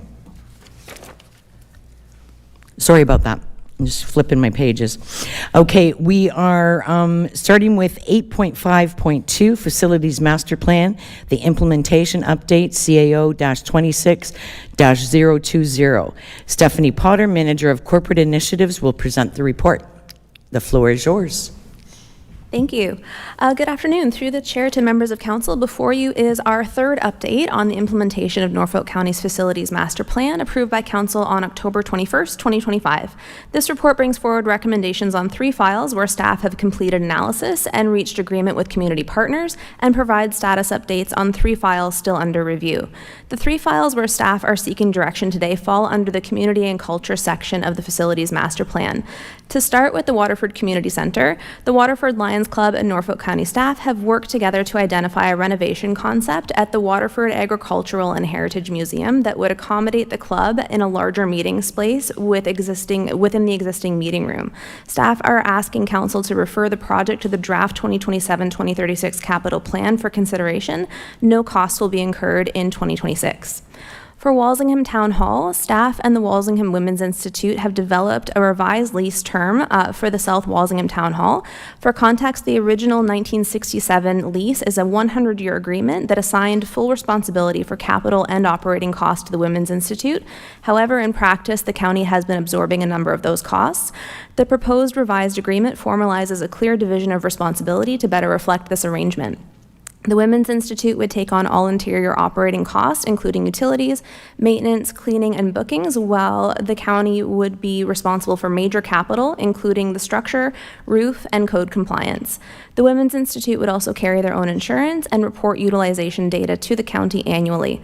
Staff are seeking direction to proceed with finalizing a formal agreement, which would come back to council by Q4 2026 for implementation in 2027. Finally, staff and the Port Dover Kinsman Club have agreed on an approach for the Port Dover Kinsman Hall and Scout Hut. The Kinsman Club would take ownership of both buildings for $1 through a land lease agreement, taking on all capital and operating costs for both buildings. The county would provide a transitional grant, declining in 25% increments over 4 years to support the handover. Staff are seeking direction to proceed with a bill of sale and a land lease agreement. If approved by council, the agreement would come into effect on January 1st, 2027. On the file still under review, the Port Dover Public Works request for expression of interest received 3 proposals, and staff are targeting an update in Q3.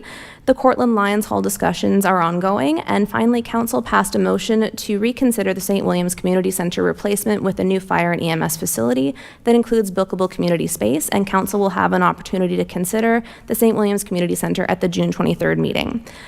Financial implications are covered in the report. As with previous updates, the recommendations reduce forecasted capital spending and free up funds for the facilities reserve. Thank you for your consideration. Staff are available to answer questions. Thank you, Stephanie. Are there any questions from committee? Councillor Vanden Rishi. Thank you, Madam Chair, and through you. Just one question on the Cortland Lions Hall. How are those discussions going, and feasibility of where you would be able to house that organization if that comes to fruition? Thank you. Through the chair to the councillor, thank you for the question. Meetings are ongoing. We've had 2 or 3 with the group so far. They weren't initially very receptive to the idea of losing their hall, but they are receptive to working with staff, and they're appreciative that we're sitting down with them to try and find a solution. They're not opposed to potentially being accommodated within the community center, which is on the same property, but would need some accommodations made for them in terms of space and potentially a reduced rental rate. They're also exploring potential opportunities to maybe own and operate the current building through a land lease structure similar to what we have with the Kinsman Club.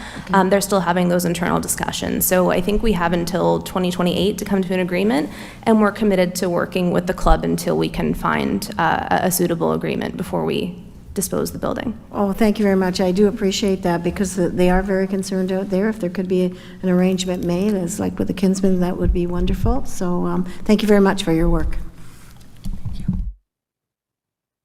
Councillor Veary. Thank you, Chair. Just to Stephanie, and if it's in here somewhere and I missed it, I apologize, but I don't think so. It says you're going to come back with the Port Dover Public Works Yard soon, or whatever.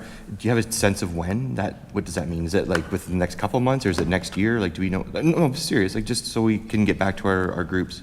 Sure, so through the chair to the councillor, we hope to bring it back in July. I was hoping for the council meeting in June. It seems unlikely with some of the other reports we have going on, but I'm hoping for July. Okay, was that in there? Did I miss it? No, I didn't. Okay, I didn't specify right. a date. I think I might have said Q3. No, you just said later. Anyways, thank you very much. Okay, any other questions? Okay, Councillor Vanden Rishi? Before we get into it and make the motion, I'd love to make the motion to accept what we have here. But I'd like to thank all the work that went into the Walsingham Hall, and all the work Councillor Michele has done to make sure to secure that and satisfy the ladies of the Women's Institute. So thank you very much. And just before we do go forward, I would like to thank you and your team for the great work that you did with the Waterford Lions Club and working together with the Waterford Heritage Agricultural Museum. I think it's a great match, and it's going to be a win-win for our community. So thank you very much. I really appreciate the work that you guys did. So, Councillor Veary? So sorry, did you make the motion? Okay, so I have another question, so I can either second it and ask, or can... Okay, second it and okay, I'll ask. second it, and then can I still do a question? Yep. Okay, so will we be able to get an update on sort of the final impact that this is going to have on the capital gap, the funding gap that we have at some point too? Like if we're making these moves today, like I know you maybe don't know they're at the second, but let's say when the Dover one comes back, the work share, can we say, here's where we are now because we made these changes? Because I think it's important that people continue to see the progress that we're making and why we're doing this. Is that doable? Certainly, through the chair to the councillor, I think that's a great idea. I'll let Ms. Vanning comment further on the feasibility. Sure. Through the chair to Councillor Veary, yes, certainly we can look at like a running tally kind of as we keep moving through this, so that it's not lost when we look at one facility at a time, and over time when we add them together, it's a greater impact. So we'll keep sight of that in future reports as they come forward. Thank you so much. Appreciate it. With that, the recommendation is on the on your screens. We've got a mover. I couldn't think of the word I wanted. A mover and a seconder. Any more questions, debates? Okay, I'll call to question. All those in favor? Any opposed? That's carried unanimously. Thank you. Okay, Brownfield. Okay. 8.5.3 Brownfield Tax Increment Grant Recommended Community Improvement Plan Updates CAO-26-009. Good afternoon, John. Will you be presenting this report? Thank you, Madam Chair. I will not be presenting the report, but I would like to take an opportunity, if I may, just to introduce Brian Blue, who some of you may have met as our new Senior Economic Development Officer from, I think, 9 weeks now, and also just recognize Blair Sylvester from Ride Norfolk with our department is here, who also works on our CIPs with some of the due diligence. The report is coming back to you, and I'll just start off, maybe not to take Brian's notes, but it's kind of a housekeeping piece for us. That, as you recall, we did this about a year ago, and there was some wording updates that just needed some clarity. So with that, I'll turn it over to Mr. Blue. All right, the floor is yours, Brian. Thank you, John, and through the chair to members of council, I'm here to present the updated plan here. And through the administration of Norfolk County's updated community improvement plan, staff identified several opportunities to improve the clarity and efficiency of the Brownfield Tax Increment Grant Program. The proposed amendments before council are administrative and clarifying in nature. They clarify eligibility for site-wide remediation activities, allow staff to use preliminary internal assessment estimates while waiting for impact reassessments, provide flexibility where building permits are not required, and formalize the evaluation matrix used to assess applications. Importantly, the report maintains the requirement that applications be submitted and approved before remediation begins, and confirms that any requests involving projects where work has already been commenced would remain subject to council approval on a site-specific basis. These changes are intended to improve consistency, transparency, and administration of the program while maintaining the existing intent, structure, and financial framework of the community improvement plan. Thank you. That's the update, and any questions? Thank you. Are there any comments from committee or questions? There are none. So with that, do I have someone to move the recommendation? Councillor Vanden Rishi, and seconder? Councillor Michelli. Any more debate? Questions? No? Okay, I'll call to vote. All in favor? Any opposed? No, that's carried unanimously.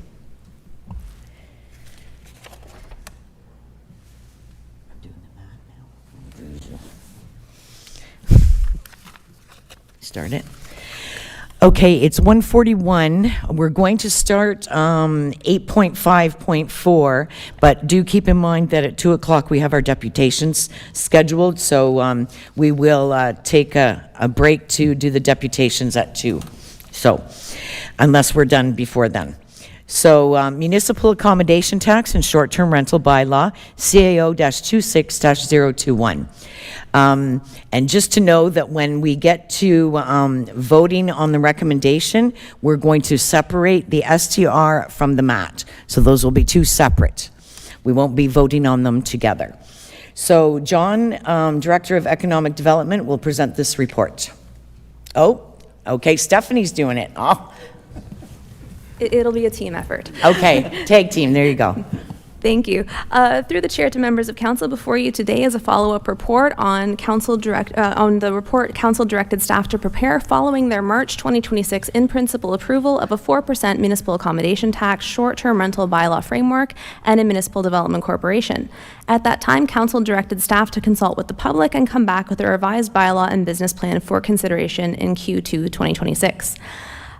Through an online public survey and 8 separate in-person sessions between April and May, we heard from 380 participants across the county, including residents, short-term rental operators, accommodation providers, business owners, and tourism advocates. From the feedback we received, the short-term rental bylaw generated the most concern. Inspection requirements, the responsible person requirement, and the regulatory burden were the most consistent objections. The municipal accommodation tax support was conditional. A meaningful portion of participants opposed MAT as a concept, regardless of the policy terms.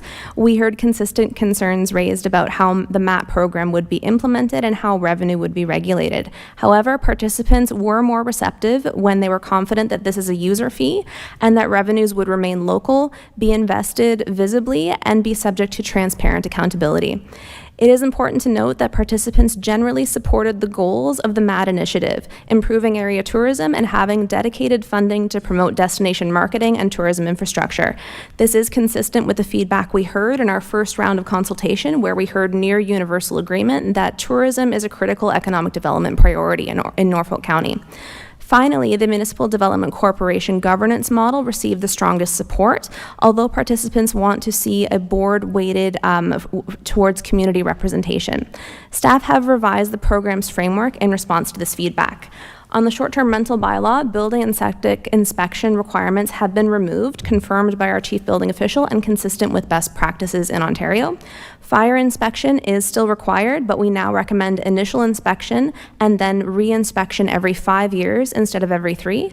Registration is still recommended to be $25 if MAT is implemented and would be issued before the fire inspection, with operators having 30 days to schedule it. The responsible person requirement has been revised so that after-hours non-emergency issues can be addressed the next business day.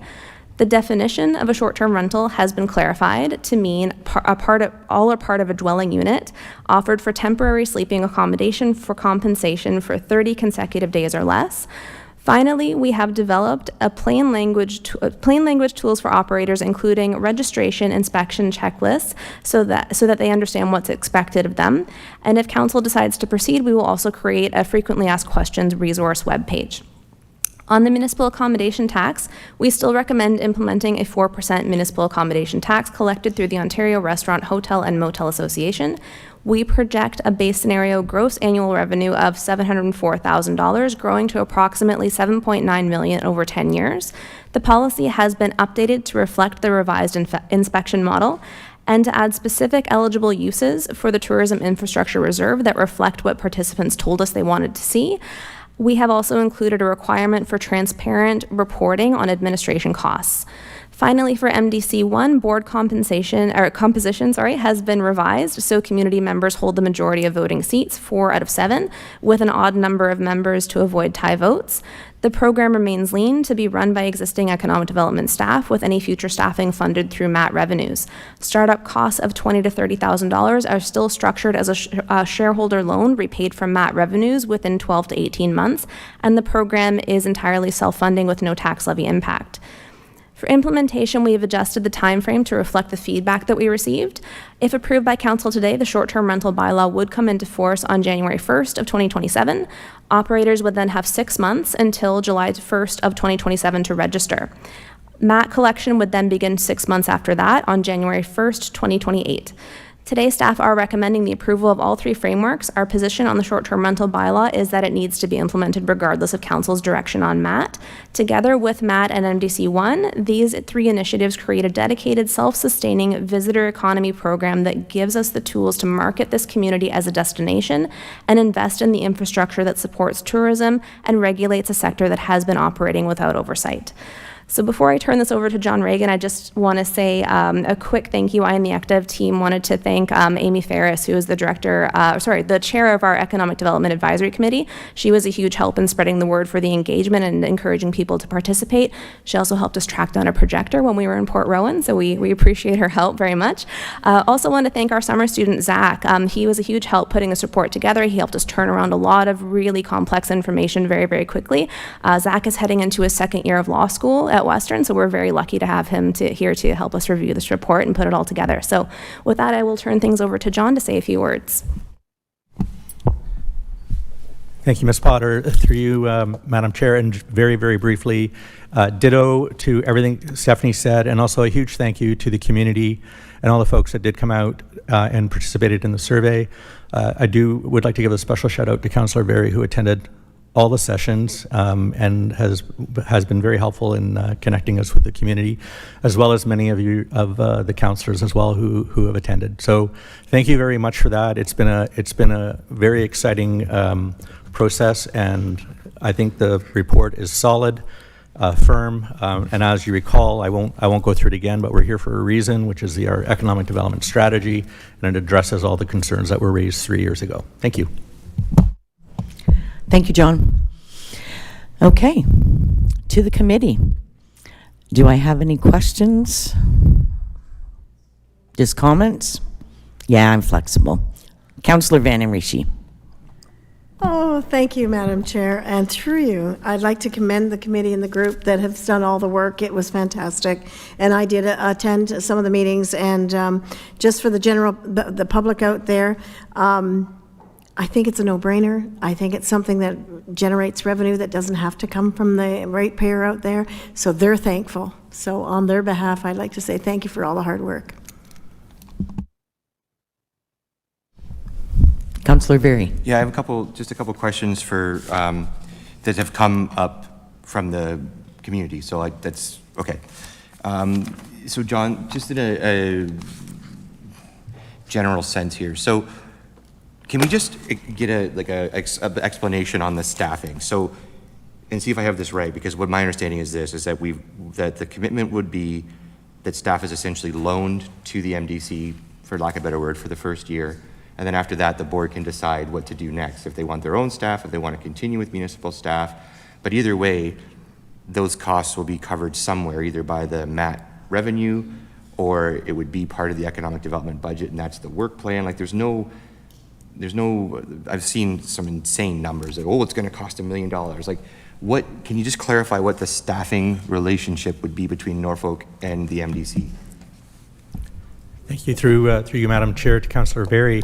Economic development, as I just want to reiterate then, is we have our strategic plan.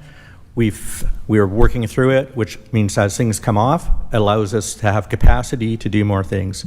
So this is perfect timing. It's a perfect storm through our strategy that staff are perfectly aligned to implement these 3 projects with existing economic development staff.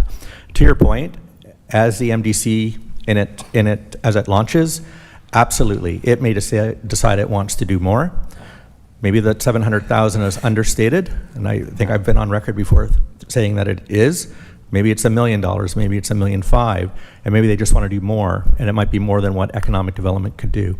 And I think the intent is after year 1 is if they wish to continue to use ECDev staff, then there would be like a service agreement. But, and that's what my next question actually. So with the municipal service agreement, we have those with other corporations. This is a comment now. Like we have it with the library. So this is to the public, I suppose.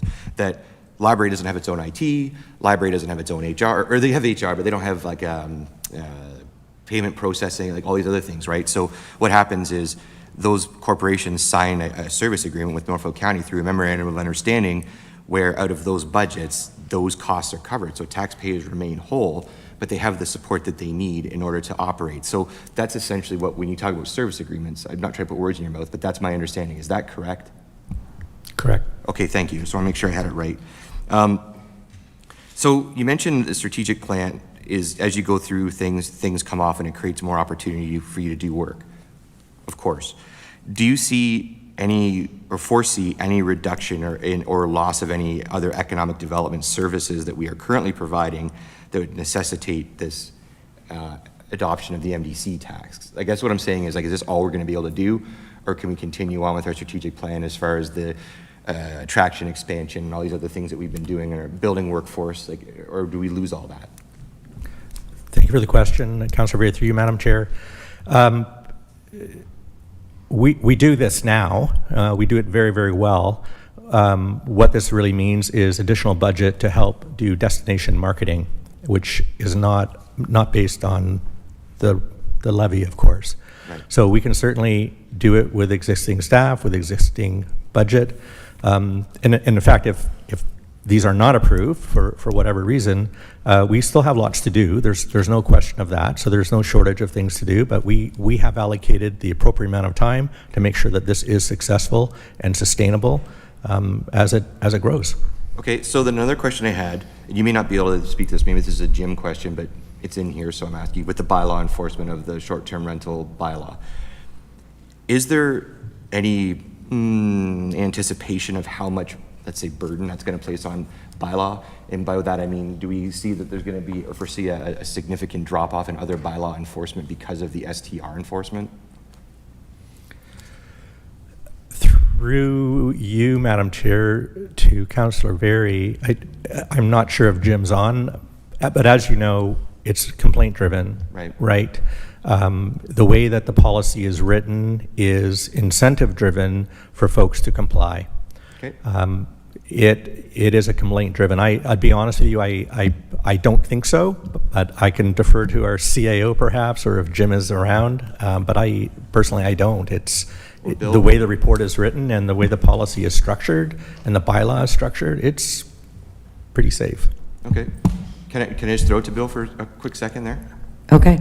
Yeah, through the chair. No, Mr. Milson and myself have chatted about this, and at this point in time, he doesn't see it as a workload that will take them away from other duties. Okay, because that's another thing we don't have to worry about.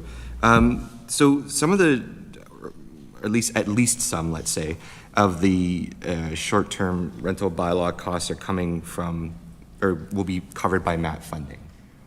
Is that a forever thing, or is that just a setup thing? Like, how do you foresee that going over time? I know it'll be up to council's decision, but what's your vision of that? Sorry, so there's some administrative costs with the STR that are being covered by the MAT. Is that not true? I'm sorry, yes, but I'm sorry, I'm just missing the question. So again, my question sorry. is do you anticipate that will be mostly related to getting the STR off the ground? Or Correct. Is that the majority, or will there be ongoing costs that are covered by the accommodation tax that take care of the bylaw enforcement? Or is that going to be minimal? Like, I know you can't predict, but I'm asking you to sort of guess that, okay, so if it costs X, is it going to cost 2X later, or will it cost less? Like, that's what I'm kind of... Yeah, I'd say we don't know what we don't know. Sure. And again, you've heard from Mr. Cridlin and Mr. Milson that we're not anticipating any extra workload for that. So we do have the startup costs of the MDC, which we're factoring around that $30,000, which is going to be repayable. Other than that, everything is self-sustaining. And depending on where the MDC wants to go itself, from a governance perspective, they may wish to incur additional costs. I don't see any additional costs to the municipality whatsoever, unless the MDC wishes to enter into service agreements with us. Okay. One of the things that came up at a couple of the, and if it's in here, forgive me, I may have missed it, but about recovering the costs of collecting, like they have to pay a fee on the MAT, right? So over time, that 3.5 or whatever they got to pay on those transactions that come in, some of the accommodations have had, how do we recover that? Like, are we out those costs? And was that addressed anywhere that I missed? Through you, Madam Chair, to Councillor Berry, yeah, it came up. I don't think it was a common theme. Okay. It was certainly a few individuals. And with the reality of it, it's cost of doing business. You know, it's, they collect HST now, and some don't, of course. But you're talking about if it's a $8 MAT and they're paying 1.2 or 3%, whether it's a Amex or a MasterCard or Visa or debit charge, that's a cost of doing business. Okay. And my understanding, and maybe I'll defer to Ms. Fanning, but that's a taxable write-off. That's an expense for your business. Understood. Just wanted to clarify that because it was on my list of questions. So we did hear it, but we did not put any accommodations in to compensate the folks for collecting the. Okay. Okay. Anything? You good? Okay. Amy's good. Okay.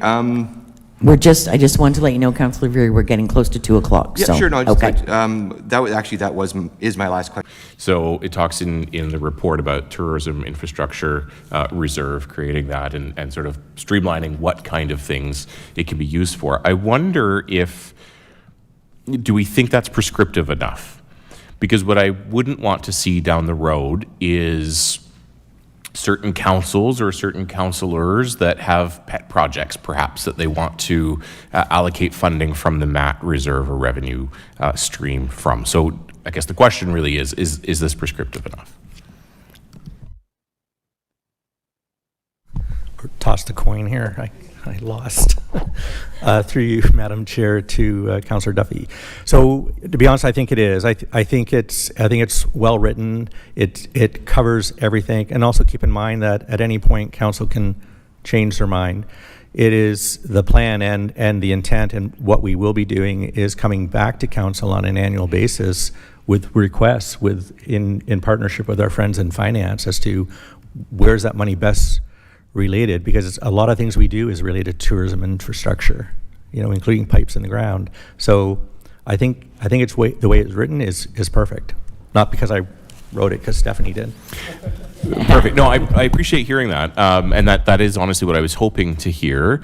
One of the reasons I supported this from the beginning was that there is a significant cost to tourism that is currently burdened by the municipal taxpayer, and so if there was a way to offset some of that, this is it, and I want to protect that moving forward. So if what you're saying is that this is prescriptive enough to ensure that that's the case, then I appreciate that and support that concept. Okay, thank you. All right, at this point in time, we are going to pause the MAT and STR discussion, and we are going to go to our deputations. Let me just get all of our deputations lined up here.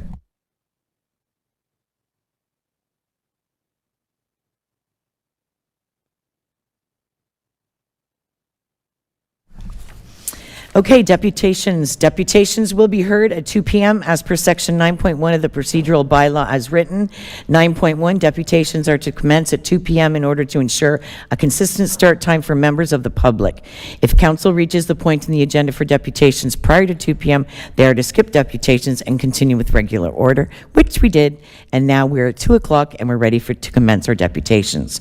We have 4 deputations today. 5.1 is Stephanie Johnson regarding the commemorative Veterans Crosswalk in Simcoe. So Stephanie, if you would like to come up to the podium. There's a button on the right-hand side there to turn on your mic. You can lower your mic down a bit for you if you want. Okay. Okay, so welcome, Stephanie. You have 5 minutes for your deputation, and I'll let you know when you have a minute remaining. Okay. The floor is yours. Okay, good afternoon, Deputy Mayor, members of council. My name is Stephanie Johnson. I was born and raised here in Simcoe. Please forgive me, I'm so nervous. Okay, don't be. I am here today to respectfully request council's support of the installation of a veterans crosswalk in our community. I am the great-granddaughter, granddaughter, daughter, niece, and mother of brave men who have served in the military. My son Nolan is currently an active service member and is in attendance with me today. He has been enlisted since age 17, and he recently just came home from a 13-month deployment and served 8 months overseas in Latvia. I have been working on this project since shortly after he deployed. A Veterans Crosswalk is a visible and long-lasting tribute to all the men and women who have served our country and our community. It also serves as a reminder of their sacrifice, courage, and commitment. There are already several communities in Ontario and across Canada who have installed a Veterans Crosswalk, as it is also a way to recognize our local veterans. Having a Veterans Crosswalk installed in our community would demonstrate our gratitude and respect for veterans, active service members, and their families. Installing a crosswalk would also ensure that contributions of our veterans will never be forgotten and that they are remembered not only on Remembrance Day, but every day. I believe the perfect location for a crosswalk would be at Wilson Drive, right beside the Norfolk War Memorial Carillon Tower. I have partnered with Norfolk Community Foundations, and they have agreed to receive donations for the project and disperse to Norfolk County when enough funds have been raised. I want to say thank you to everyone who's helped me along the way, and a special thank you to Councillor Very for being there every step of it. Thank you for your time and consideration. I respectfully ask Council to support my moving this project forward, and will be happy to do my best at answering questions. Thank you, Stephanie. You did great. You were under time and everything. Before we get started, I just want to double check. Your son's name is Nolan? Nolan, yes. Nolan. Nolan, on behalf of everyone here in the room and Norfolk County community, I'd like to thank you for your service. I'm glad you returned home safely, and we wish you safe return on all your future deployments. Okay? Thank you. Thank you.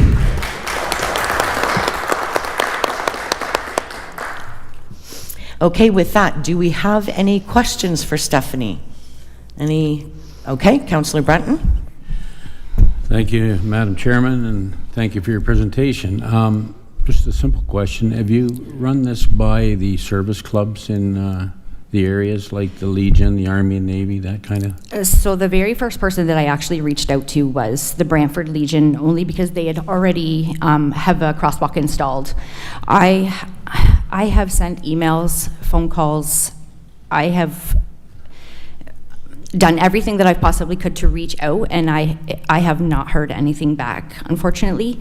I did have a meeting with a group of other gentlemen who were wanting to have a crosswalk installed too, but nothing kind of really came about.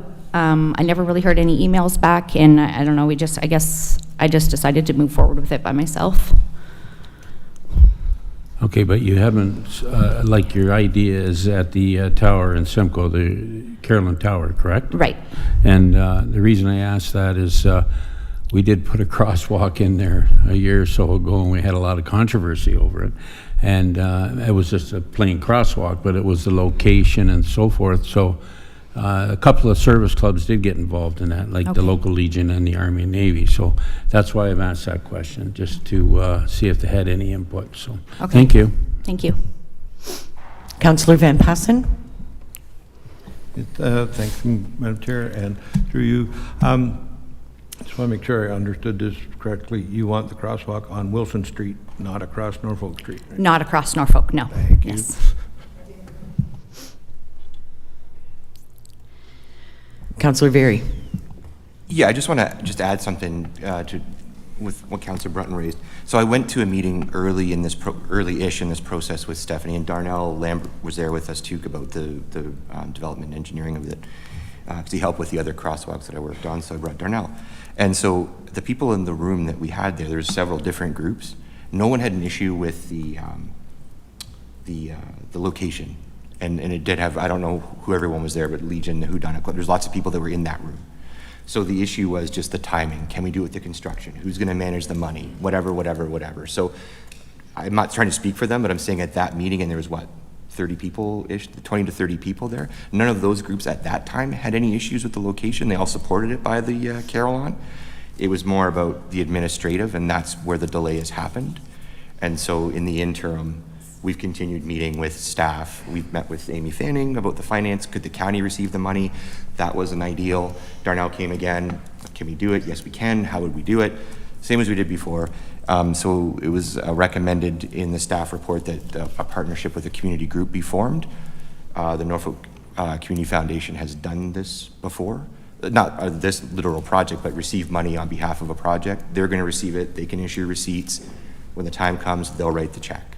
That's the gist of where I have we a are letter today. with- So it's not about going around anybody. It's about administratively, let's go. And that was where we landed.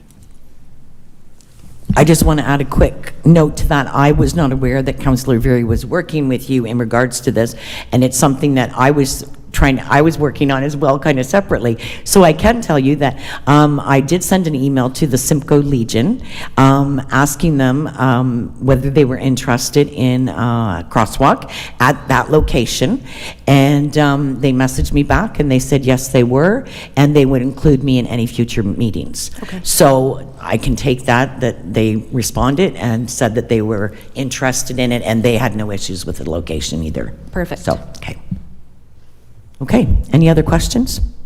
Okay. Can I get a mover to receive the deputation as information? Councillor Very, and a seconder, Councillor Brunton. All those in favor? And that is carried. Thank you very much. Thank you. Yes.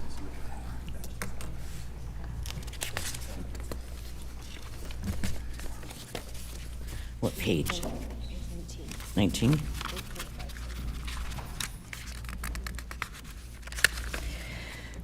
Okay, now with that, we're going to discuss item number 8.5, Office of the Chief Administrative Officer, 8.5.1, Community-Led Initiatives, Commemorative Veterans Crosswalks, CAO-26-022.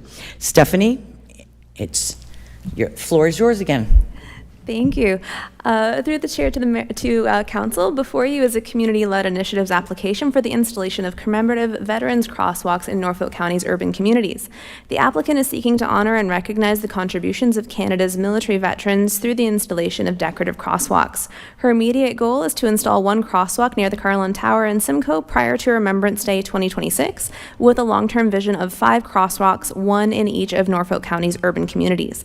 This project is consistent with Norfolk County's Decorative Crosswalks Guideline Policy, which was approved by Council in March 2023 and has guided the successful installation of 2 of our existing Rainbow Pride crosswalks in Simcoe and Port Dover. Under the terms of the proposal, the applicant would raise 100% of project capital costs. Staff recommend that the crosswalks be comprised of thermoplastic material instead of paint for durability, consistent with our existing crosswalks at an estimated cost of $10,000 to $20,000 per crosswalk, depending on intersection size. Each crosswalk location would be subject to review and confirmation by engineering staff, including consultation with appropriate community stakeholders such as the Heritage Committee and local BIAs and legions as required.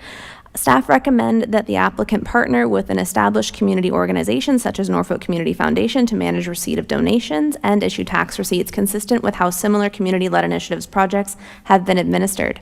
Staff have advised the applicant that fundraising should not be site-specific, as locations may not be confirmed at the time that donations are received.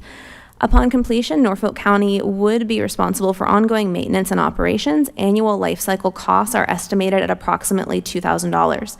Staff wish to clearly communicate to council and the public that decorative crosswalks have a defined service life of approximately 5 to 10 years and do not represent a perpetual commitment by Norfolk County to renew. They may not be replaced at the end of their life cycle.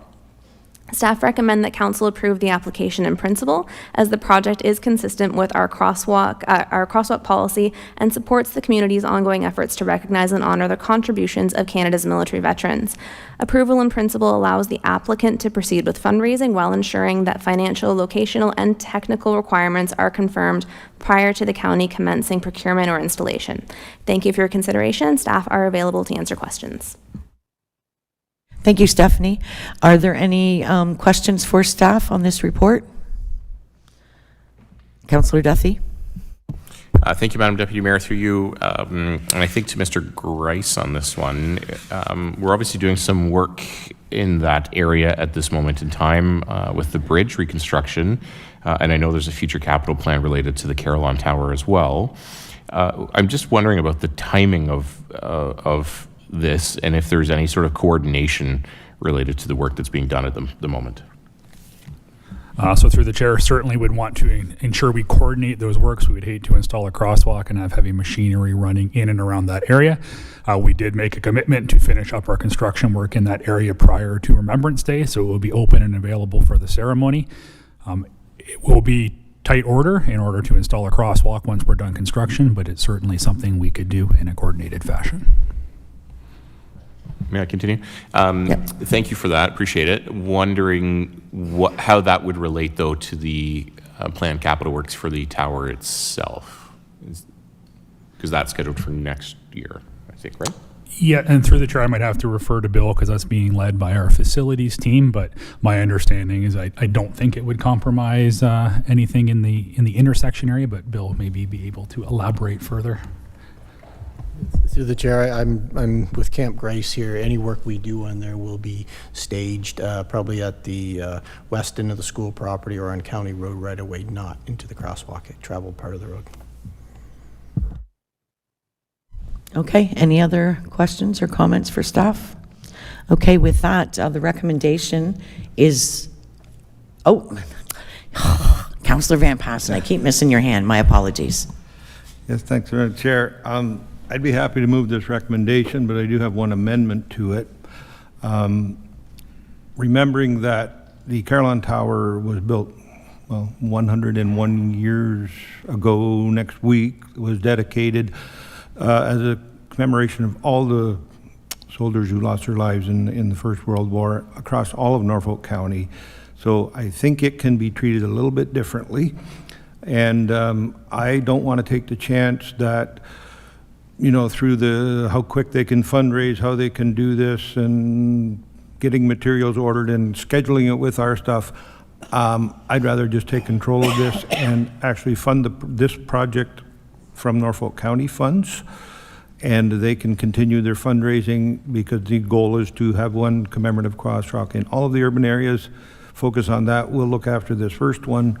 So we can leave the recommendation in place except for the last line, and maybe the clerk can help me if I screw this up, but that the approved capital budget, can we change that notwithstanding the above conditions, the 2026 approved capital budget be amended to include an allocation of $20,000 for a decorative crosswalk installation in Simcoe to be funded from the Council Initiative Reserve.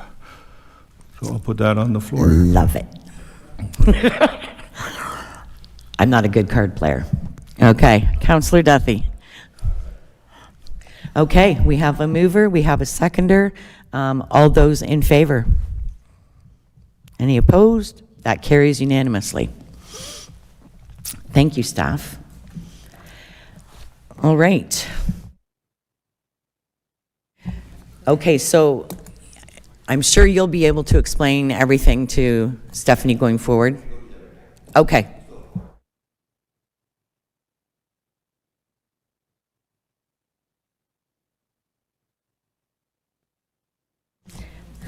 Okay. Now we are on item 5.2, Drew Hemsley, regarding the Cornerstone releases new report calling for policy action to unlock missing middle housing across Ontario. Drew, if you'd like to come to the podium. And the microphone is, button is on the right.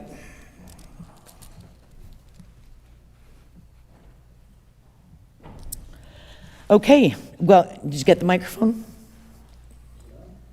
No. Okay. All right, welcome, Drew. You have 5 minutes for your deputation, and I will let you know when you have 1 minute remaining. The floor is yours. Okay, thank you very much, Deputy Mayor, and thank you, councillors. My name's Drew Hemsley. I am the chair-elect of Cornerstone Association of Realtors.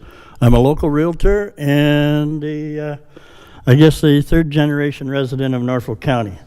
So I'm here on behalf of Cornerstone Association of Realtors, which represents 7,500 realtors across Norfolk, Haldimand, Hamilton, Burlington, Mississauga, Waterloo, Niagara North, and surrounding areas. 2 years ago, 4 associations came together, brought 325 years of collective service together, and we founded our association. Could I get the next slide, please? Just doing that.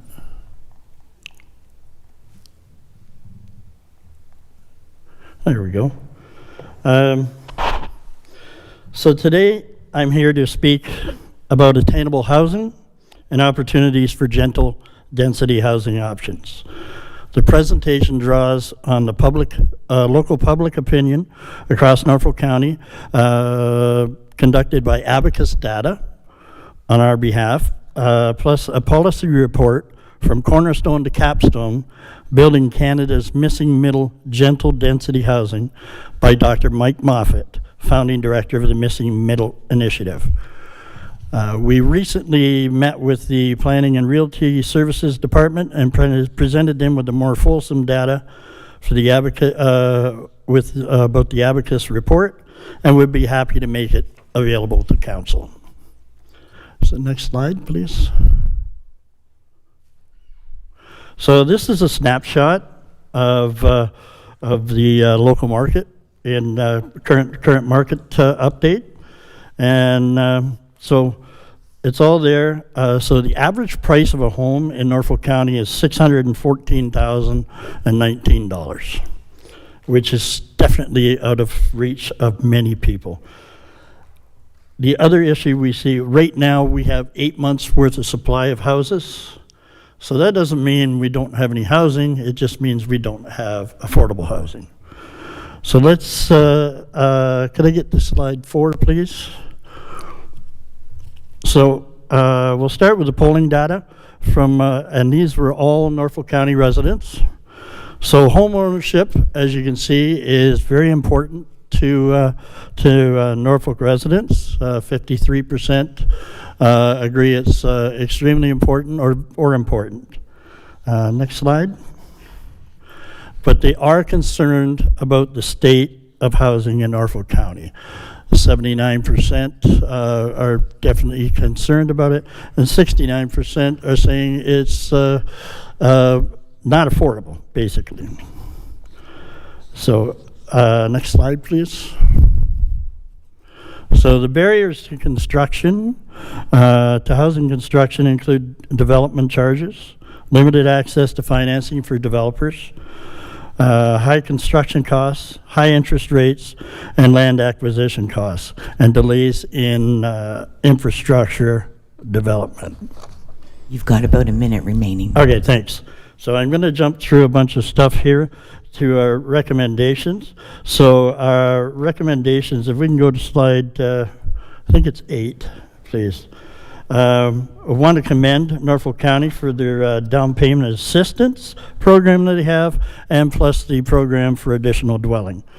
Recommendations is that Norfolk actually starts to consider form-based housing instead of form-based zoning, where properties fit into the neighborhood and not worry about whether or not it's more about what it looks like, not what it does. Development charges have grown dramatically, and with the new federal and provincial governments have launched a new program to decrease charges 30 to 50%. I'm sure Norfolk is aware of that and is pursuing that as well. So the gentle density housing, which the missing middle will work and help with that.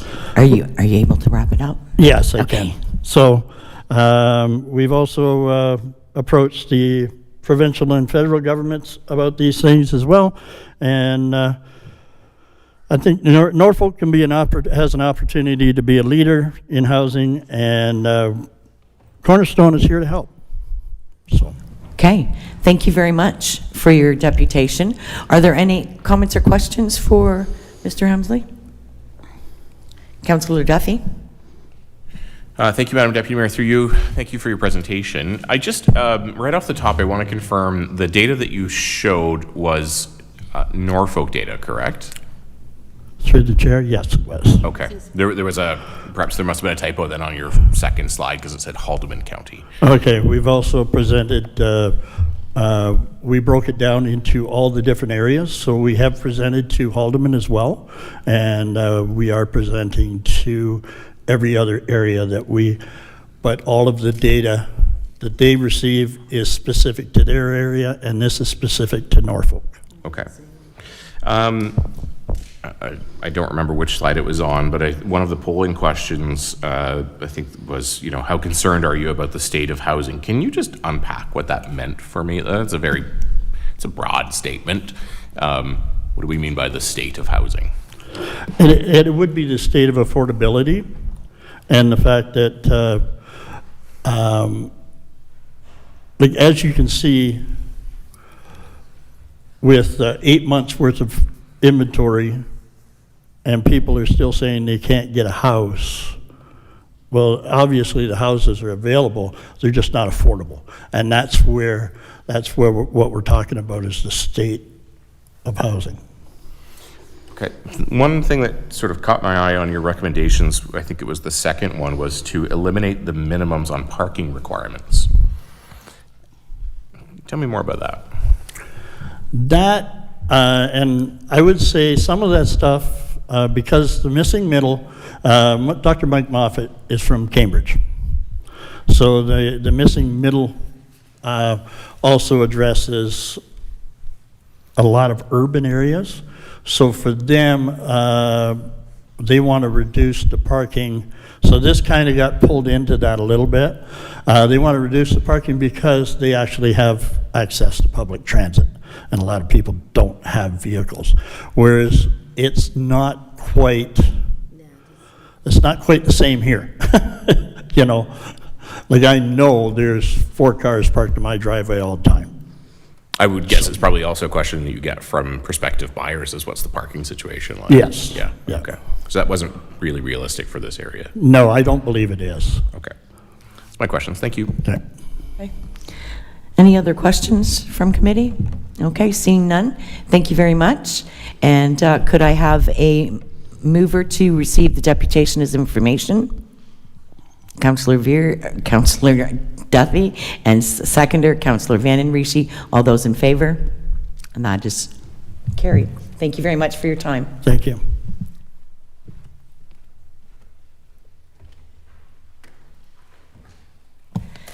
All right.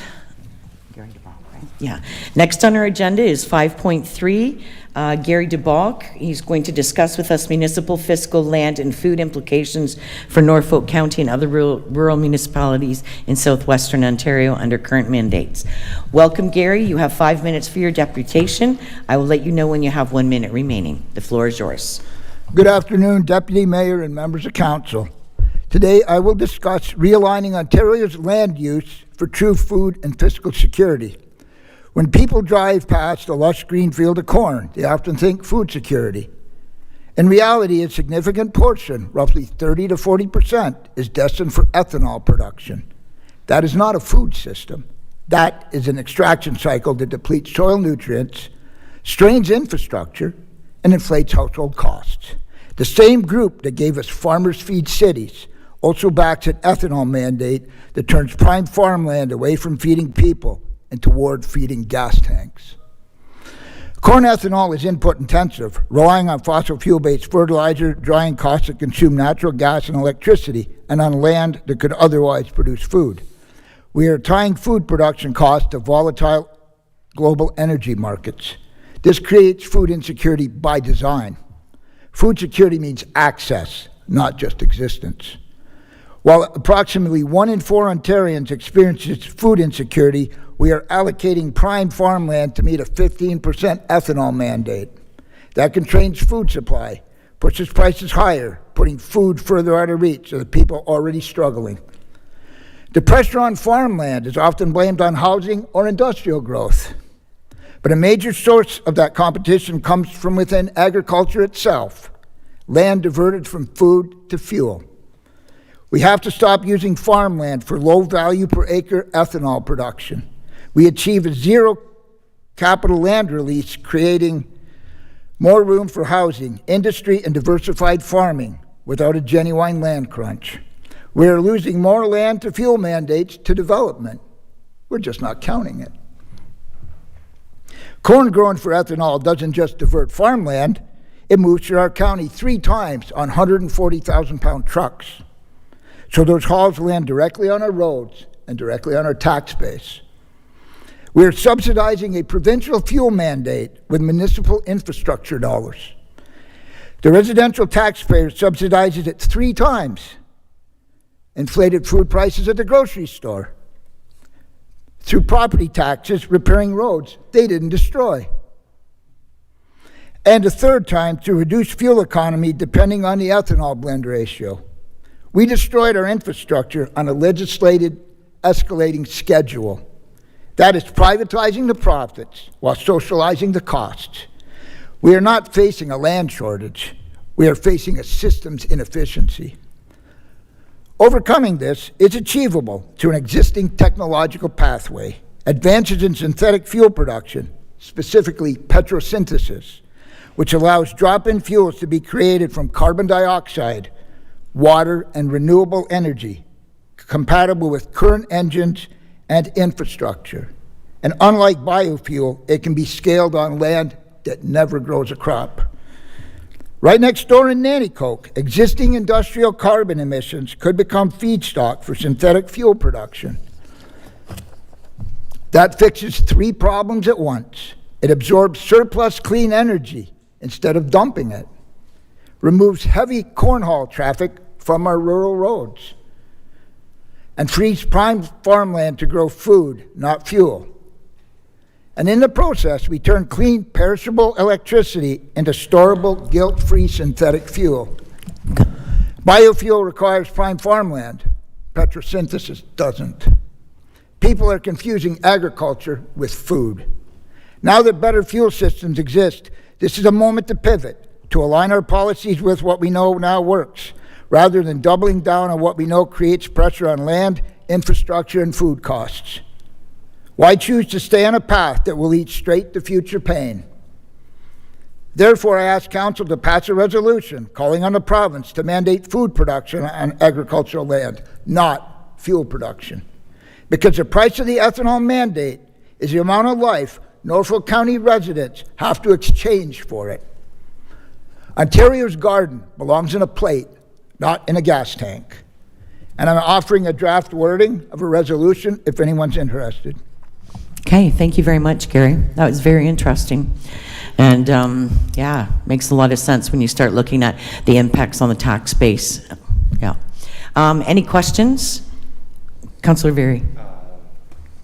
Yeah, I mean, one of my questions was if you've got a draft wording, I guess I'm not going to necessarily ask you to read that, but what do you envision the municipality, I'm not being facetious, like literally, what do you envision our municipality's role in this is?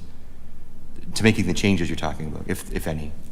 If we, respectfully through the chair to you, Councillor Very, if we stop destroying our roads, we can start dealing with problems like at Tim Hortons. I saw both you and Councillor Duffy's Facebook posts. Where does the money come from? Where does the money come from?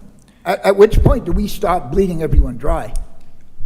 Sorry, no, I was more wondering, do you know of any municipalities that have any way to control what's grown where? That's more of what I'm asking. Like, do we have the ability to even tell farmers what grade of corn to grow? That's what I'm trying to get at. Like, can we do anything as a municipality? Stop the mandate. Okay, if you stop the ethanol and convert to guilt-free synthetic fuel, you stop all the destruction. You then have the money to stop what happened at Tim Hortons. Okay.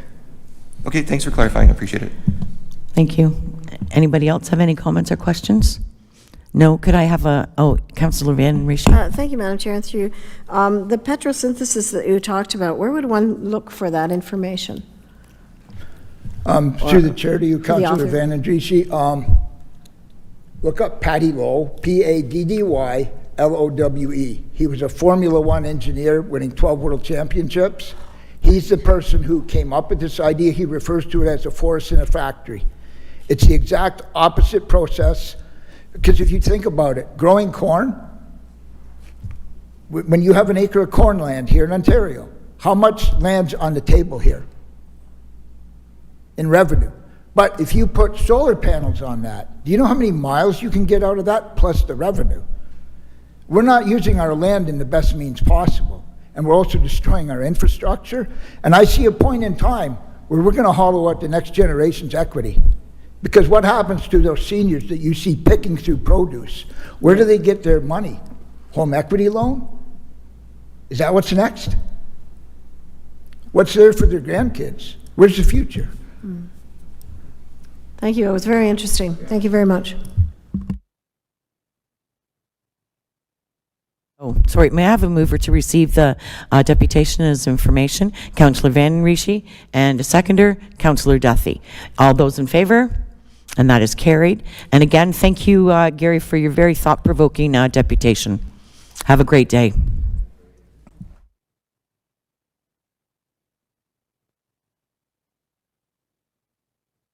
All right, next on our agenda is item number 5.4, Deborah Cole, regarding the Regent Avenue Affordable Housing Redevelopment ES-26-004. So you're already at the podium, so if you can just turn your microphone on. All right, and you have 5 minutes, and I'll let you know when you have a minute remaining. I'm not very good at timekeeping though, so. Thank you, Madam Chair. Through the Deputy Mayor. Good afternoon, Deputy Mayor, members of council, and staff. Thank you for taking the time to hear my concerns today. My name is Deborah Cole. I live at 337 McNabb Street West, Port Dover. Later today, you'll be asked to approve an upgrade to a 5-story building at 219 Regent Street. My property is adjacent to the proposed building. I'm here to present the potential impacts on the surrounding residential neighborhood. First off, I want to begin by saying I support the need for additional and affordable housing. My concern is not with the purpose of this project, but with the scale of the building and the parking issues that will result from it should the upgrade be approved. The existing neighborhood consists primarily of 1 to 1.5 story detached homes. Many of these homes were built in the 60s and 70s. My home was the first in the neighborhood at circa 1956. Property owners have consistently invested time and resources into preserving and enhancing their homes and yards. My yard is my sanctuary of privacy. It backs onto a ravine where numerous native trees and bushes grow. My family has enjoyed the property for recreation, relaxation, and family gatherings with a reasonable expectation of privacy. The introduction of a 5-story building represents a dramatic increase in height, scale, and massing that threatens the tranquility we have come to enjoy. I have a picture somewhere, I think, on file. Maybe not. Okay. I did have a picture that I submitted, but the screen is not showing it. The current building at 219 Regent is adjacent to three homes. A 5-story building would have direct overlook into the backyards and the swimming pools of these 3 properties. This results in a loss of reasonable privacy for not only my family, but for the other 2 families as well. The privacy impacts extend beyond these 3 properties. Numerous homes along the street will be subject to view from upper story windows, creating a sense of being constantly overlooked. This represents a substantial change to the living environment of our neighbors and diminishes the enjoyment of their home and outdoor spaces. As for parking issues, the most recent plan for this development shows a 4-story, 25-unit building. The parking allotted for that building is 62 spaces for 55 total units. With the proposed 5-story and additional 32 units for a total unit count of 62, you can be sure the relief from parking will be the next request. And I'm not even touching on the safety issues should parking overflow onto the Greenock Street, which is a main pedestrian route for the children attending Lakewood Elementary School.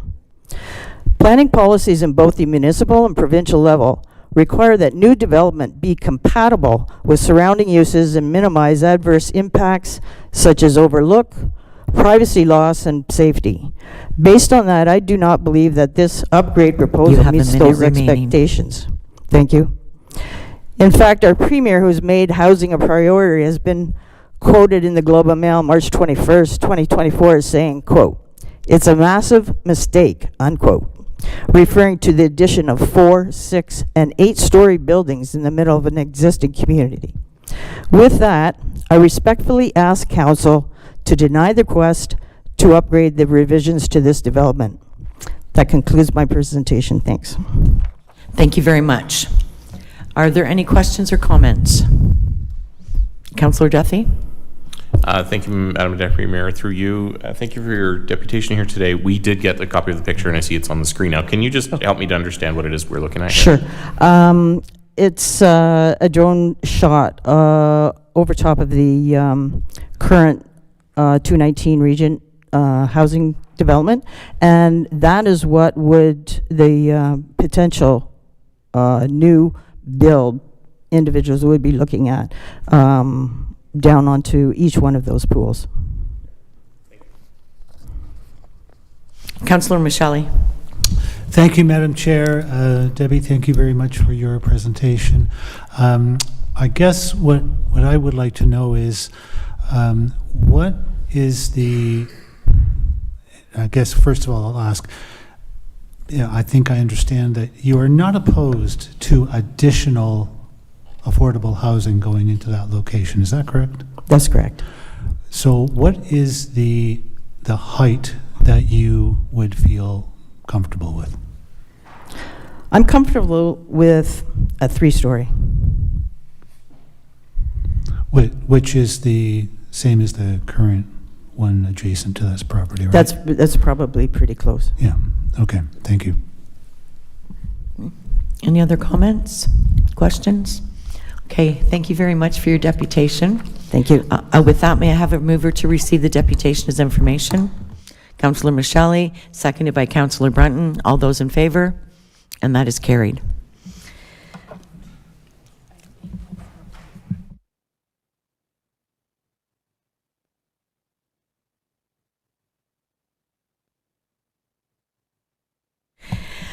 Okay, now we will move on to item 8.4, Emergency and Social Services.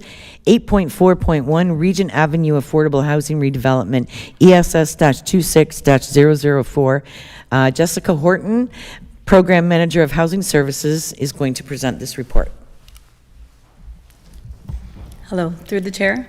I'm Becky Lala, Director of Housing and Social Services. Today I'm joined by Amy Vesperini and Jessica Horton to present the report regarding the Regent Avenue affordable housing redevelopment. This report fulfills Council's prior direction from April 2024 to return with updated project scope, costs, and funding options to advance the project. Before moving on, I would like to thank Ms. Cole for coming forward today with a deputation to share input of the proposed development. Today's report is about moving the Regent Avenue project into a funding-ready position. It's about enabling the project, not the construction of it. Final construction approval will come back to Council. Council has already endorsed redevelopment. This step confirms the updated plan and positions us to move forward.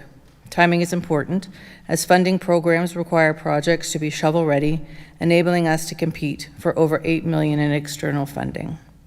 Council is asked to receive the report, approve the updated project plan and increase unit count, authorize use of legacy asset sale proceeds for shovel-ready work, authorize submission of the Build Canada Homes funding application, and confirm the Norfolk County capital contribution of $4.4 million plus in-kind planning fees. Regent Avenue has evolved and has been strengthened through the design process.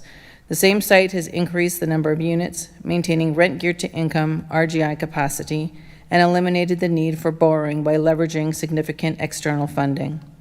This restores RGI capacity to pre-legacy asset sale levels while adding 19 new affordable units overall. Despite the additional units, the municipal financial impact has improved, largely due to anticipated grant funding. While the total cost has increased, the financing model is significantly stronger and the long-term financial risk is lower. The most significant shift is in how the project is funded.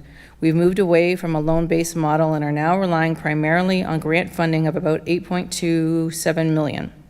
The county contribution is $4.4 million, and $1.6 million comes from H&HC reserves.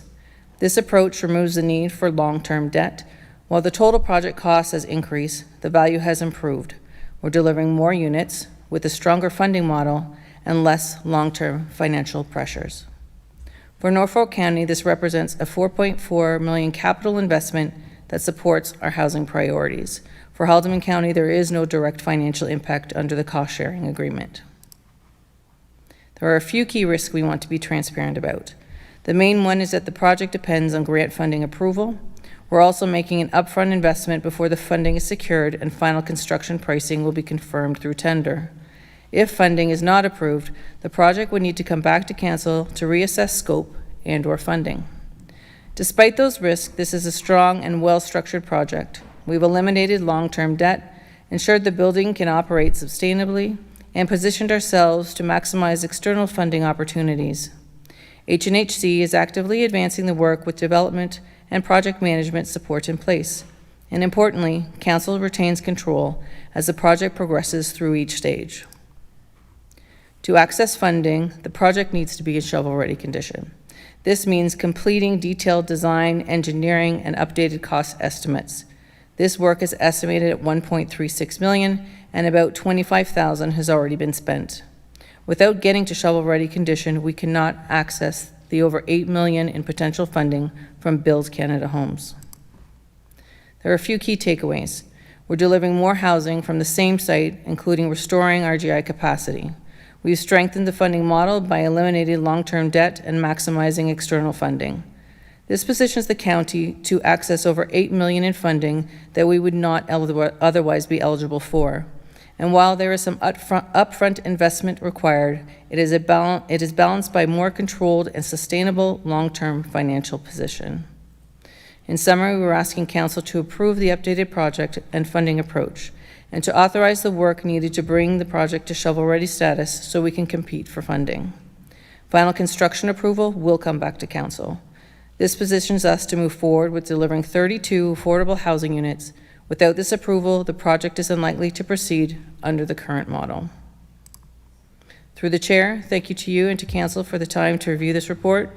I'd also like to take this opportunity to thank Jessica and Amy for preparing this report and recognizing the internal and external partners as well for working together to build Norfolk. Through the chair, we welcome questions at this time. Thank you, Becky. At this point in time, any questions for staff regarding this report? Councillor Vanden Riche. Thank you, Madam Chair, and through you. Was there any consideration if you were to change it from a 5-story to a three-story or a 4, whatever, other than the 5? Have you done any work on that and whether it's still feasible or not? Through the chair to Councillor Vanden Riche, if we reduce the number of units, we have to look at the entire makeup of the property. So if we reduce the number of floors, we would not be able to fully replace all the RGI units that we have sold to build this property. And as well, we'd have to look up at the makeup of what the non-RGI units, the other affordable units would be in order to make the building be able to be self-sustaining. And the contribution from the county would likely be significantly more than the 4.4 that we're projecting at this time. All right, any other questions? Okay, Councillor Michele. Thank you, Madam Chair. Through you to staff. In this process, was the neighborhood and the nearby residents, were they consulted? Through the chair, I'll have to come back to you on that. I can also defer this question to our HNHC CEO, Matt Bowen. Yeah, Matt, if you'd like to answer that question. I would assume not, because this isn't a public hearing, so there wouldn't have been notification. Correct, Madam Mayor. To answer your question, there hasn't been formalized public engagement, although that is we have engagement scheduled depending on the outcome of this meeting and in accordance with the Planning Act as well. So no, we haven't fully engaged. Before we could engage the public, we needed council support. So yeah, so to answer your question, there hasn't been formal public engagement, but it's a big piece of the puzzle moving forward, and we plan on doing that as well. Thank you, Matt. Councillor Veary? Thanks, Matt. Matt, can I just ask then? Sorry, Tom. So this is a redevelopment. So was there, in the very beginning, was there a consideration for this being a lower height? Through you, Madam Mayor. So our strategy on all of the projects have been to optimize the building site. So initially it was a smaller configuration, but when we worked with the county and we looked at what we could put on that property, best practice is typically to optimize and intensify the area while working within the zoning and bylaw and planning act. So working with Norfolk County staff, working with the development team, we realized that we could optimize that space with the number of units that we had on there, and a lot of that happens to make the finances work, that operational sustainability, not having to have that long-term loan, restoring the rent geared to income service level targets. These are all priorities that were built into the project so that at the end, it was really a win-win, in terms of meeting those outcomes. So to Ms. Vesperini's point, if we scale it down, there is sort of a sweet spot when you can bring it all together to optimize, what that end project can be versus just, building something smaller. So our approach was, like we did in Delhi and in Haldimand County, was to really optimize the land use and put, the most amount of units on there. Yeah, thanks, Matt. I guess just for the average person kind of watching and looking in, to build it smaller costs more. Yes. Okay, thank you. Yeah. So yes, but in terms of the outcomes of being able to restore and meet the service level targets, those are heavy considerations as well, because we would carry those targets on and then have to, in future developments or in other areas, have to restore that target. So, we thought that it was a really sound strategy to be able to, increase the number of affordable housing units, and we saw that presentation that was provided. There is a real need for affordable housing units in this community. So we're limited to the lands that that we can utilize, and this was a project site that carries that capacity, and it's something that was identified in the regeneration strategy about 4 years ago. Tom? Matt, thanks. I don't want to pick on you, Matt, but you're here. Sure. Do you believe that there's any way to mitigate some of the concerns that have been brought forward today by the public?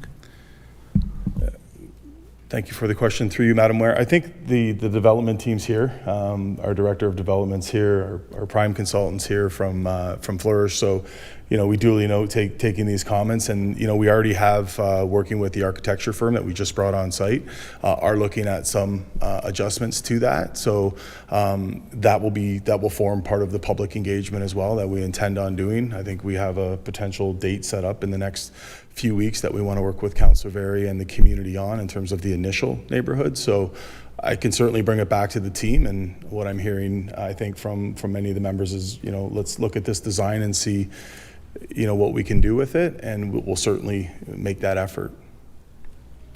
Okay, that's great. We're getting a little bit off topic. Okay, go ahead, staff. Through the chair to Councilor Michelle, this project will be coming back through the public hearing committee meeting, so there will be time to address any concerns with the development and the specifics of the site at that time as well. This is just council's approval to move forward and be able to advance this project forward, but this is not the final say in how it's going to end up looking. Exactly. Okay. So, Councillor Very? Yeah, I do have questions that are actually on the report subject. So can I ask Matt to come back up, please? No. I don't think so. I think that's all a staff. We're just going to stick with the staff piece. Oh, okay. So no more Matt? Okay, that's fine. So that's okay. So I guess I have questions then. So to staff, just walk me through so I understand better. So I understand that we had to do this first so that we could get council approval in order to move forward with the project to then do the consultation. Got all that. So when does the consultation happen in this process? Is it after the application is filed, or like for funding, or is it after it's approved? Like, at what point are we doing consultation and it's already sort of moved past the point of no return, I guess? Like, is this consultation going to be meaningful? That's my question. Through the chair to Councillor Very, HNHC is a public board. They're allowed to do it. The process is they've come to council for approval. Yep. It's like any other planning application. If council says, yes, we're willing to give you the funding for this project to move it forward, they work through the entire planning process.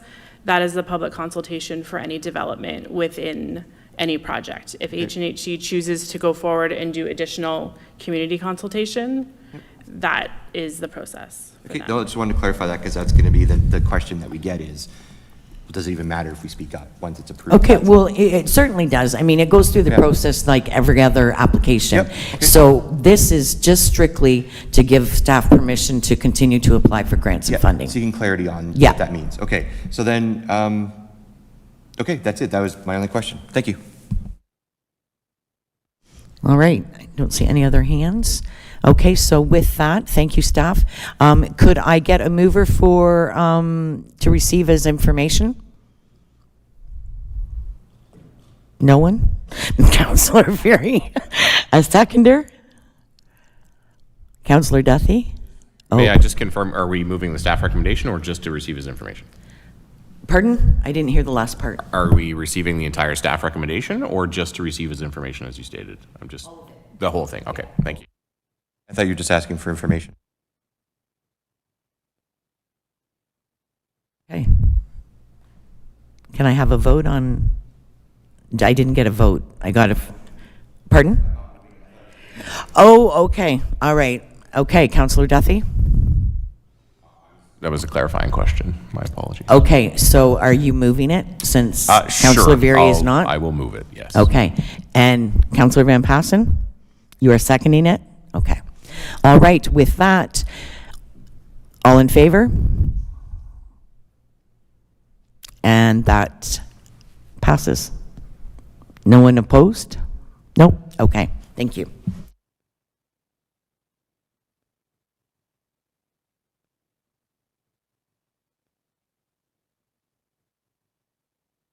Okay, we'll just take a quick 5-minute break and let the gallery clear out. And again, thank you, staff.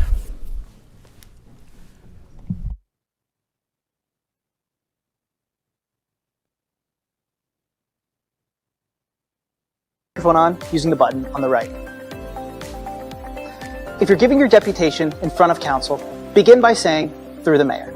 If you're giving it in front of a committee, Begin by saying, "Through the chair." Then, clearly state your name and address, and you'll have 5 minutes to give your presentation. Upon having 1 minute remaining, the chair will give you notice. When you're finished your presentation, council may have questions for you. Ensure that you always begin your answer by saying, "Through the mayor," or "Through the chair" to councillor and their last name. If you can't answer the question, that's okay. Inform council that you'll gather more information and get back to them. After that, council will have heard out what you've had to say, and they'll take appropriate action as they deem necessary. And now, you've finished your deputation. You can either have a seat and watch the rest of the meeting, or you can leave through the door that you came in and ensure that you leave as quietly as possible.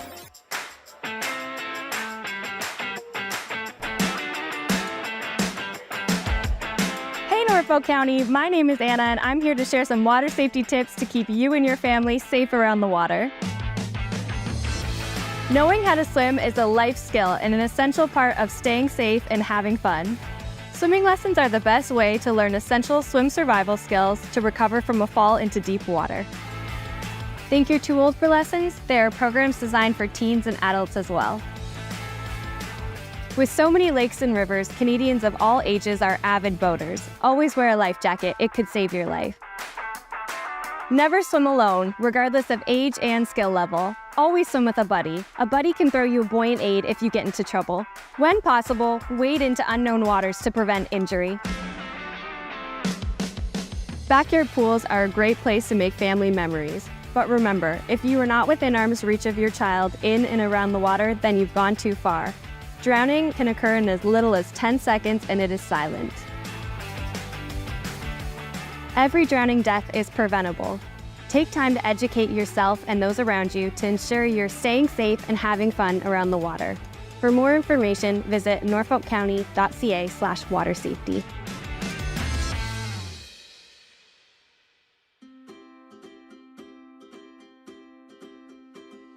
We all have the right to feel safe at work, when spending time with friends and family, when participating in activities or attending a public meeting or event. Norfolk County is committed to ensuring our spaces and workplaces are safe. Our Respect and Responsibility policy outlines the code of conduct for employees, patrons, contractors, volunteers, coaches, and spectators. This code of conduct also applies to phone calls, emails, and virtual and social media platforms. We all play a part in fostering a respectful and safe environment. Inappropriate behaviors such as swearing, name-calling, verbal and physical threats, physical violence, harassment, and vandalism will not be tolerated. Staff have the right to take action when incidents occur. This may include denying service, asking individuals to leave, contacting the police, or, if necessary, suspending them from county programs and facilities. Those responsible for damaging county property will be required to cover the cost of repairs, fees, and lost revenues. We are committed to providing high-quality customer service and a safe and respectful environment for all. For more information about our Respect and Responsibility policy, visit norfolkcounty.ca/R&R.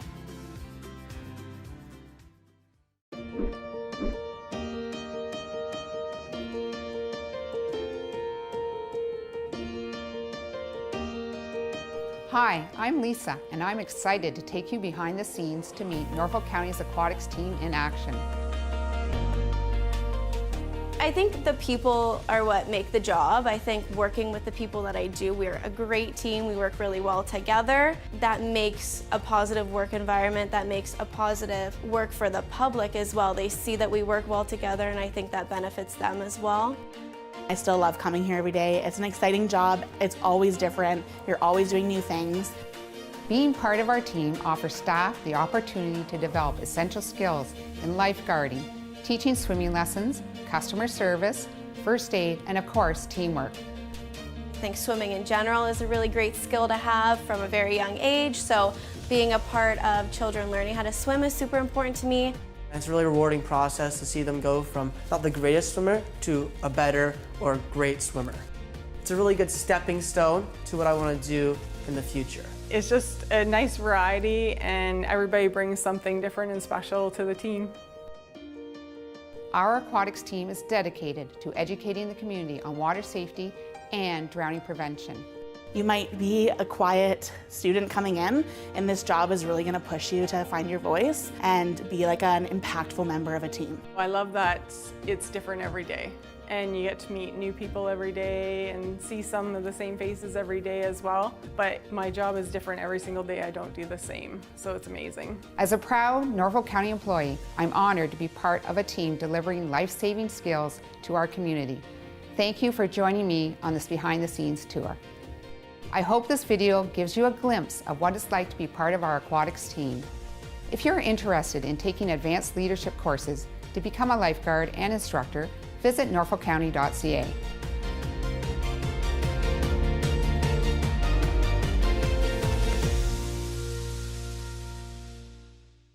Hey Norfolk County! Whether you're a longtime resident, new to the area, or simply visiting, do you know about the many services provided by Norfolk County?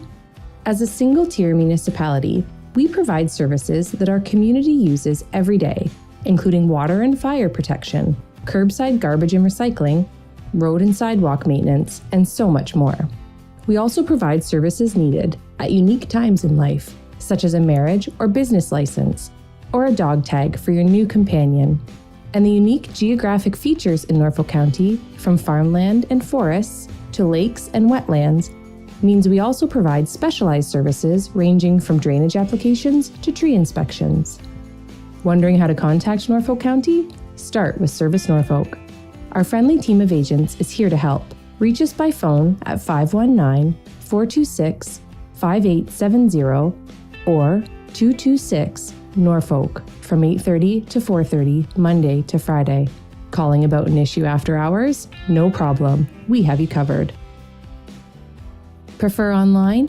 Email askus@norfolkcounty.ca anytime, or use our customer service portal at service.norfolkcounty.ca and get a reply right to your email inbox. Want to visit us in person? Come to one of our friendly customer service counters in Simcoe, Monday to Friday, or Delhi, Tuesday to Thursday. Service Norfolk, connecting you to Norfolk County services. Meet Captain Clean, the toilet paper superhero, here to protect Norfolk County's pipes and keep everything flowing smoothly. Remember, only flush the 3 Ps: pee, poop, and toilet paper. Flushing anything else can cause big trouble. Things like wipes, hair, or grease can create sewer blockages. These blockages restrict flow, combine with other debris, and cause costly damage, overflow, and even water pollution. By sticking to the 3 Ps, you can help prevent clogs, reduce repair costs, and keep our water clean. For items you can't flush, proper disposal is key. Throw regular waste in the garbage. Do not believe claims on packaging that products are flushable. Take it from Captain Clean, they are not. Household hazardous waste can be dropped off at Norfolk's temporary depots during spring and fall. For things like medication and sharps disposal, take them to your local pharmacy or the health unit. And remember, grease belongs in the trash, but let it cool and store it first. Don't pour it down the drain. Be a flushing hero like Captain Clean. Together we can protect our pipes, our homes, and the environment. Remember, only flush the 3 Ps. Norfolk County is counting on you.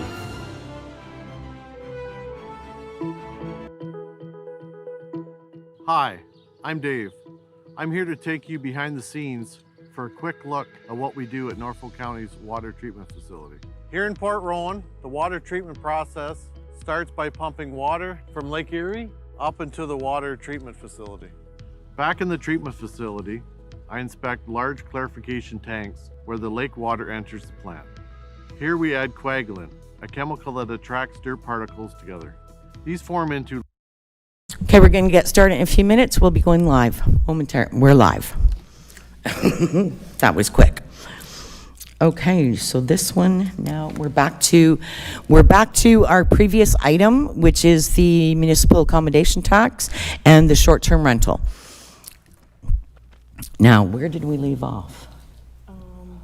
We left off with Staff questions? Questions, yeah. Yep. Okay, so around the table, committee, any questions, comments for staff? There are none. Councillor Van Patten. You threw in the word comment, so that's okay. I was like, well, actually sitting on a tractor being bored the other day and got thinking about, I want to open my own short-term rental in Turkey Point, and what do I have to do to get there? And I did scribble down, like, first thing I got to do is check the official plan, see if that's okay, and the Lakeshore Secondary Plan to see if it's okay, and the zoning bylaw to be okay. The Conservation Authority Section 28 permit I would need because it's in a regulated area. I got to talk to the Department of Fisheries and Oceans because I'm close to the water. And I got to pay attention to the Provincial Species at Risk Act legislation. Okay, and if I get through that and find a place I can do it, then I got to go adhere to the Norfolk County's building bylaw, the Ontario Building Code, the fire code, the plumbing code, the entrance bylaw, the civic addressing bylaw, the grading and drainage bylaw, the fence bylaw, the obstruction bylaw, and possibly the swimming pool fence bylaw. That'll get me something built, but then I got to go through the business licensing bylaw, the park regulations bylaw, and the sign bylaw. And then once I start getting tenants in there, I got to go to the lot maintenance bylaw, the property standards bylaw, the burn bylaw, the fireworks bylaw, noise bylaw, littering bylaw, the park use bylaw, public tree maintenance bylaw, the animal care and control bylaw, the waste management bylaw, and the snow and ice removal bylaw. And now we're here today to discuss implementation of a short-term rental bylaw because we have no way to regulate these short-term rentals. I find that a little bit of a stretch in my mind. I wonder why we can't. Pulled this from the county website, the business licensing bylaw. If I want to have a hotel, motel, or bed and breakfast, a hotel includes a motel. That means any premises in which is provided 4 or more rooms for overnight accommodation of the traveling public. A bed and breakfast means any premises in which there is 1 or more rooms designated for overnight accommodations. A license is required, and what you need to get a license is every hotel shall provide a floor plan at the time of licensing, which shall include all swimming pools and hot tubs on the premises, and every hotel and bed and breakfast establishment licensee shall keep and maintain a register of guests which may be used for notification purposes in health and safety matters. That's all you need to have a bed and breakfast or a hotel. And now we're looking at, what, a 20-page bylaw for short-term rentals. It just makes no sense to me. And I know we put a lot of work into this, but we have the means to regulate any of these things already with existing bylaws, so why do we need to create a new one? So I will leave it at that. Those are my comments. Comment taken. I do that all the time. I just open myself up for it. Councillor Van Rishi, do you have your hand up? Yes, I did. Thank you, Madam Chair, through you. At the end of the day, that's all great, but this is so that we have this, so that we can implement the 4% tax, so that dollars come back to the municipality. So for as much as I love that you're reading. I think it's a bit of, I understand where you're going, I understand that you're opposed, I understand all that, but at the end of the day, we got to be here for the rest of the constituents and the people that live in Norfolk. If there's an opportunity given to us from the province of Ontario to generate some revenue, you would be a fool not to take it. So those are my comments. Thank you. Okay, Councillor Michele. Thank you, Madam Chair, and I should thank Councillor Van Patten for the primer on the bylaws of Norfolk County. There were a couple there I didn't know we had, so I do feel a bit more secure, I suppose. But I guess I would have a different comment and some questions than Councillor Van Rishi for, I guess, the large majority of our residents and constituents. if all those bylaws that Councillor Van Passen listed were actually effective, I would agree that we wouldn't need a short-term rental bylaw, but clearly some of the problems that this bylaw is intended to solve have not been solved with those existing bylaws. That's number one. I guess what I would maybe have a different viewpoint than Councillor Van Rishi on is, for me, the short-term rental bylaw is not to enable a municipal accommodations tax, but rather to focus on what, when I originally asked for this bylaw in 2019, that it is about the safety and security of everyone. People who are renting these accommodations, the people who live next door and near these accommodations, and the people who own them. Okay, thank you. All right, I'm just checking out here what's on the screen. We're going to split it up. So the first off, we're going to vote on the short-term rental bylaw. All right. Do you want me to wait till you get it on the screen, or is that good? That's it? Okay, all right. Oh, see, okay, there it is. Okay, do I have a mover for the recommendation from staff? Are you shaking your hand? You're putting up your hand. Thank you, Madam Chair. Just a point of order. Do I understand, and I'm just, maybe this is to the clerk, that we do not need a motion to split those two items? Do we need a motion, or is it the discretion of the chair? Just give us a second. I don't think we need a motion, Deputy Mayor Huffman. I think if a member asks for it, it can be split, and you made that determination that it would, yes, based on a request from a member. But yes, we can double check that. Just give us a second. Thank you. And I guess while we're waiting for that, Madam Chair, if I can also ask, when we broke to suspend and recess our conversation and questions to staff and go to the deputations, did that end the opportunity to ask staff questions? Okay, so we just paused it. We didn't recess it or anything like that. But, I mean, but if we have a mover and a seconder now, technically we will be in debate and we will not be able to ask staff questions, or are you going to permit that? Okay, hang on just a minute. Okay, Councillor Van Passen says I can. Oh, okay, you weren't here when we started. And everyone had the opportunity to ask staff questions. Okay, so may that part's I done. ask a question? You have a question to staff? Yes. And okay. It's a very hopefully simple and straightforward one. All right, go ahead. And through you, it is the short-term rental bylaw. In the report, it indicates that the fee will be $25 unless the municipal accommodation tax does not get approved, and then it will be a cost recovery.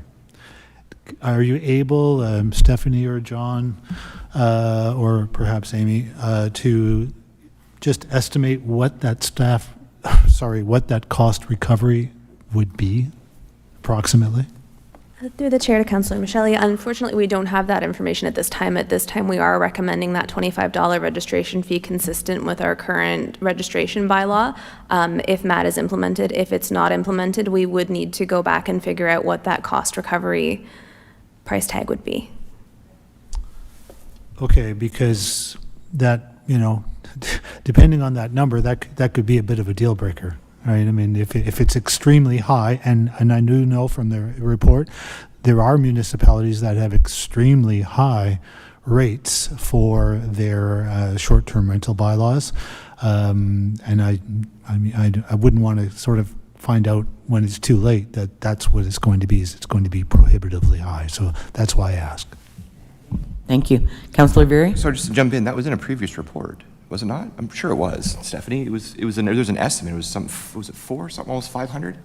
I believe so. You have something like that, right? Yeah. Through the chair to Councillor Berry, I think we included an estimate of what we would recommend, but it wasn't a calculation of actual cost recovery. It was a recommendation if we didn't implement the MAT at that time. Okay. Councillor Brunton? Just a simple question. Are we still discussing the report, or are we in debate on the motions, and are they split? We're not there yet. We don't have a mover or a seconder. I'm just waiting for staff to clarify. Okay, so we're discussing the report still? Yes. Okay. Are we good to go? Or? All right, we don't need a motion to split it. Okay. We're good. Can I discuss the report then for a minute? Do you have a question of staff? No, I have no questions. Okay, well, you'll have to wait then until we get a mover and a seconder. Okay, thank you. Okay. All right, do I have a mover for this recommendation from staff? Councillor Vanden Rishi. Do I have a seconder? Councillor Veery. Now, is there any discussion? Your turn. Well, thank you. I attended 2 sessions of this whole exercise. I think I've spent more time on it than I did making the decision to get married. But having said that,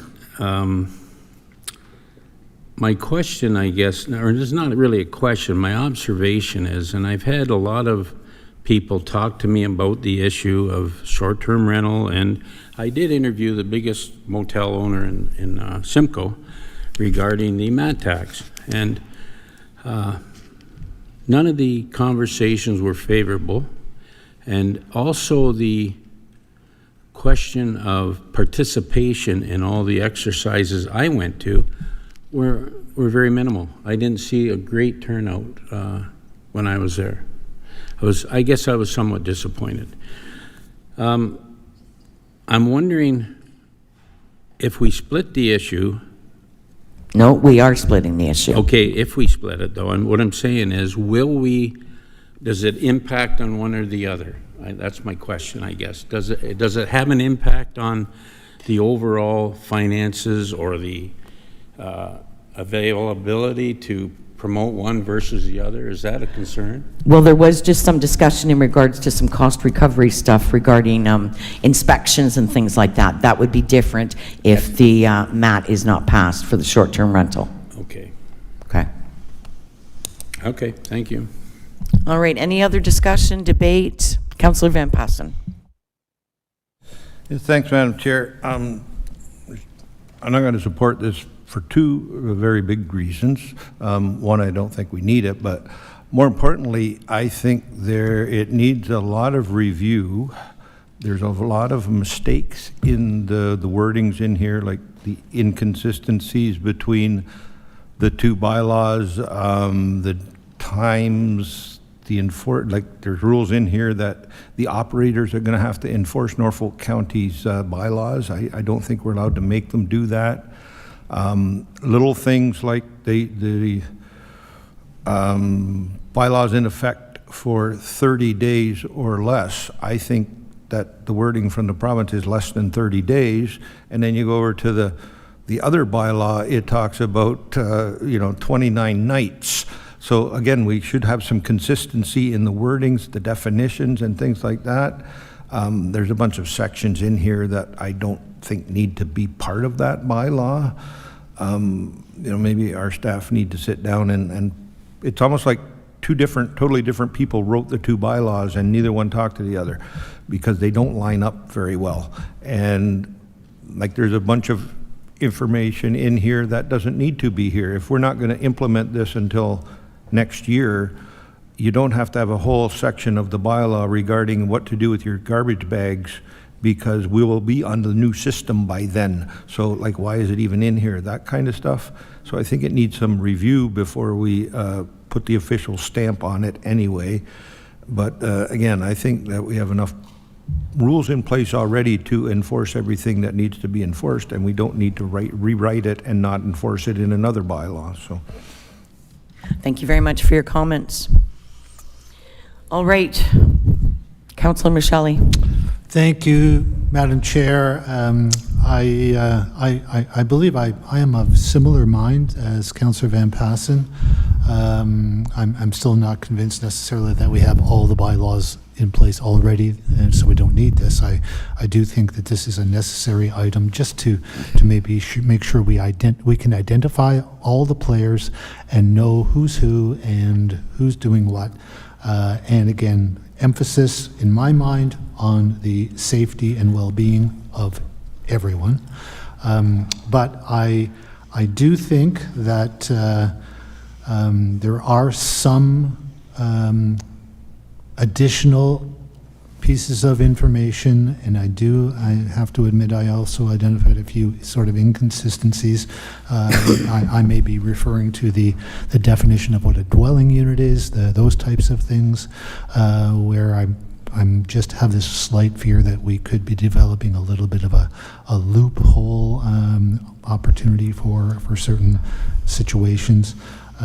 But I think that also, if we were to take a little bit more time, I think what we need to do is end up with we're not going to get a perfect short-term rental bylaw today, but we can work toward getting one that perhaps gets a start that we can continue to tweak. And I know that I was not alone in probably receiving, in my case, 5 or 6 additional pieces of information that may merit a review as to possibly being an inclusion into this bylaw.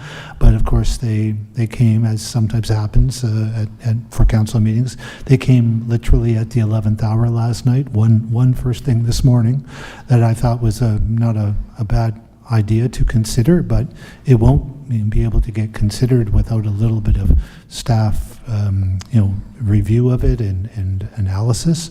So I do think we can probably take our time on this. As Councillor Van Passen said, we're not intending to have this ready to go until 2027, I believe, January 1st. So we still have a bit of time to maybe make sure that we've got a really good, solid piece of legislation here that helps everybody.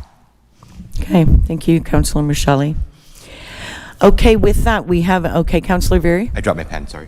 Okay. So I'm going to support it, and why I want to support it is that, yep, as Councillor Michele said, we need to have something that's strong. So what I would suggest is this, that we pass it today, and we say, yep, we're going to have a bylaw, and if there are not last minute edits, but if there are edits of concern, now that we've seen it and passed it, we can certainly get them in by council, we can pull it, and we can discuss them then. So at least we have the bylaw on the table, it's approved, we can touch it up in 2 weeks. All right. Okay, so we have a mover, we have a seconder, and it's on the screen. So I will call to vote. All those in favor? Okay. Any opposed? That is carried. Okay, second part. The mat. So staff are available to answer, I guess, any questions that you may have regarding the municipal accommodation tax. The floor is open. Okay, no takers. This will be short and sweet. Okay. Councillor Van Rishi would like to make a motion. You want to move it? You want to move the recommendation? Yes, I would. Okay. Is there a seconder for that? Councillor Veary? All right. Any discussion? Councillor Van Passen. Thank you, Madam Chair. I have the same issue with this one, that there are lots of errors, omissions, typos in here. There's a lack of consistency between the wording of this one and the short-term rental bylaw, and I think some work needs to be done to get them consistent. I'll vote against it for other reasons. I don't think that we need to implement a tax. I think we should just advertise Norfolk County saved the tax. Everybody else has got one. We don't. We'll do better without it. But it still needs work to fix some of these little issues and errors and things. So, you know, I'm be opposed to it for 2 reasons. So, thank you. Can I just ask a question so you don't feel confident that we can tweak it, staff can tweak it in the next 2 weeks to bring it back to council? Well, I'm hoping that's the case, and I'm more than happy to, I left my copies at home that got scribbles all over them. I'll be more than happy to drop them off with the staff or go over some of what I think are concerns that I have, and I'll do that over the course of the next 2 weeks. Okay, fair enough. And Councillor Michelle, you mentioned that you received some last-minute emails, so you can forward those to staff as well. Okay. Councillor Veary, your hand was up. Thanks. I do have I know I seconded the motion, but I just wanted to get it on the table so we could discuss it. So there's one change I would like to make, if possible, and I guess I'm going to make a revision to the motion I seconded, which is weird, but I guess I can do that. Anyways, my concern is the board composition, just because I don't want to pass that with this in it. I've said it before, and I heard it at a lot of the consultations. I've had other concerns and things. It's that the CAO or any other staff shouldn't be a voting member on this, and I actually agree with that, and I told Al from the very beginning I wasn't going to support that. And it's not about Al, it's not an elected person or a person that's appointed. This is now a staff, and that muddies it a bit. So what I'm hoping is that we can pass it so that the composition as it stands right now is 5 community members and 1 councillor and the mayor, or 2 councillors if the mayor's not going to do it, whichever, but 2 council reps, one of them being the mayor by priority, 5 community members. So I don't know how I need to do that, but I want to see that change. And so if I've botched that, forgive me, but Bill, is that correct? Can I do that, make that amendment on something I've already seconded? You can make the amendment as long as we get a seconder. We deal with the amendment first and then. Okay. Okay. Councillor Van Passen. Point of order. Point of order. Division of question. Can we separate that municipal development corporation, again, to keep this discussion focused on one part of it, whether it's the tax or not the tax, and then move on to the municipal development corporation? I'm sorry, I didn't catch that when it first popped up on the screen. So fair enough. That makes sense. I think it is fair. I just, because they're so linked together. I agree. Are you confident, the same as I asked Councillor Van Passen, that that would be something that staff could tweak? Staff, yeah, for sure they can tweak it. It's if we can solve, if everybody agreed, we could solve it now. That's not like making edits. We could just say, yeah, done, 5-2. But if we don't want to do it now, Bill's got something else. Bill's got his hand up. Oh, yes, thank you, Madam Chair. So if we're going to divide the question between the municipal accommodation tax and the municipal development corporation, to make sure we get these resolutions right, can we have a few minutes to pull that apart and come back with some clean resolutions for council to consider? Absolutely, yep. Thanks. Okay, thanks, Bill.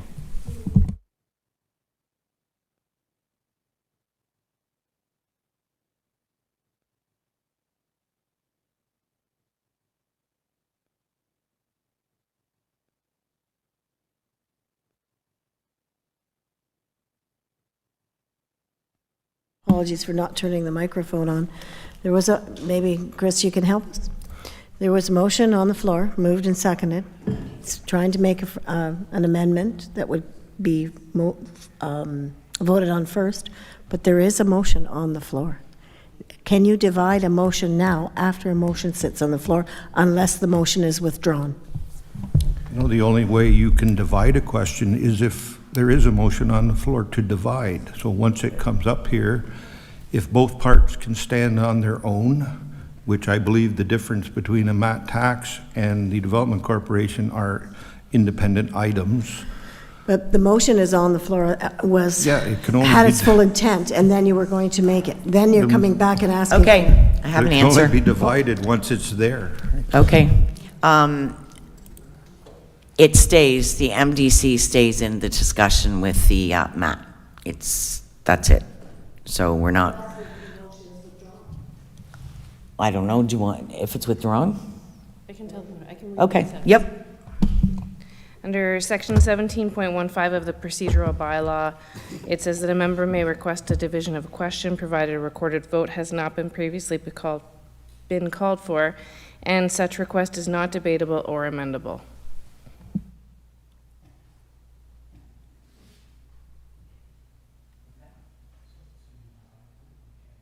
So it's divided and we can't amend it. Okay. So where we're at then is we're looking strictly at the mat. We've got a mover, we've got a seconder. Is there any more discussion? Councillor Michelli? Thank you, Madam Chair. I tend also to be siding with some of Councillor Van Passen's comments about the municipal accommodation tax as well. For me, I do want to indicate that I in no way want to discount the hard work and good work that our staff have done on this file. This has been a long process, a long, arduous process. They've had all of these public consultations and they've incorporated everything that they have heard. So I want to commend them for this report. But when it comes to the municipal accommodation tax, I would much prefer to have a short-term rental bylaw in place that we can work the kinks out of, let it operate as a bylaw for a period of time, and then see where we might be able to add municipal accommodation tax. I have heard many comments from many constituents, and by and large, I don't know if I've actually heard from an operator who supports the municipal accommodation tax, at least in the Long Point and Port Rowan area.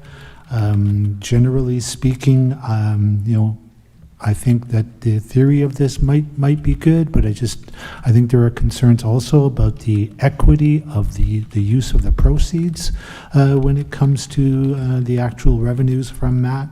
And this maybe, people are spending an extra $40 to put gas in their car. They're spending a lot of extra money for groceries. I'm just not sure that in this uncertain and difficult economy, that any kind of new tax is a good idea. So I won't be able to support this. Okay, thank you, Councillor Michelli. Councillor Van den Riche? Thank you, Mr. Chair. Thank you, Madam Chair. My apologies. And through you. When I sat through the meeting that we had, when I heard some of the prices that were asked for accommodations, I said to myself, and then they were very proud to tell me that they had lots of people coming out, and correct me if I'm wrong, but I think a lady told me it was $2,500 a night, or maybe it was higher. I can't even remember. And I said to myself, well, this is a business, a significant business. And those people coming out to pay that kind of money aren't going to notice a 4% tax, of which will benefit. Though that 4% tax is not going to harm the visitor. And yet, what does it do for us? It helps each and every ratepayer out there. Because if it's, I don't care if it's $20, they told me. It's my $20 I don't have to cough up in taxes. And I don't have to subsidize their advertising for people to come here who, in essence, take up the beach, damage the roads, leave the garbage.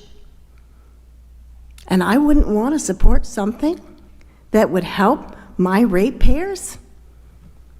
I think it's silly.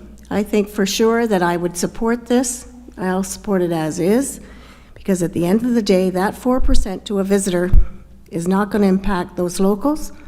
And it will help every resident here, because we are tired of paying higher and higher taxes. We're going to push these taxes so high, our municipal taxes, that we can't even afford to live in this community. So I guess all the guests will be able to take advantage of that. Councillor Very. Yeah, I'm going to support it. As I said in a previous meeting, because I don't remember when, but there's been several, This is a multi-million-dollar influx of funding into our tourism industry, which also affects our small business industry in Norfolk County, which creates income for entrepreneurs, which creates jobs, which creates investment, which increases assessment, which reduces tax burden because there's better commercial assessment. You know, it increases disposable income if we lower taxes, which again increases spending in the community, which supports small business, which encourages entrepreneurship, which increases investment. We need to pump some money into this. And I will tell you that the feedback that I've got has not all been positive. I'm not going to pretend it is, but what's encouraging to me in Port Dover and around the community is that people get a hold of me and say, you know, I didn't like this and I'm not sure if I like it, but could we do this with the money? Give me an example. And I say, well, that's possible. Or if it's not possible, I say, you couldn't, but you could do this similar thing. And they go, well, I'd support that. Well, yeah. I mean, that's the idea here, is that there's opportunities, right? So, and some of those examples, I'm not just, throwing out there, but things I've heard, well, could we do grants for tourism startups?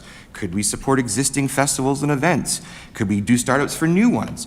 Could we do shoulder season marketing? Could we create new products in the off-season, like events and packages to attract tourists? Can we do downtown beautification grants to business organizations to offset the cost of their flower pots and banners and benches and all these other things?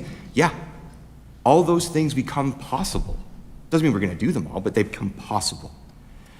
I'm confident that a lot of the opposition is based on a lot of the bad public relations that this is getting, but we get that with everything that we do that is a big move. The same group was against the urban boundary expansion, against the marina changes, against the sale of municipal properties, facility management and recreation master plans, water budget, tax budget, capital projects, development, and now, of course, homelessness is now fodder for this same negative thing. So this is just one more piece. I don't agree that it's the wrong time just because it's the bad economy. In fact, I think it's the right time. You do it now so that when the wave hits later, we're ready to go. You don't start planning when things are good, because by the time you get it in place, the big wave is gone. And now you're into the normal stuff where you could have made more. So the time is now to plan. We have a 2-year runway on this. If we don't start now and we start in 2 years, then we're like, oh, come on. So anyways, I'm gonna do it. It's time to make big moves. I know that I'm gonna get some heat for it. Whatever, we get heat for everything else. My job isn't just to raise my hand when things are easy. Although it's the most visible thing that we do, just voting is not our main job. It's to make tough decisions and then explain and face the public with them when they're the right decisions. And it's to explain to residents why we're doing what we're doing, and even if they don't like it, how it might benefit them later. So I've taken the beatings on this. I went to, like they said earlier, 12 of these consultations. I'm behind it because, yeah, our businesses need it, our communities need it, our taxpayers need it. It's time to make a move. Thank you, Councillor Berry. Councillor Duffy? Thank you, Madam Deputy Mayor. Through you, I am also going to support it, and I have been supportive of the concept since the beginning, and I've done a great deal of research in talking with staff, doing some consultation with some other municipalities that have it, and the answer to me is that this is a no-brainer. Again, I said earlier, there is a cost to tourism that is currently burdened by our municipal taxpayer that I think you could argue is unfair. And I think that we have a responsibility as those that sit around this table to work to resolve that. And we have an opportunity that is right before us that the provincial government allows us to do that will work to resolve that. And so I think we'd be silly to say no. But, I think about my own experience. I have a young family. I have 3 kids. Life is expensive. My grocery bill is a lot of money. I spend a lot of money in fuel, driving back and forth to arenas and dance studios and hockey and all of that sort of stuff. We deal with that. And that's real. And I certainly sense that other community members are in the same position. But I've got my kids' tournament schedule for hockey already for next season, and I've already booked the hotels because I don't give it a second thought. And sorry, I should clarify that in all of them, I did look. We will be paying a mat. Again, I don't give it a second thought. because I'm not going to withdraw them or not give them the opportunity to go and spend that time with their friends and to compete at those levels simply for a 4% max. It doesn't change my world that much. I've booked our cottage rental for the summer. It hasn't changed. I know I'm going to pay it. This is an opportunity for us to try to help turn things around so that we're not burdening the cost of tourism on our tax base. And I think we'd be silly to say no. So I am going to support it for all of those reasons. Thank you, Councillor Duthie. Okay, I guess that means it's my turn. I did have reservations about the municipal accommodation tax because I was unclear regarding the staffing component of the MDC and the piece about the staffing from Norfolk County and what the costs would be and things like that. So I did have a discussion with a couple people regarding that. I don't think anyone, in all honesty, is going to blink an eye at the 4%. Just in Niagara Falls for a conference, and wow, I think there's 2 or 3 taxes there. One waitress actually said, "Oh, I took this tax off for you," because she had a friend in Waterford. So that was great. But I think what Councillor Michelle was saying really resonated with me. It is expensive to fill your car with gas, and it is expensive to buy groceries. So whatever we can do as a council to lower taxes for our taxpayers is a responsibility of council. And Councillor Veary said it very well. There are times where you do things that aren't always maybe the most popular, but they're the tough decisions. And for that reason, I'm going to support it. I do want to take a moment to thank staff profusely for all the hard work, for the information sessions, for the report writing, for answering questions and emails and all of that. And I know you took a beating sometimes, and that kind of doesn't, I don't like that when our staff take a beating. So a little bit more protective. So anyways, thank you very much. So with that, I will call to order. I will call a vote. All of those in favor? And opposed? And that is carried. Okay. Close session? No? Oh, MDC, right. Oh. What, the amendment? Bill's got it up on the screen. Okay.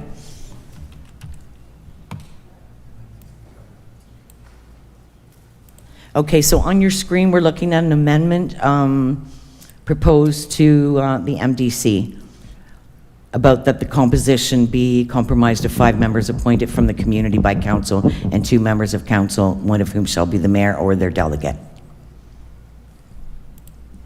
Madam Chair, may I just call a point of order? I don't know that that's accurate. I believe that that was already contained within the previous motion that was just passed. I thought the decision was that.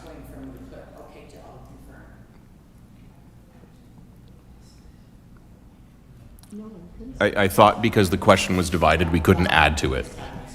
Okay.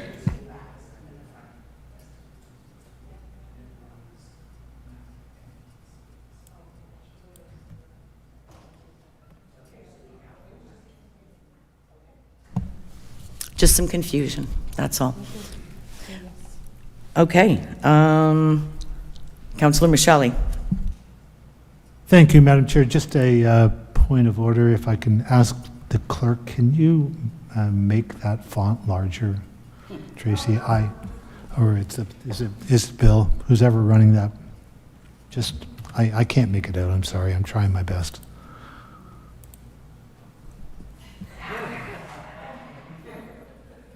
Thank you, Bill. Next word.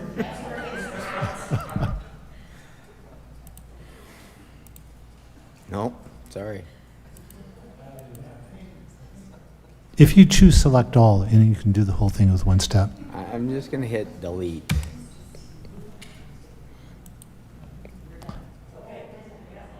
Okay, whew, all right. Yes, number 9 on our agenda. motions. There are no motions today. 10, notice of motion. No notices of motion. Other business? Does anyone have any other business? Oh boy. Councillor Veary. Yeah, it's not a great one. So I'm going to ask for some indulgence from the committee here. Just stay with me to the end. To pre-approve a deputation for the June council meeting that would not meet the requirements of the procedural bylaw. The item that would be discussed is time sensitive and important, which is why I'm asking today so we can move it forward. And that's why waiting till the July CIC is not the best. So if the committee were to approve this amendment today, it would allow the deputation and have more transparent process for the community at large, as the whole county will know the issue that would be discussed. If the committee does not wish to do that today, that's fair enough. I will request to amend the agenda at the start of the next council meeting for the decision.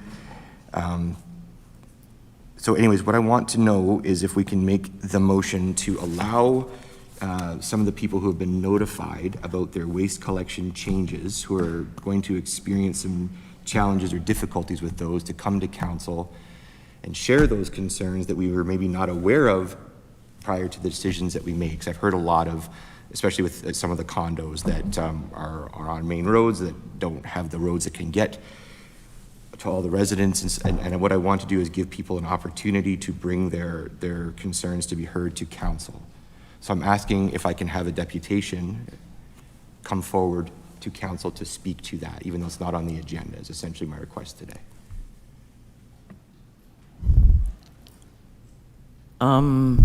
Have the individuals who were affected spoken with staff?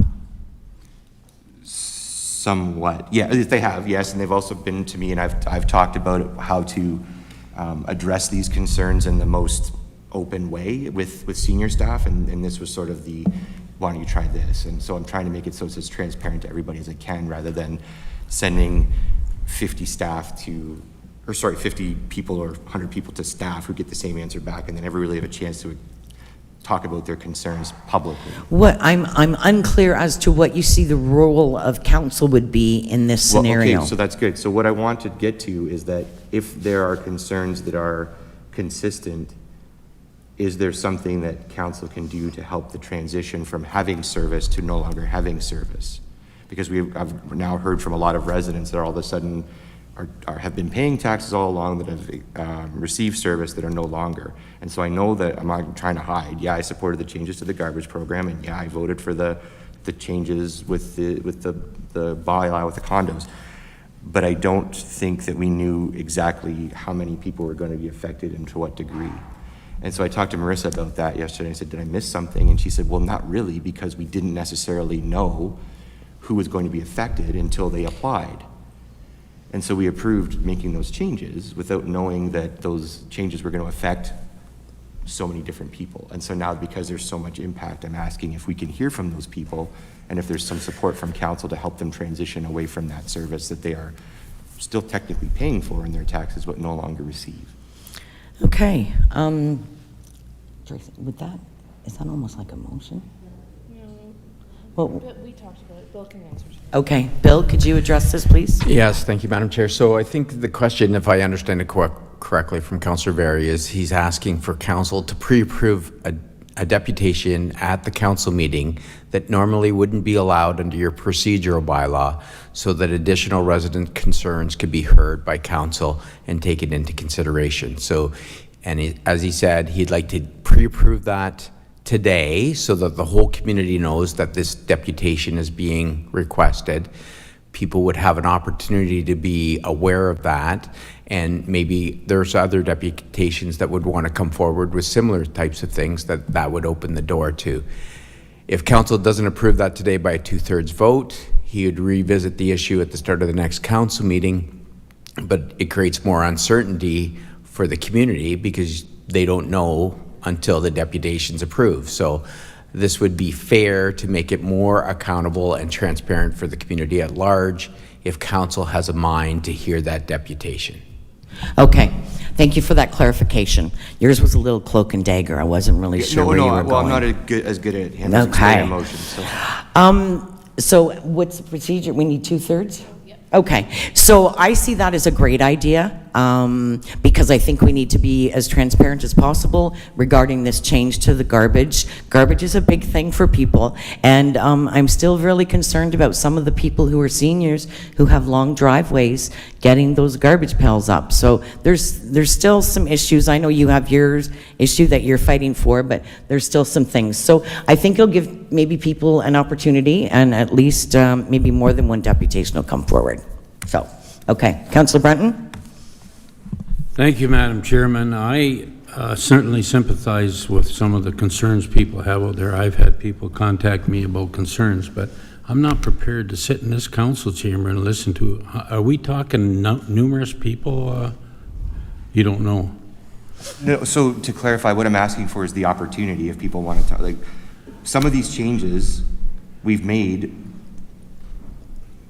in fairness, residents didn't know they were going to affect them, so they didn't have a chance to come make the deputation at the time because they had to apply to have the service continued, and now they've applied and said, well, okay, well, that's what I'm trying to give them a chance to do this. So that's all it is. So there were people that had been receiving services to have their waste picked up.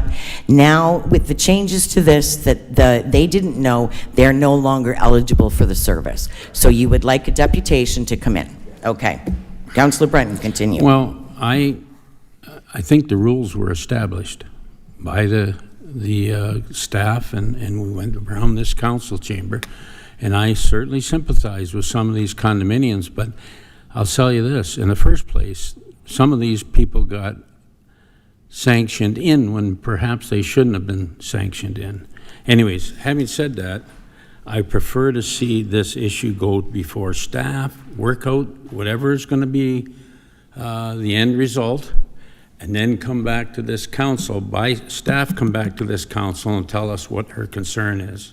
Plain and simple. I don't want to deal with umpteen people that have a concern that they've been changed, their rules have changed. Thank you. Councillor Michele. Thank you, Madam Chair. I would totally concur with Councillor Brunton's remarks. I think we have to let things go through our normal, regular processes. If people want to make these presentations, I think council needs to also be aware of some of the details, and I would like staff to at least perhaps create a memo so that we can have some idea about what maybe is involved that perhaps even members of council don't know. Councillor Vanden Rieching. Thank you, Madam Chair, and through you. Same token, we have farmers with large bunkhouses and things.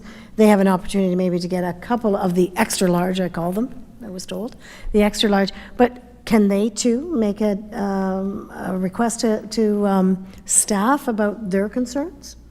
Is it open to everyone, or is it open only to the condo situation? Okay, in fairness, I believe Councillor Veery is focusing on condo owners. My focus is that people have lost the service, not just that it has changed. And so I'm not opposed to other people coming. I'm not suggesting that, but my focus was I didn't want to open it up to everybody who's got if that's what it takes to pass it, fair enough. But I wanted to make sure that the people who had a service, they're not getting any changes to their taxes, that's all. And I just want them to have a chance to come and explain the challenges they're facing related to a cancellation in service that was related to our changes in the garbage delivery. That's what it was. Are we as a council able to reinstate these services? Maybe, maybe not, but we may be able to help with I don't think we are. No, but we may be able to help with some kind of, I don't want to start making promises that I can't deliver, but I think that there are things we may be able to do. That's all I'm kind of getting at. So without them coming and hearing from them, we're not going to have the chance to throw their concerns back to staff and ask them for suggestions. We're not going to have a chance to bang those suggestions around the table. We won't have a chance to ask for a report or an investigation in any capacity. Like, I can't just order a staff report that says I've got some people that are concerned, can you just do a staff report and address it? I can't do that unless people come forward. All right, Councillor Duthie, you had your hand up. Yeah, thank you, Madam Chair. I mean, generally speaking, I'm always willing to hear from members of the public. I guess in this situation, though, I'm not sure that I really want to relitigate the issue in this forum because the contract has already been tendered and awarded. Specifically on the Condo Corp issue, we had distinct discussions about Condo Corps around this table. Marissa was very clear with us about the application process and how that may affect various different Condo Corps. So that was already litigated around this table by us. So I don't know that I wouldn't support this. But what I would say, though, is I think that there's a role for members of council individually to have those consultations with the residents, and then at that point you may discover, okay, there is a path forward here, and you could bring forward a notice of motion, etc., to dare to say reinstate, but to change the process or something. You could have that without the process of bringing all the people in here, where there's very little we can do at that moment in time. All right, with that, we need a 2/3 majority for this to be brought forward. So with that... I don't think we have a seconder yet. Yeah, I was just going to say I need a... Okay, you're the mover. Anyone seconding this motion? Okay, go ahead. I thought under other business that our procedural bylaw says it's not there to make decisions, it's only there to ask for a staff report, right? So it is in a little gray area for other business. Gray. I think it's pretty detailed. I'm not sure I understand real clearly. The only request here is normally we don't take deputations at council. Right. And it's just to waive that part. Is it such a pressing item that like they couldn't come next month to the council and committee meeting, they could book a deputation? Are those 2 weeks going to make that much difference to it? Or, like, I don't mind listening to the public, but again, there's no point in bending the rules if it's not time sensitive, right? So, and by the way, I have another business one that I will be asking a staff report on. They might be able to piggyback on this one. So, That makes sense. It is, I do feel like we're kind of getting into a little bit of a gray area here. Do I have to make the decision as chair? Okay. May I just clarify? So the reason that I'm asking today was just in the interest of time. So I understand that July CIC is an option, and certainly I can work with the community to get them here if that's what they choose to do. I'm not saying that. The reason I was asking for it to come to council was actually for staff's benefit, because if we decide to do something, it gives them that extra time, because the clock is ticking on this implementation in September. So that's really my only motivation to ask for the exemption, is that if we decide we're going to do something, it's a little bit easier for them. But I mean, I'm happy with July CIC. What I was trying to do was say, look, can we skip ahead? Because I don't want to reopen a motion and fill this council chambers with people 6 months after the fact. I get it. Right. No, I appreciate what you're trying to do for your constituents. And I do love to hear from the public, and at any given time, that's who we represent, and that's who we answer to. But I think in this case, I think it would be best that we just go with the July CIC, and then we'll be prepared. You'll still have a chance for transparency and things like that. Then I'll withdraw the motion. Okay. All right. Motion withdrawn. Okay. Councillor Van Passen, other business. Well, surprise, surprise, it has to do with garbage. I've had a request. Turkey Point is an example, and for many years they got twice a week pickup that they pay extra for. That's going to be canceled in September 28th. But like the resort residential zone along the lake, and I'm sure Long Point's no different, it's a little bit inconsistent on your garbage, because you might have the cottage that grandma and grandpa stay at for the summer, and that doesn't amount to much garbage, but then one weekend one of the kids come and all the grandkids come and they got a whole bunch of garbage, and next weekend it's slow. And the question that I'd like to get staff to bring back a report on, is it possible to amend our rules? I know in the past there's been other municipalities that you had to put tags on your garbage bags, and when you ran out of tags, you could go buy more. So is it possible to amend our system that if somebody wanted to, buy and pay for a second bin, and that we, maybe we charge $200 a year or something, add it right on your tax bill, you get to have 2 bins. Is that a possibility to amend our rules that way? And I know there's a little bit of social engineering going on to get people to use their green bins, and if we let everybody pay extra to use garbage, they're just going to throw it in the garbage. But I would request a staff report on whether that is an option, because Marissa is my new best friend. I've been dealing with her with all sorts of weird situations, and I appreciate the work that staff's doing, because we have a lot of odd situations in those little hamlets down along the lake, and the trucks can't access them. There's private roads, there's all sorts of problems, and they're trying to find solutions to that. And this is just one more problem to try to find a solution. So I hope we get support to ask staff for bring back a report at some time on that option.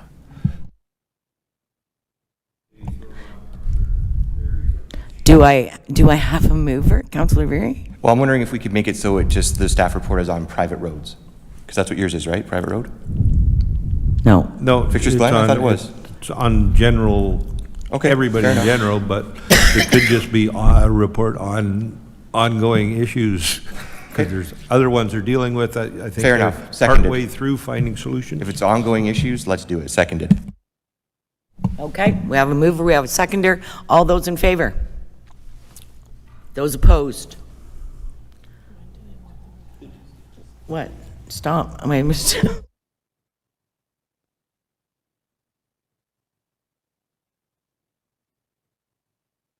all right, the CIO has just decided that we would need to know what some of these issues are so staff can work on them for the report.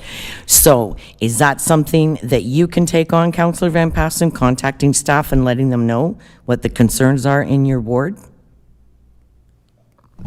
Yeah, I can, I'll throw out some of them, just like Normandale. The trucks can't make it up and down the roads if you got a 1/4 inch of frost in the wintertime. They can't turn around. Are there options for central pickup and drop off? We've got, like Fisher's Glen, they can't put their garbage at the end of their driveway on the road because it's unsafe to park on a hill. Ryerson Boulevard, it's a private road.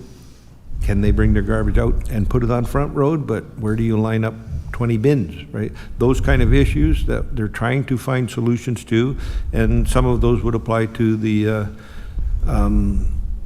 condo corps, but okay. Condo. That's what makes a condominium development different. They're supposed to look after their own garbage, their own snow plowing, and all that kind of stuff. But I will throw a list out, and some of them I've already discussed with Marissa, and the last one about the second bin is a new one. But okay, thank you. All right, is that good for staff?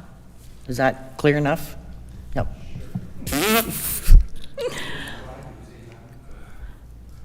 Timeline would be, just a minute, let's, Mr. Grice, what would be an appropriate timeline? So through the chair, given the time sensitivity, as Councillor Very alluded to with the contract transitioning in September, I think we are going to try and get back in front of you in July, recognizing you are not scheduled currently to meet in September. We'll try and hit the July CIC. But that is quite a bit of work on an already very busy individual, so we will do our best to hit July. Okay, do our best for that to come back to July CIC. All right, thank you. Any other business? No, okay. Any announcements? No announcements. Today we have one closed session. Can I have a mover for the following motion? The committee enter closed session at 4:03 p.m. to discuss an item pursuant to Section 239 2K of the Municipal Act 2001 as amended as the subject matter pertains. to a position plan, procedure, criteria, or instruction to be applied to any negotiations carried on or to be carried on by or on behalf of the municipality of the local board. And the item 13.1 is winter control, contract plow extension negotiations. Moved by Councillor Berry, seconded by Councillor Van Passen. All those in favor? And we will now go into close. Thank you.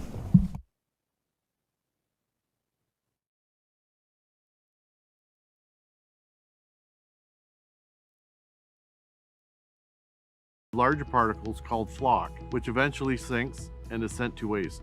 Next, the water enters the filtration system, where any remaining dirt particles are trapped by the filters. The water is then chlorinated and sent into a 113 cubic meter underground storage chamber. The water is then taken to the granular activated carbon filters that work like supersized 10,000 pound Brita filters to remove taste and odor. The final step is disinfection, which includes UV and a final dose of chlorine, ensuring safe, potable drinking water. Water testing is an important part of the job. Throughout the day, we take water samples at different stages of the process, up to 9 tests depending on the treatment facility. As a Norfolk resident myself, I am proud to serve the community I live in. Thanks for joining me in this behind-the-scenes tour.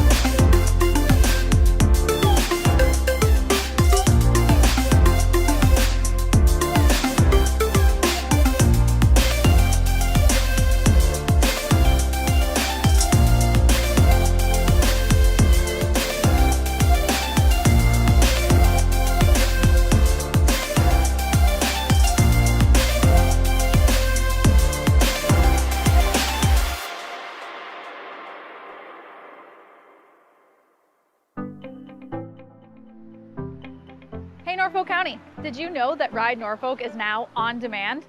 This means you can schedule Norfolk's public transit service to pick you up for appointments, shopping, school, or work. Ride Norfolk has partnered with Blaze Transit to offer on-demand pickups at all 95 stops across Norfolk, including this one.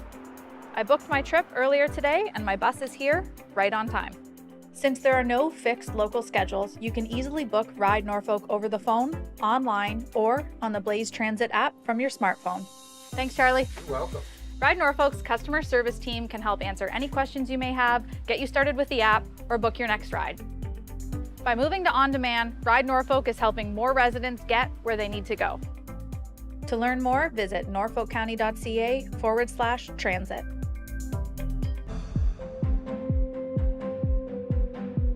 Hi, I'm Marissa, and I'm here to take you behind the scenes for a quick look at what we do at Norfolk County's waste and recycling operations. Here at the transfer station in Simcoe, residents can bring a variety of waste materials for disposal. Norfolk operates 2 transfer stations, welcoming about 27,000 customers every year, and accepts material ranging from bulky items, wood, metal, and yard waste. Norfolk also provides curbside waste programs. Recycling from your home arrives at this facility where it is manually sorted by the type of material. You can see why it's important to separate materials into the correct bin, rinse recyclables, and remove items from bags. This facility processes 4,600 metric tons per year.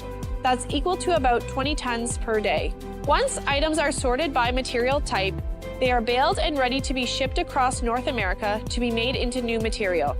About 8 to 10% of the material that arrives here shouldn't have been put in the recycling bin. Residents can use our Recycle Coach app to confirm if an item can be recycled. After seeing how waste is handled, I hope this video helps show why rinsing and sorting your recyclables are important steps in the recycling process. As a Norfolk County employee, I am proud to serve the community I was raised in. Thanks for joining me on this behind-the-scenes tour. This summer, discover the hidden gem of Norfolk County, Ontario's Garden. Stroll through historic villages where time seems to slow down. Feel the sand between your toes on our pristine Lake Erie beaches. From live theater that captivates to trails that wind through breathtaking landscapes, adventure and relaxation await at every turn. Meet the farmers who grow your dinner and taste wine and beer crafted right here. Experience Norfolk County this summer, where small-town charm meets farm-fresh flavor. Ontario's Garden. It's time you came home to it. Hey, Norfolk County. The next municipal election is happening this October. Keep watching to find out everything you need to know to cast your vote. New for 2026, Norfolk County will use a hybrid voting system, offering both in-person and online voting. Online voting will be available from October 9th to October 23rd, and eligible voters can vote on a computer or mobile device from anywhere with an internet connection. During the online advanced voting period, we'll have several online voting assistance centers set up to help with online voting. These locations will also offer the opportunity to vote using paper ballots as an advance voting option. In-person voting will be held on Monday, October 26th, Election Day, at poll locations across the county. Avoid delays. Check the voters list early to ensure your name, address, and school support are correct. It's easy to update your information online. Eligible voters will receive information by mail. Remember to bring your ID when you vote to confirm your identity at the polls. Visit norfolkcounty.ca/vote for up-to-date information, links, and resources. You can also call 519-426-5870 or 226-NORFOLK or email elections@norfolkcounty.ca. Visit our website to subscribe to get elections news sent right to your email inbox. Norfolk votes. Make your vote count.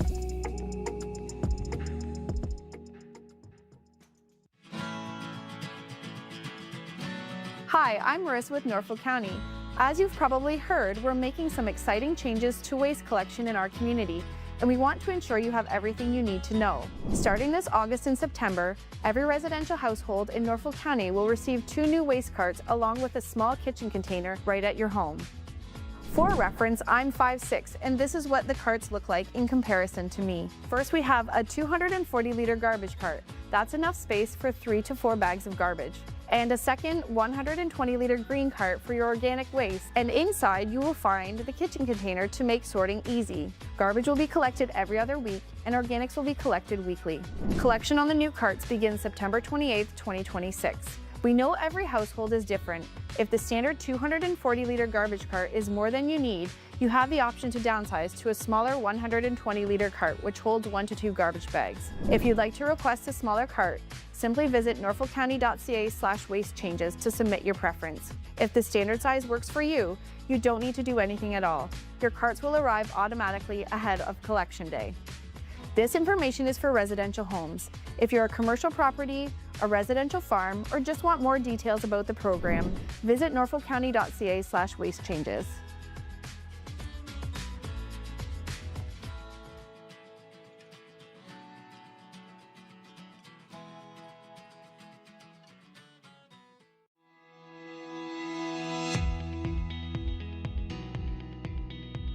Hey Norfolk County, I'm Chris, and I'm here to take you behind the scenes to show you how Norfolk County manages stormwater in our towns and communities. Stormwater isn't just rain or melted snow.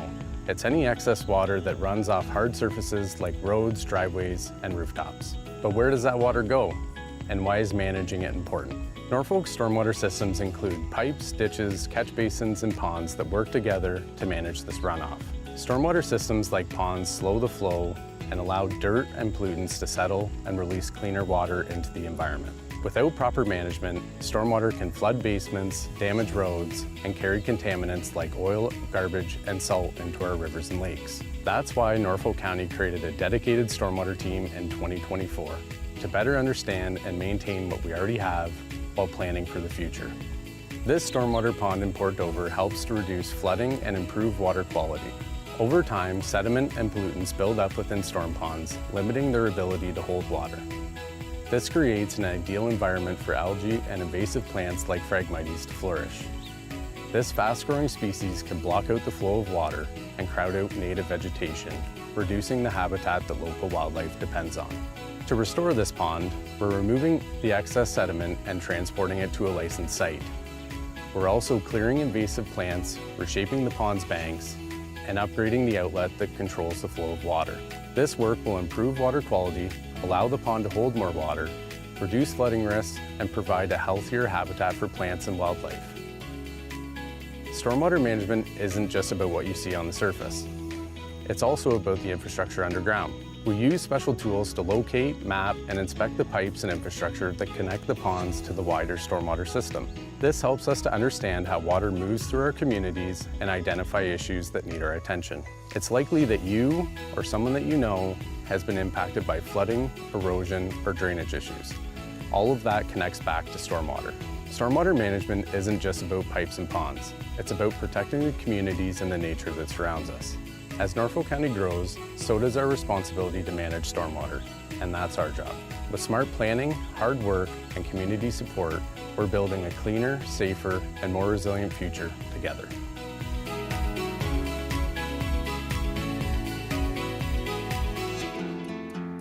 Welcome to Norfolk County, where land meets lake and opportunity grows deep and wide. Located on the north shore of Lake Erie, in the heart of southwestern Ontario, Norfolk spans 1,600 square kilometers, making us one of Ontario's largest single-tier municipalities. Our roots run deep in agriculture, food production, and advanced manufacturing, industries that shaped our past and are powering Ontario's future economy. Home to over 70,000, we are bold, diverse, and fiercely local. From Port Dover to Long Point, our folks are putting down roots, sometimes in sand, sometimes in soil, but always in a place they're proud to call home. Big land, big vision, unmatched potential. That's Norfolk.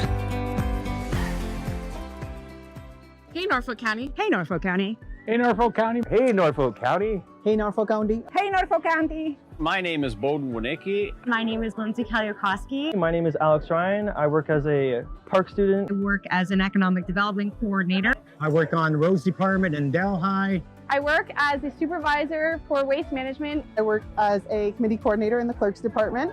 Okay, what's the first question? What I love about my job is the people. All right, what do I love about my job? It's really the community. No day is the same. It is because I get to work with a bunch of great guys. It directly impacts really positively the residents of Norfolk County. I love the people that I get a chance to Regas.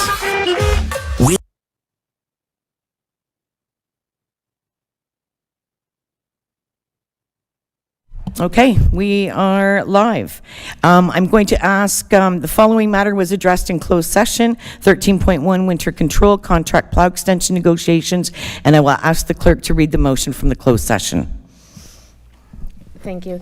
That the information memo regarding the municipal winter roadway maintenance contract extension be received as information, and that council approve an extension of the current plow contracts for the 2026-2027 season, and that council authorizes the director of roads to finalize the agreement with the contractors based on the terms provided in closed session.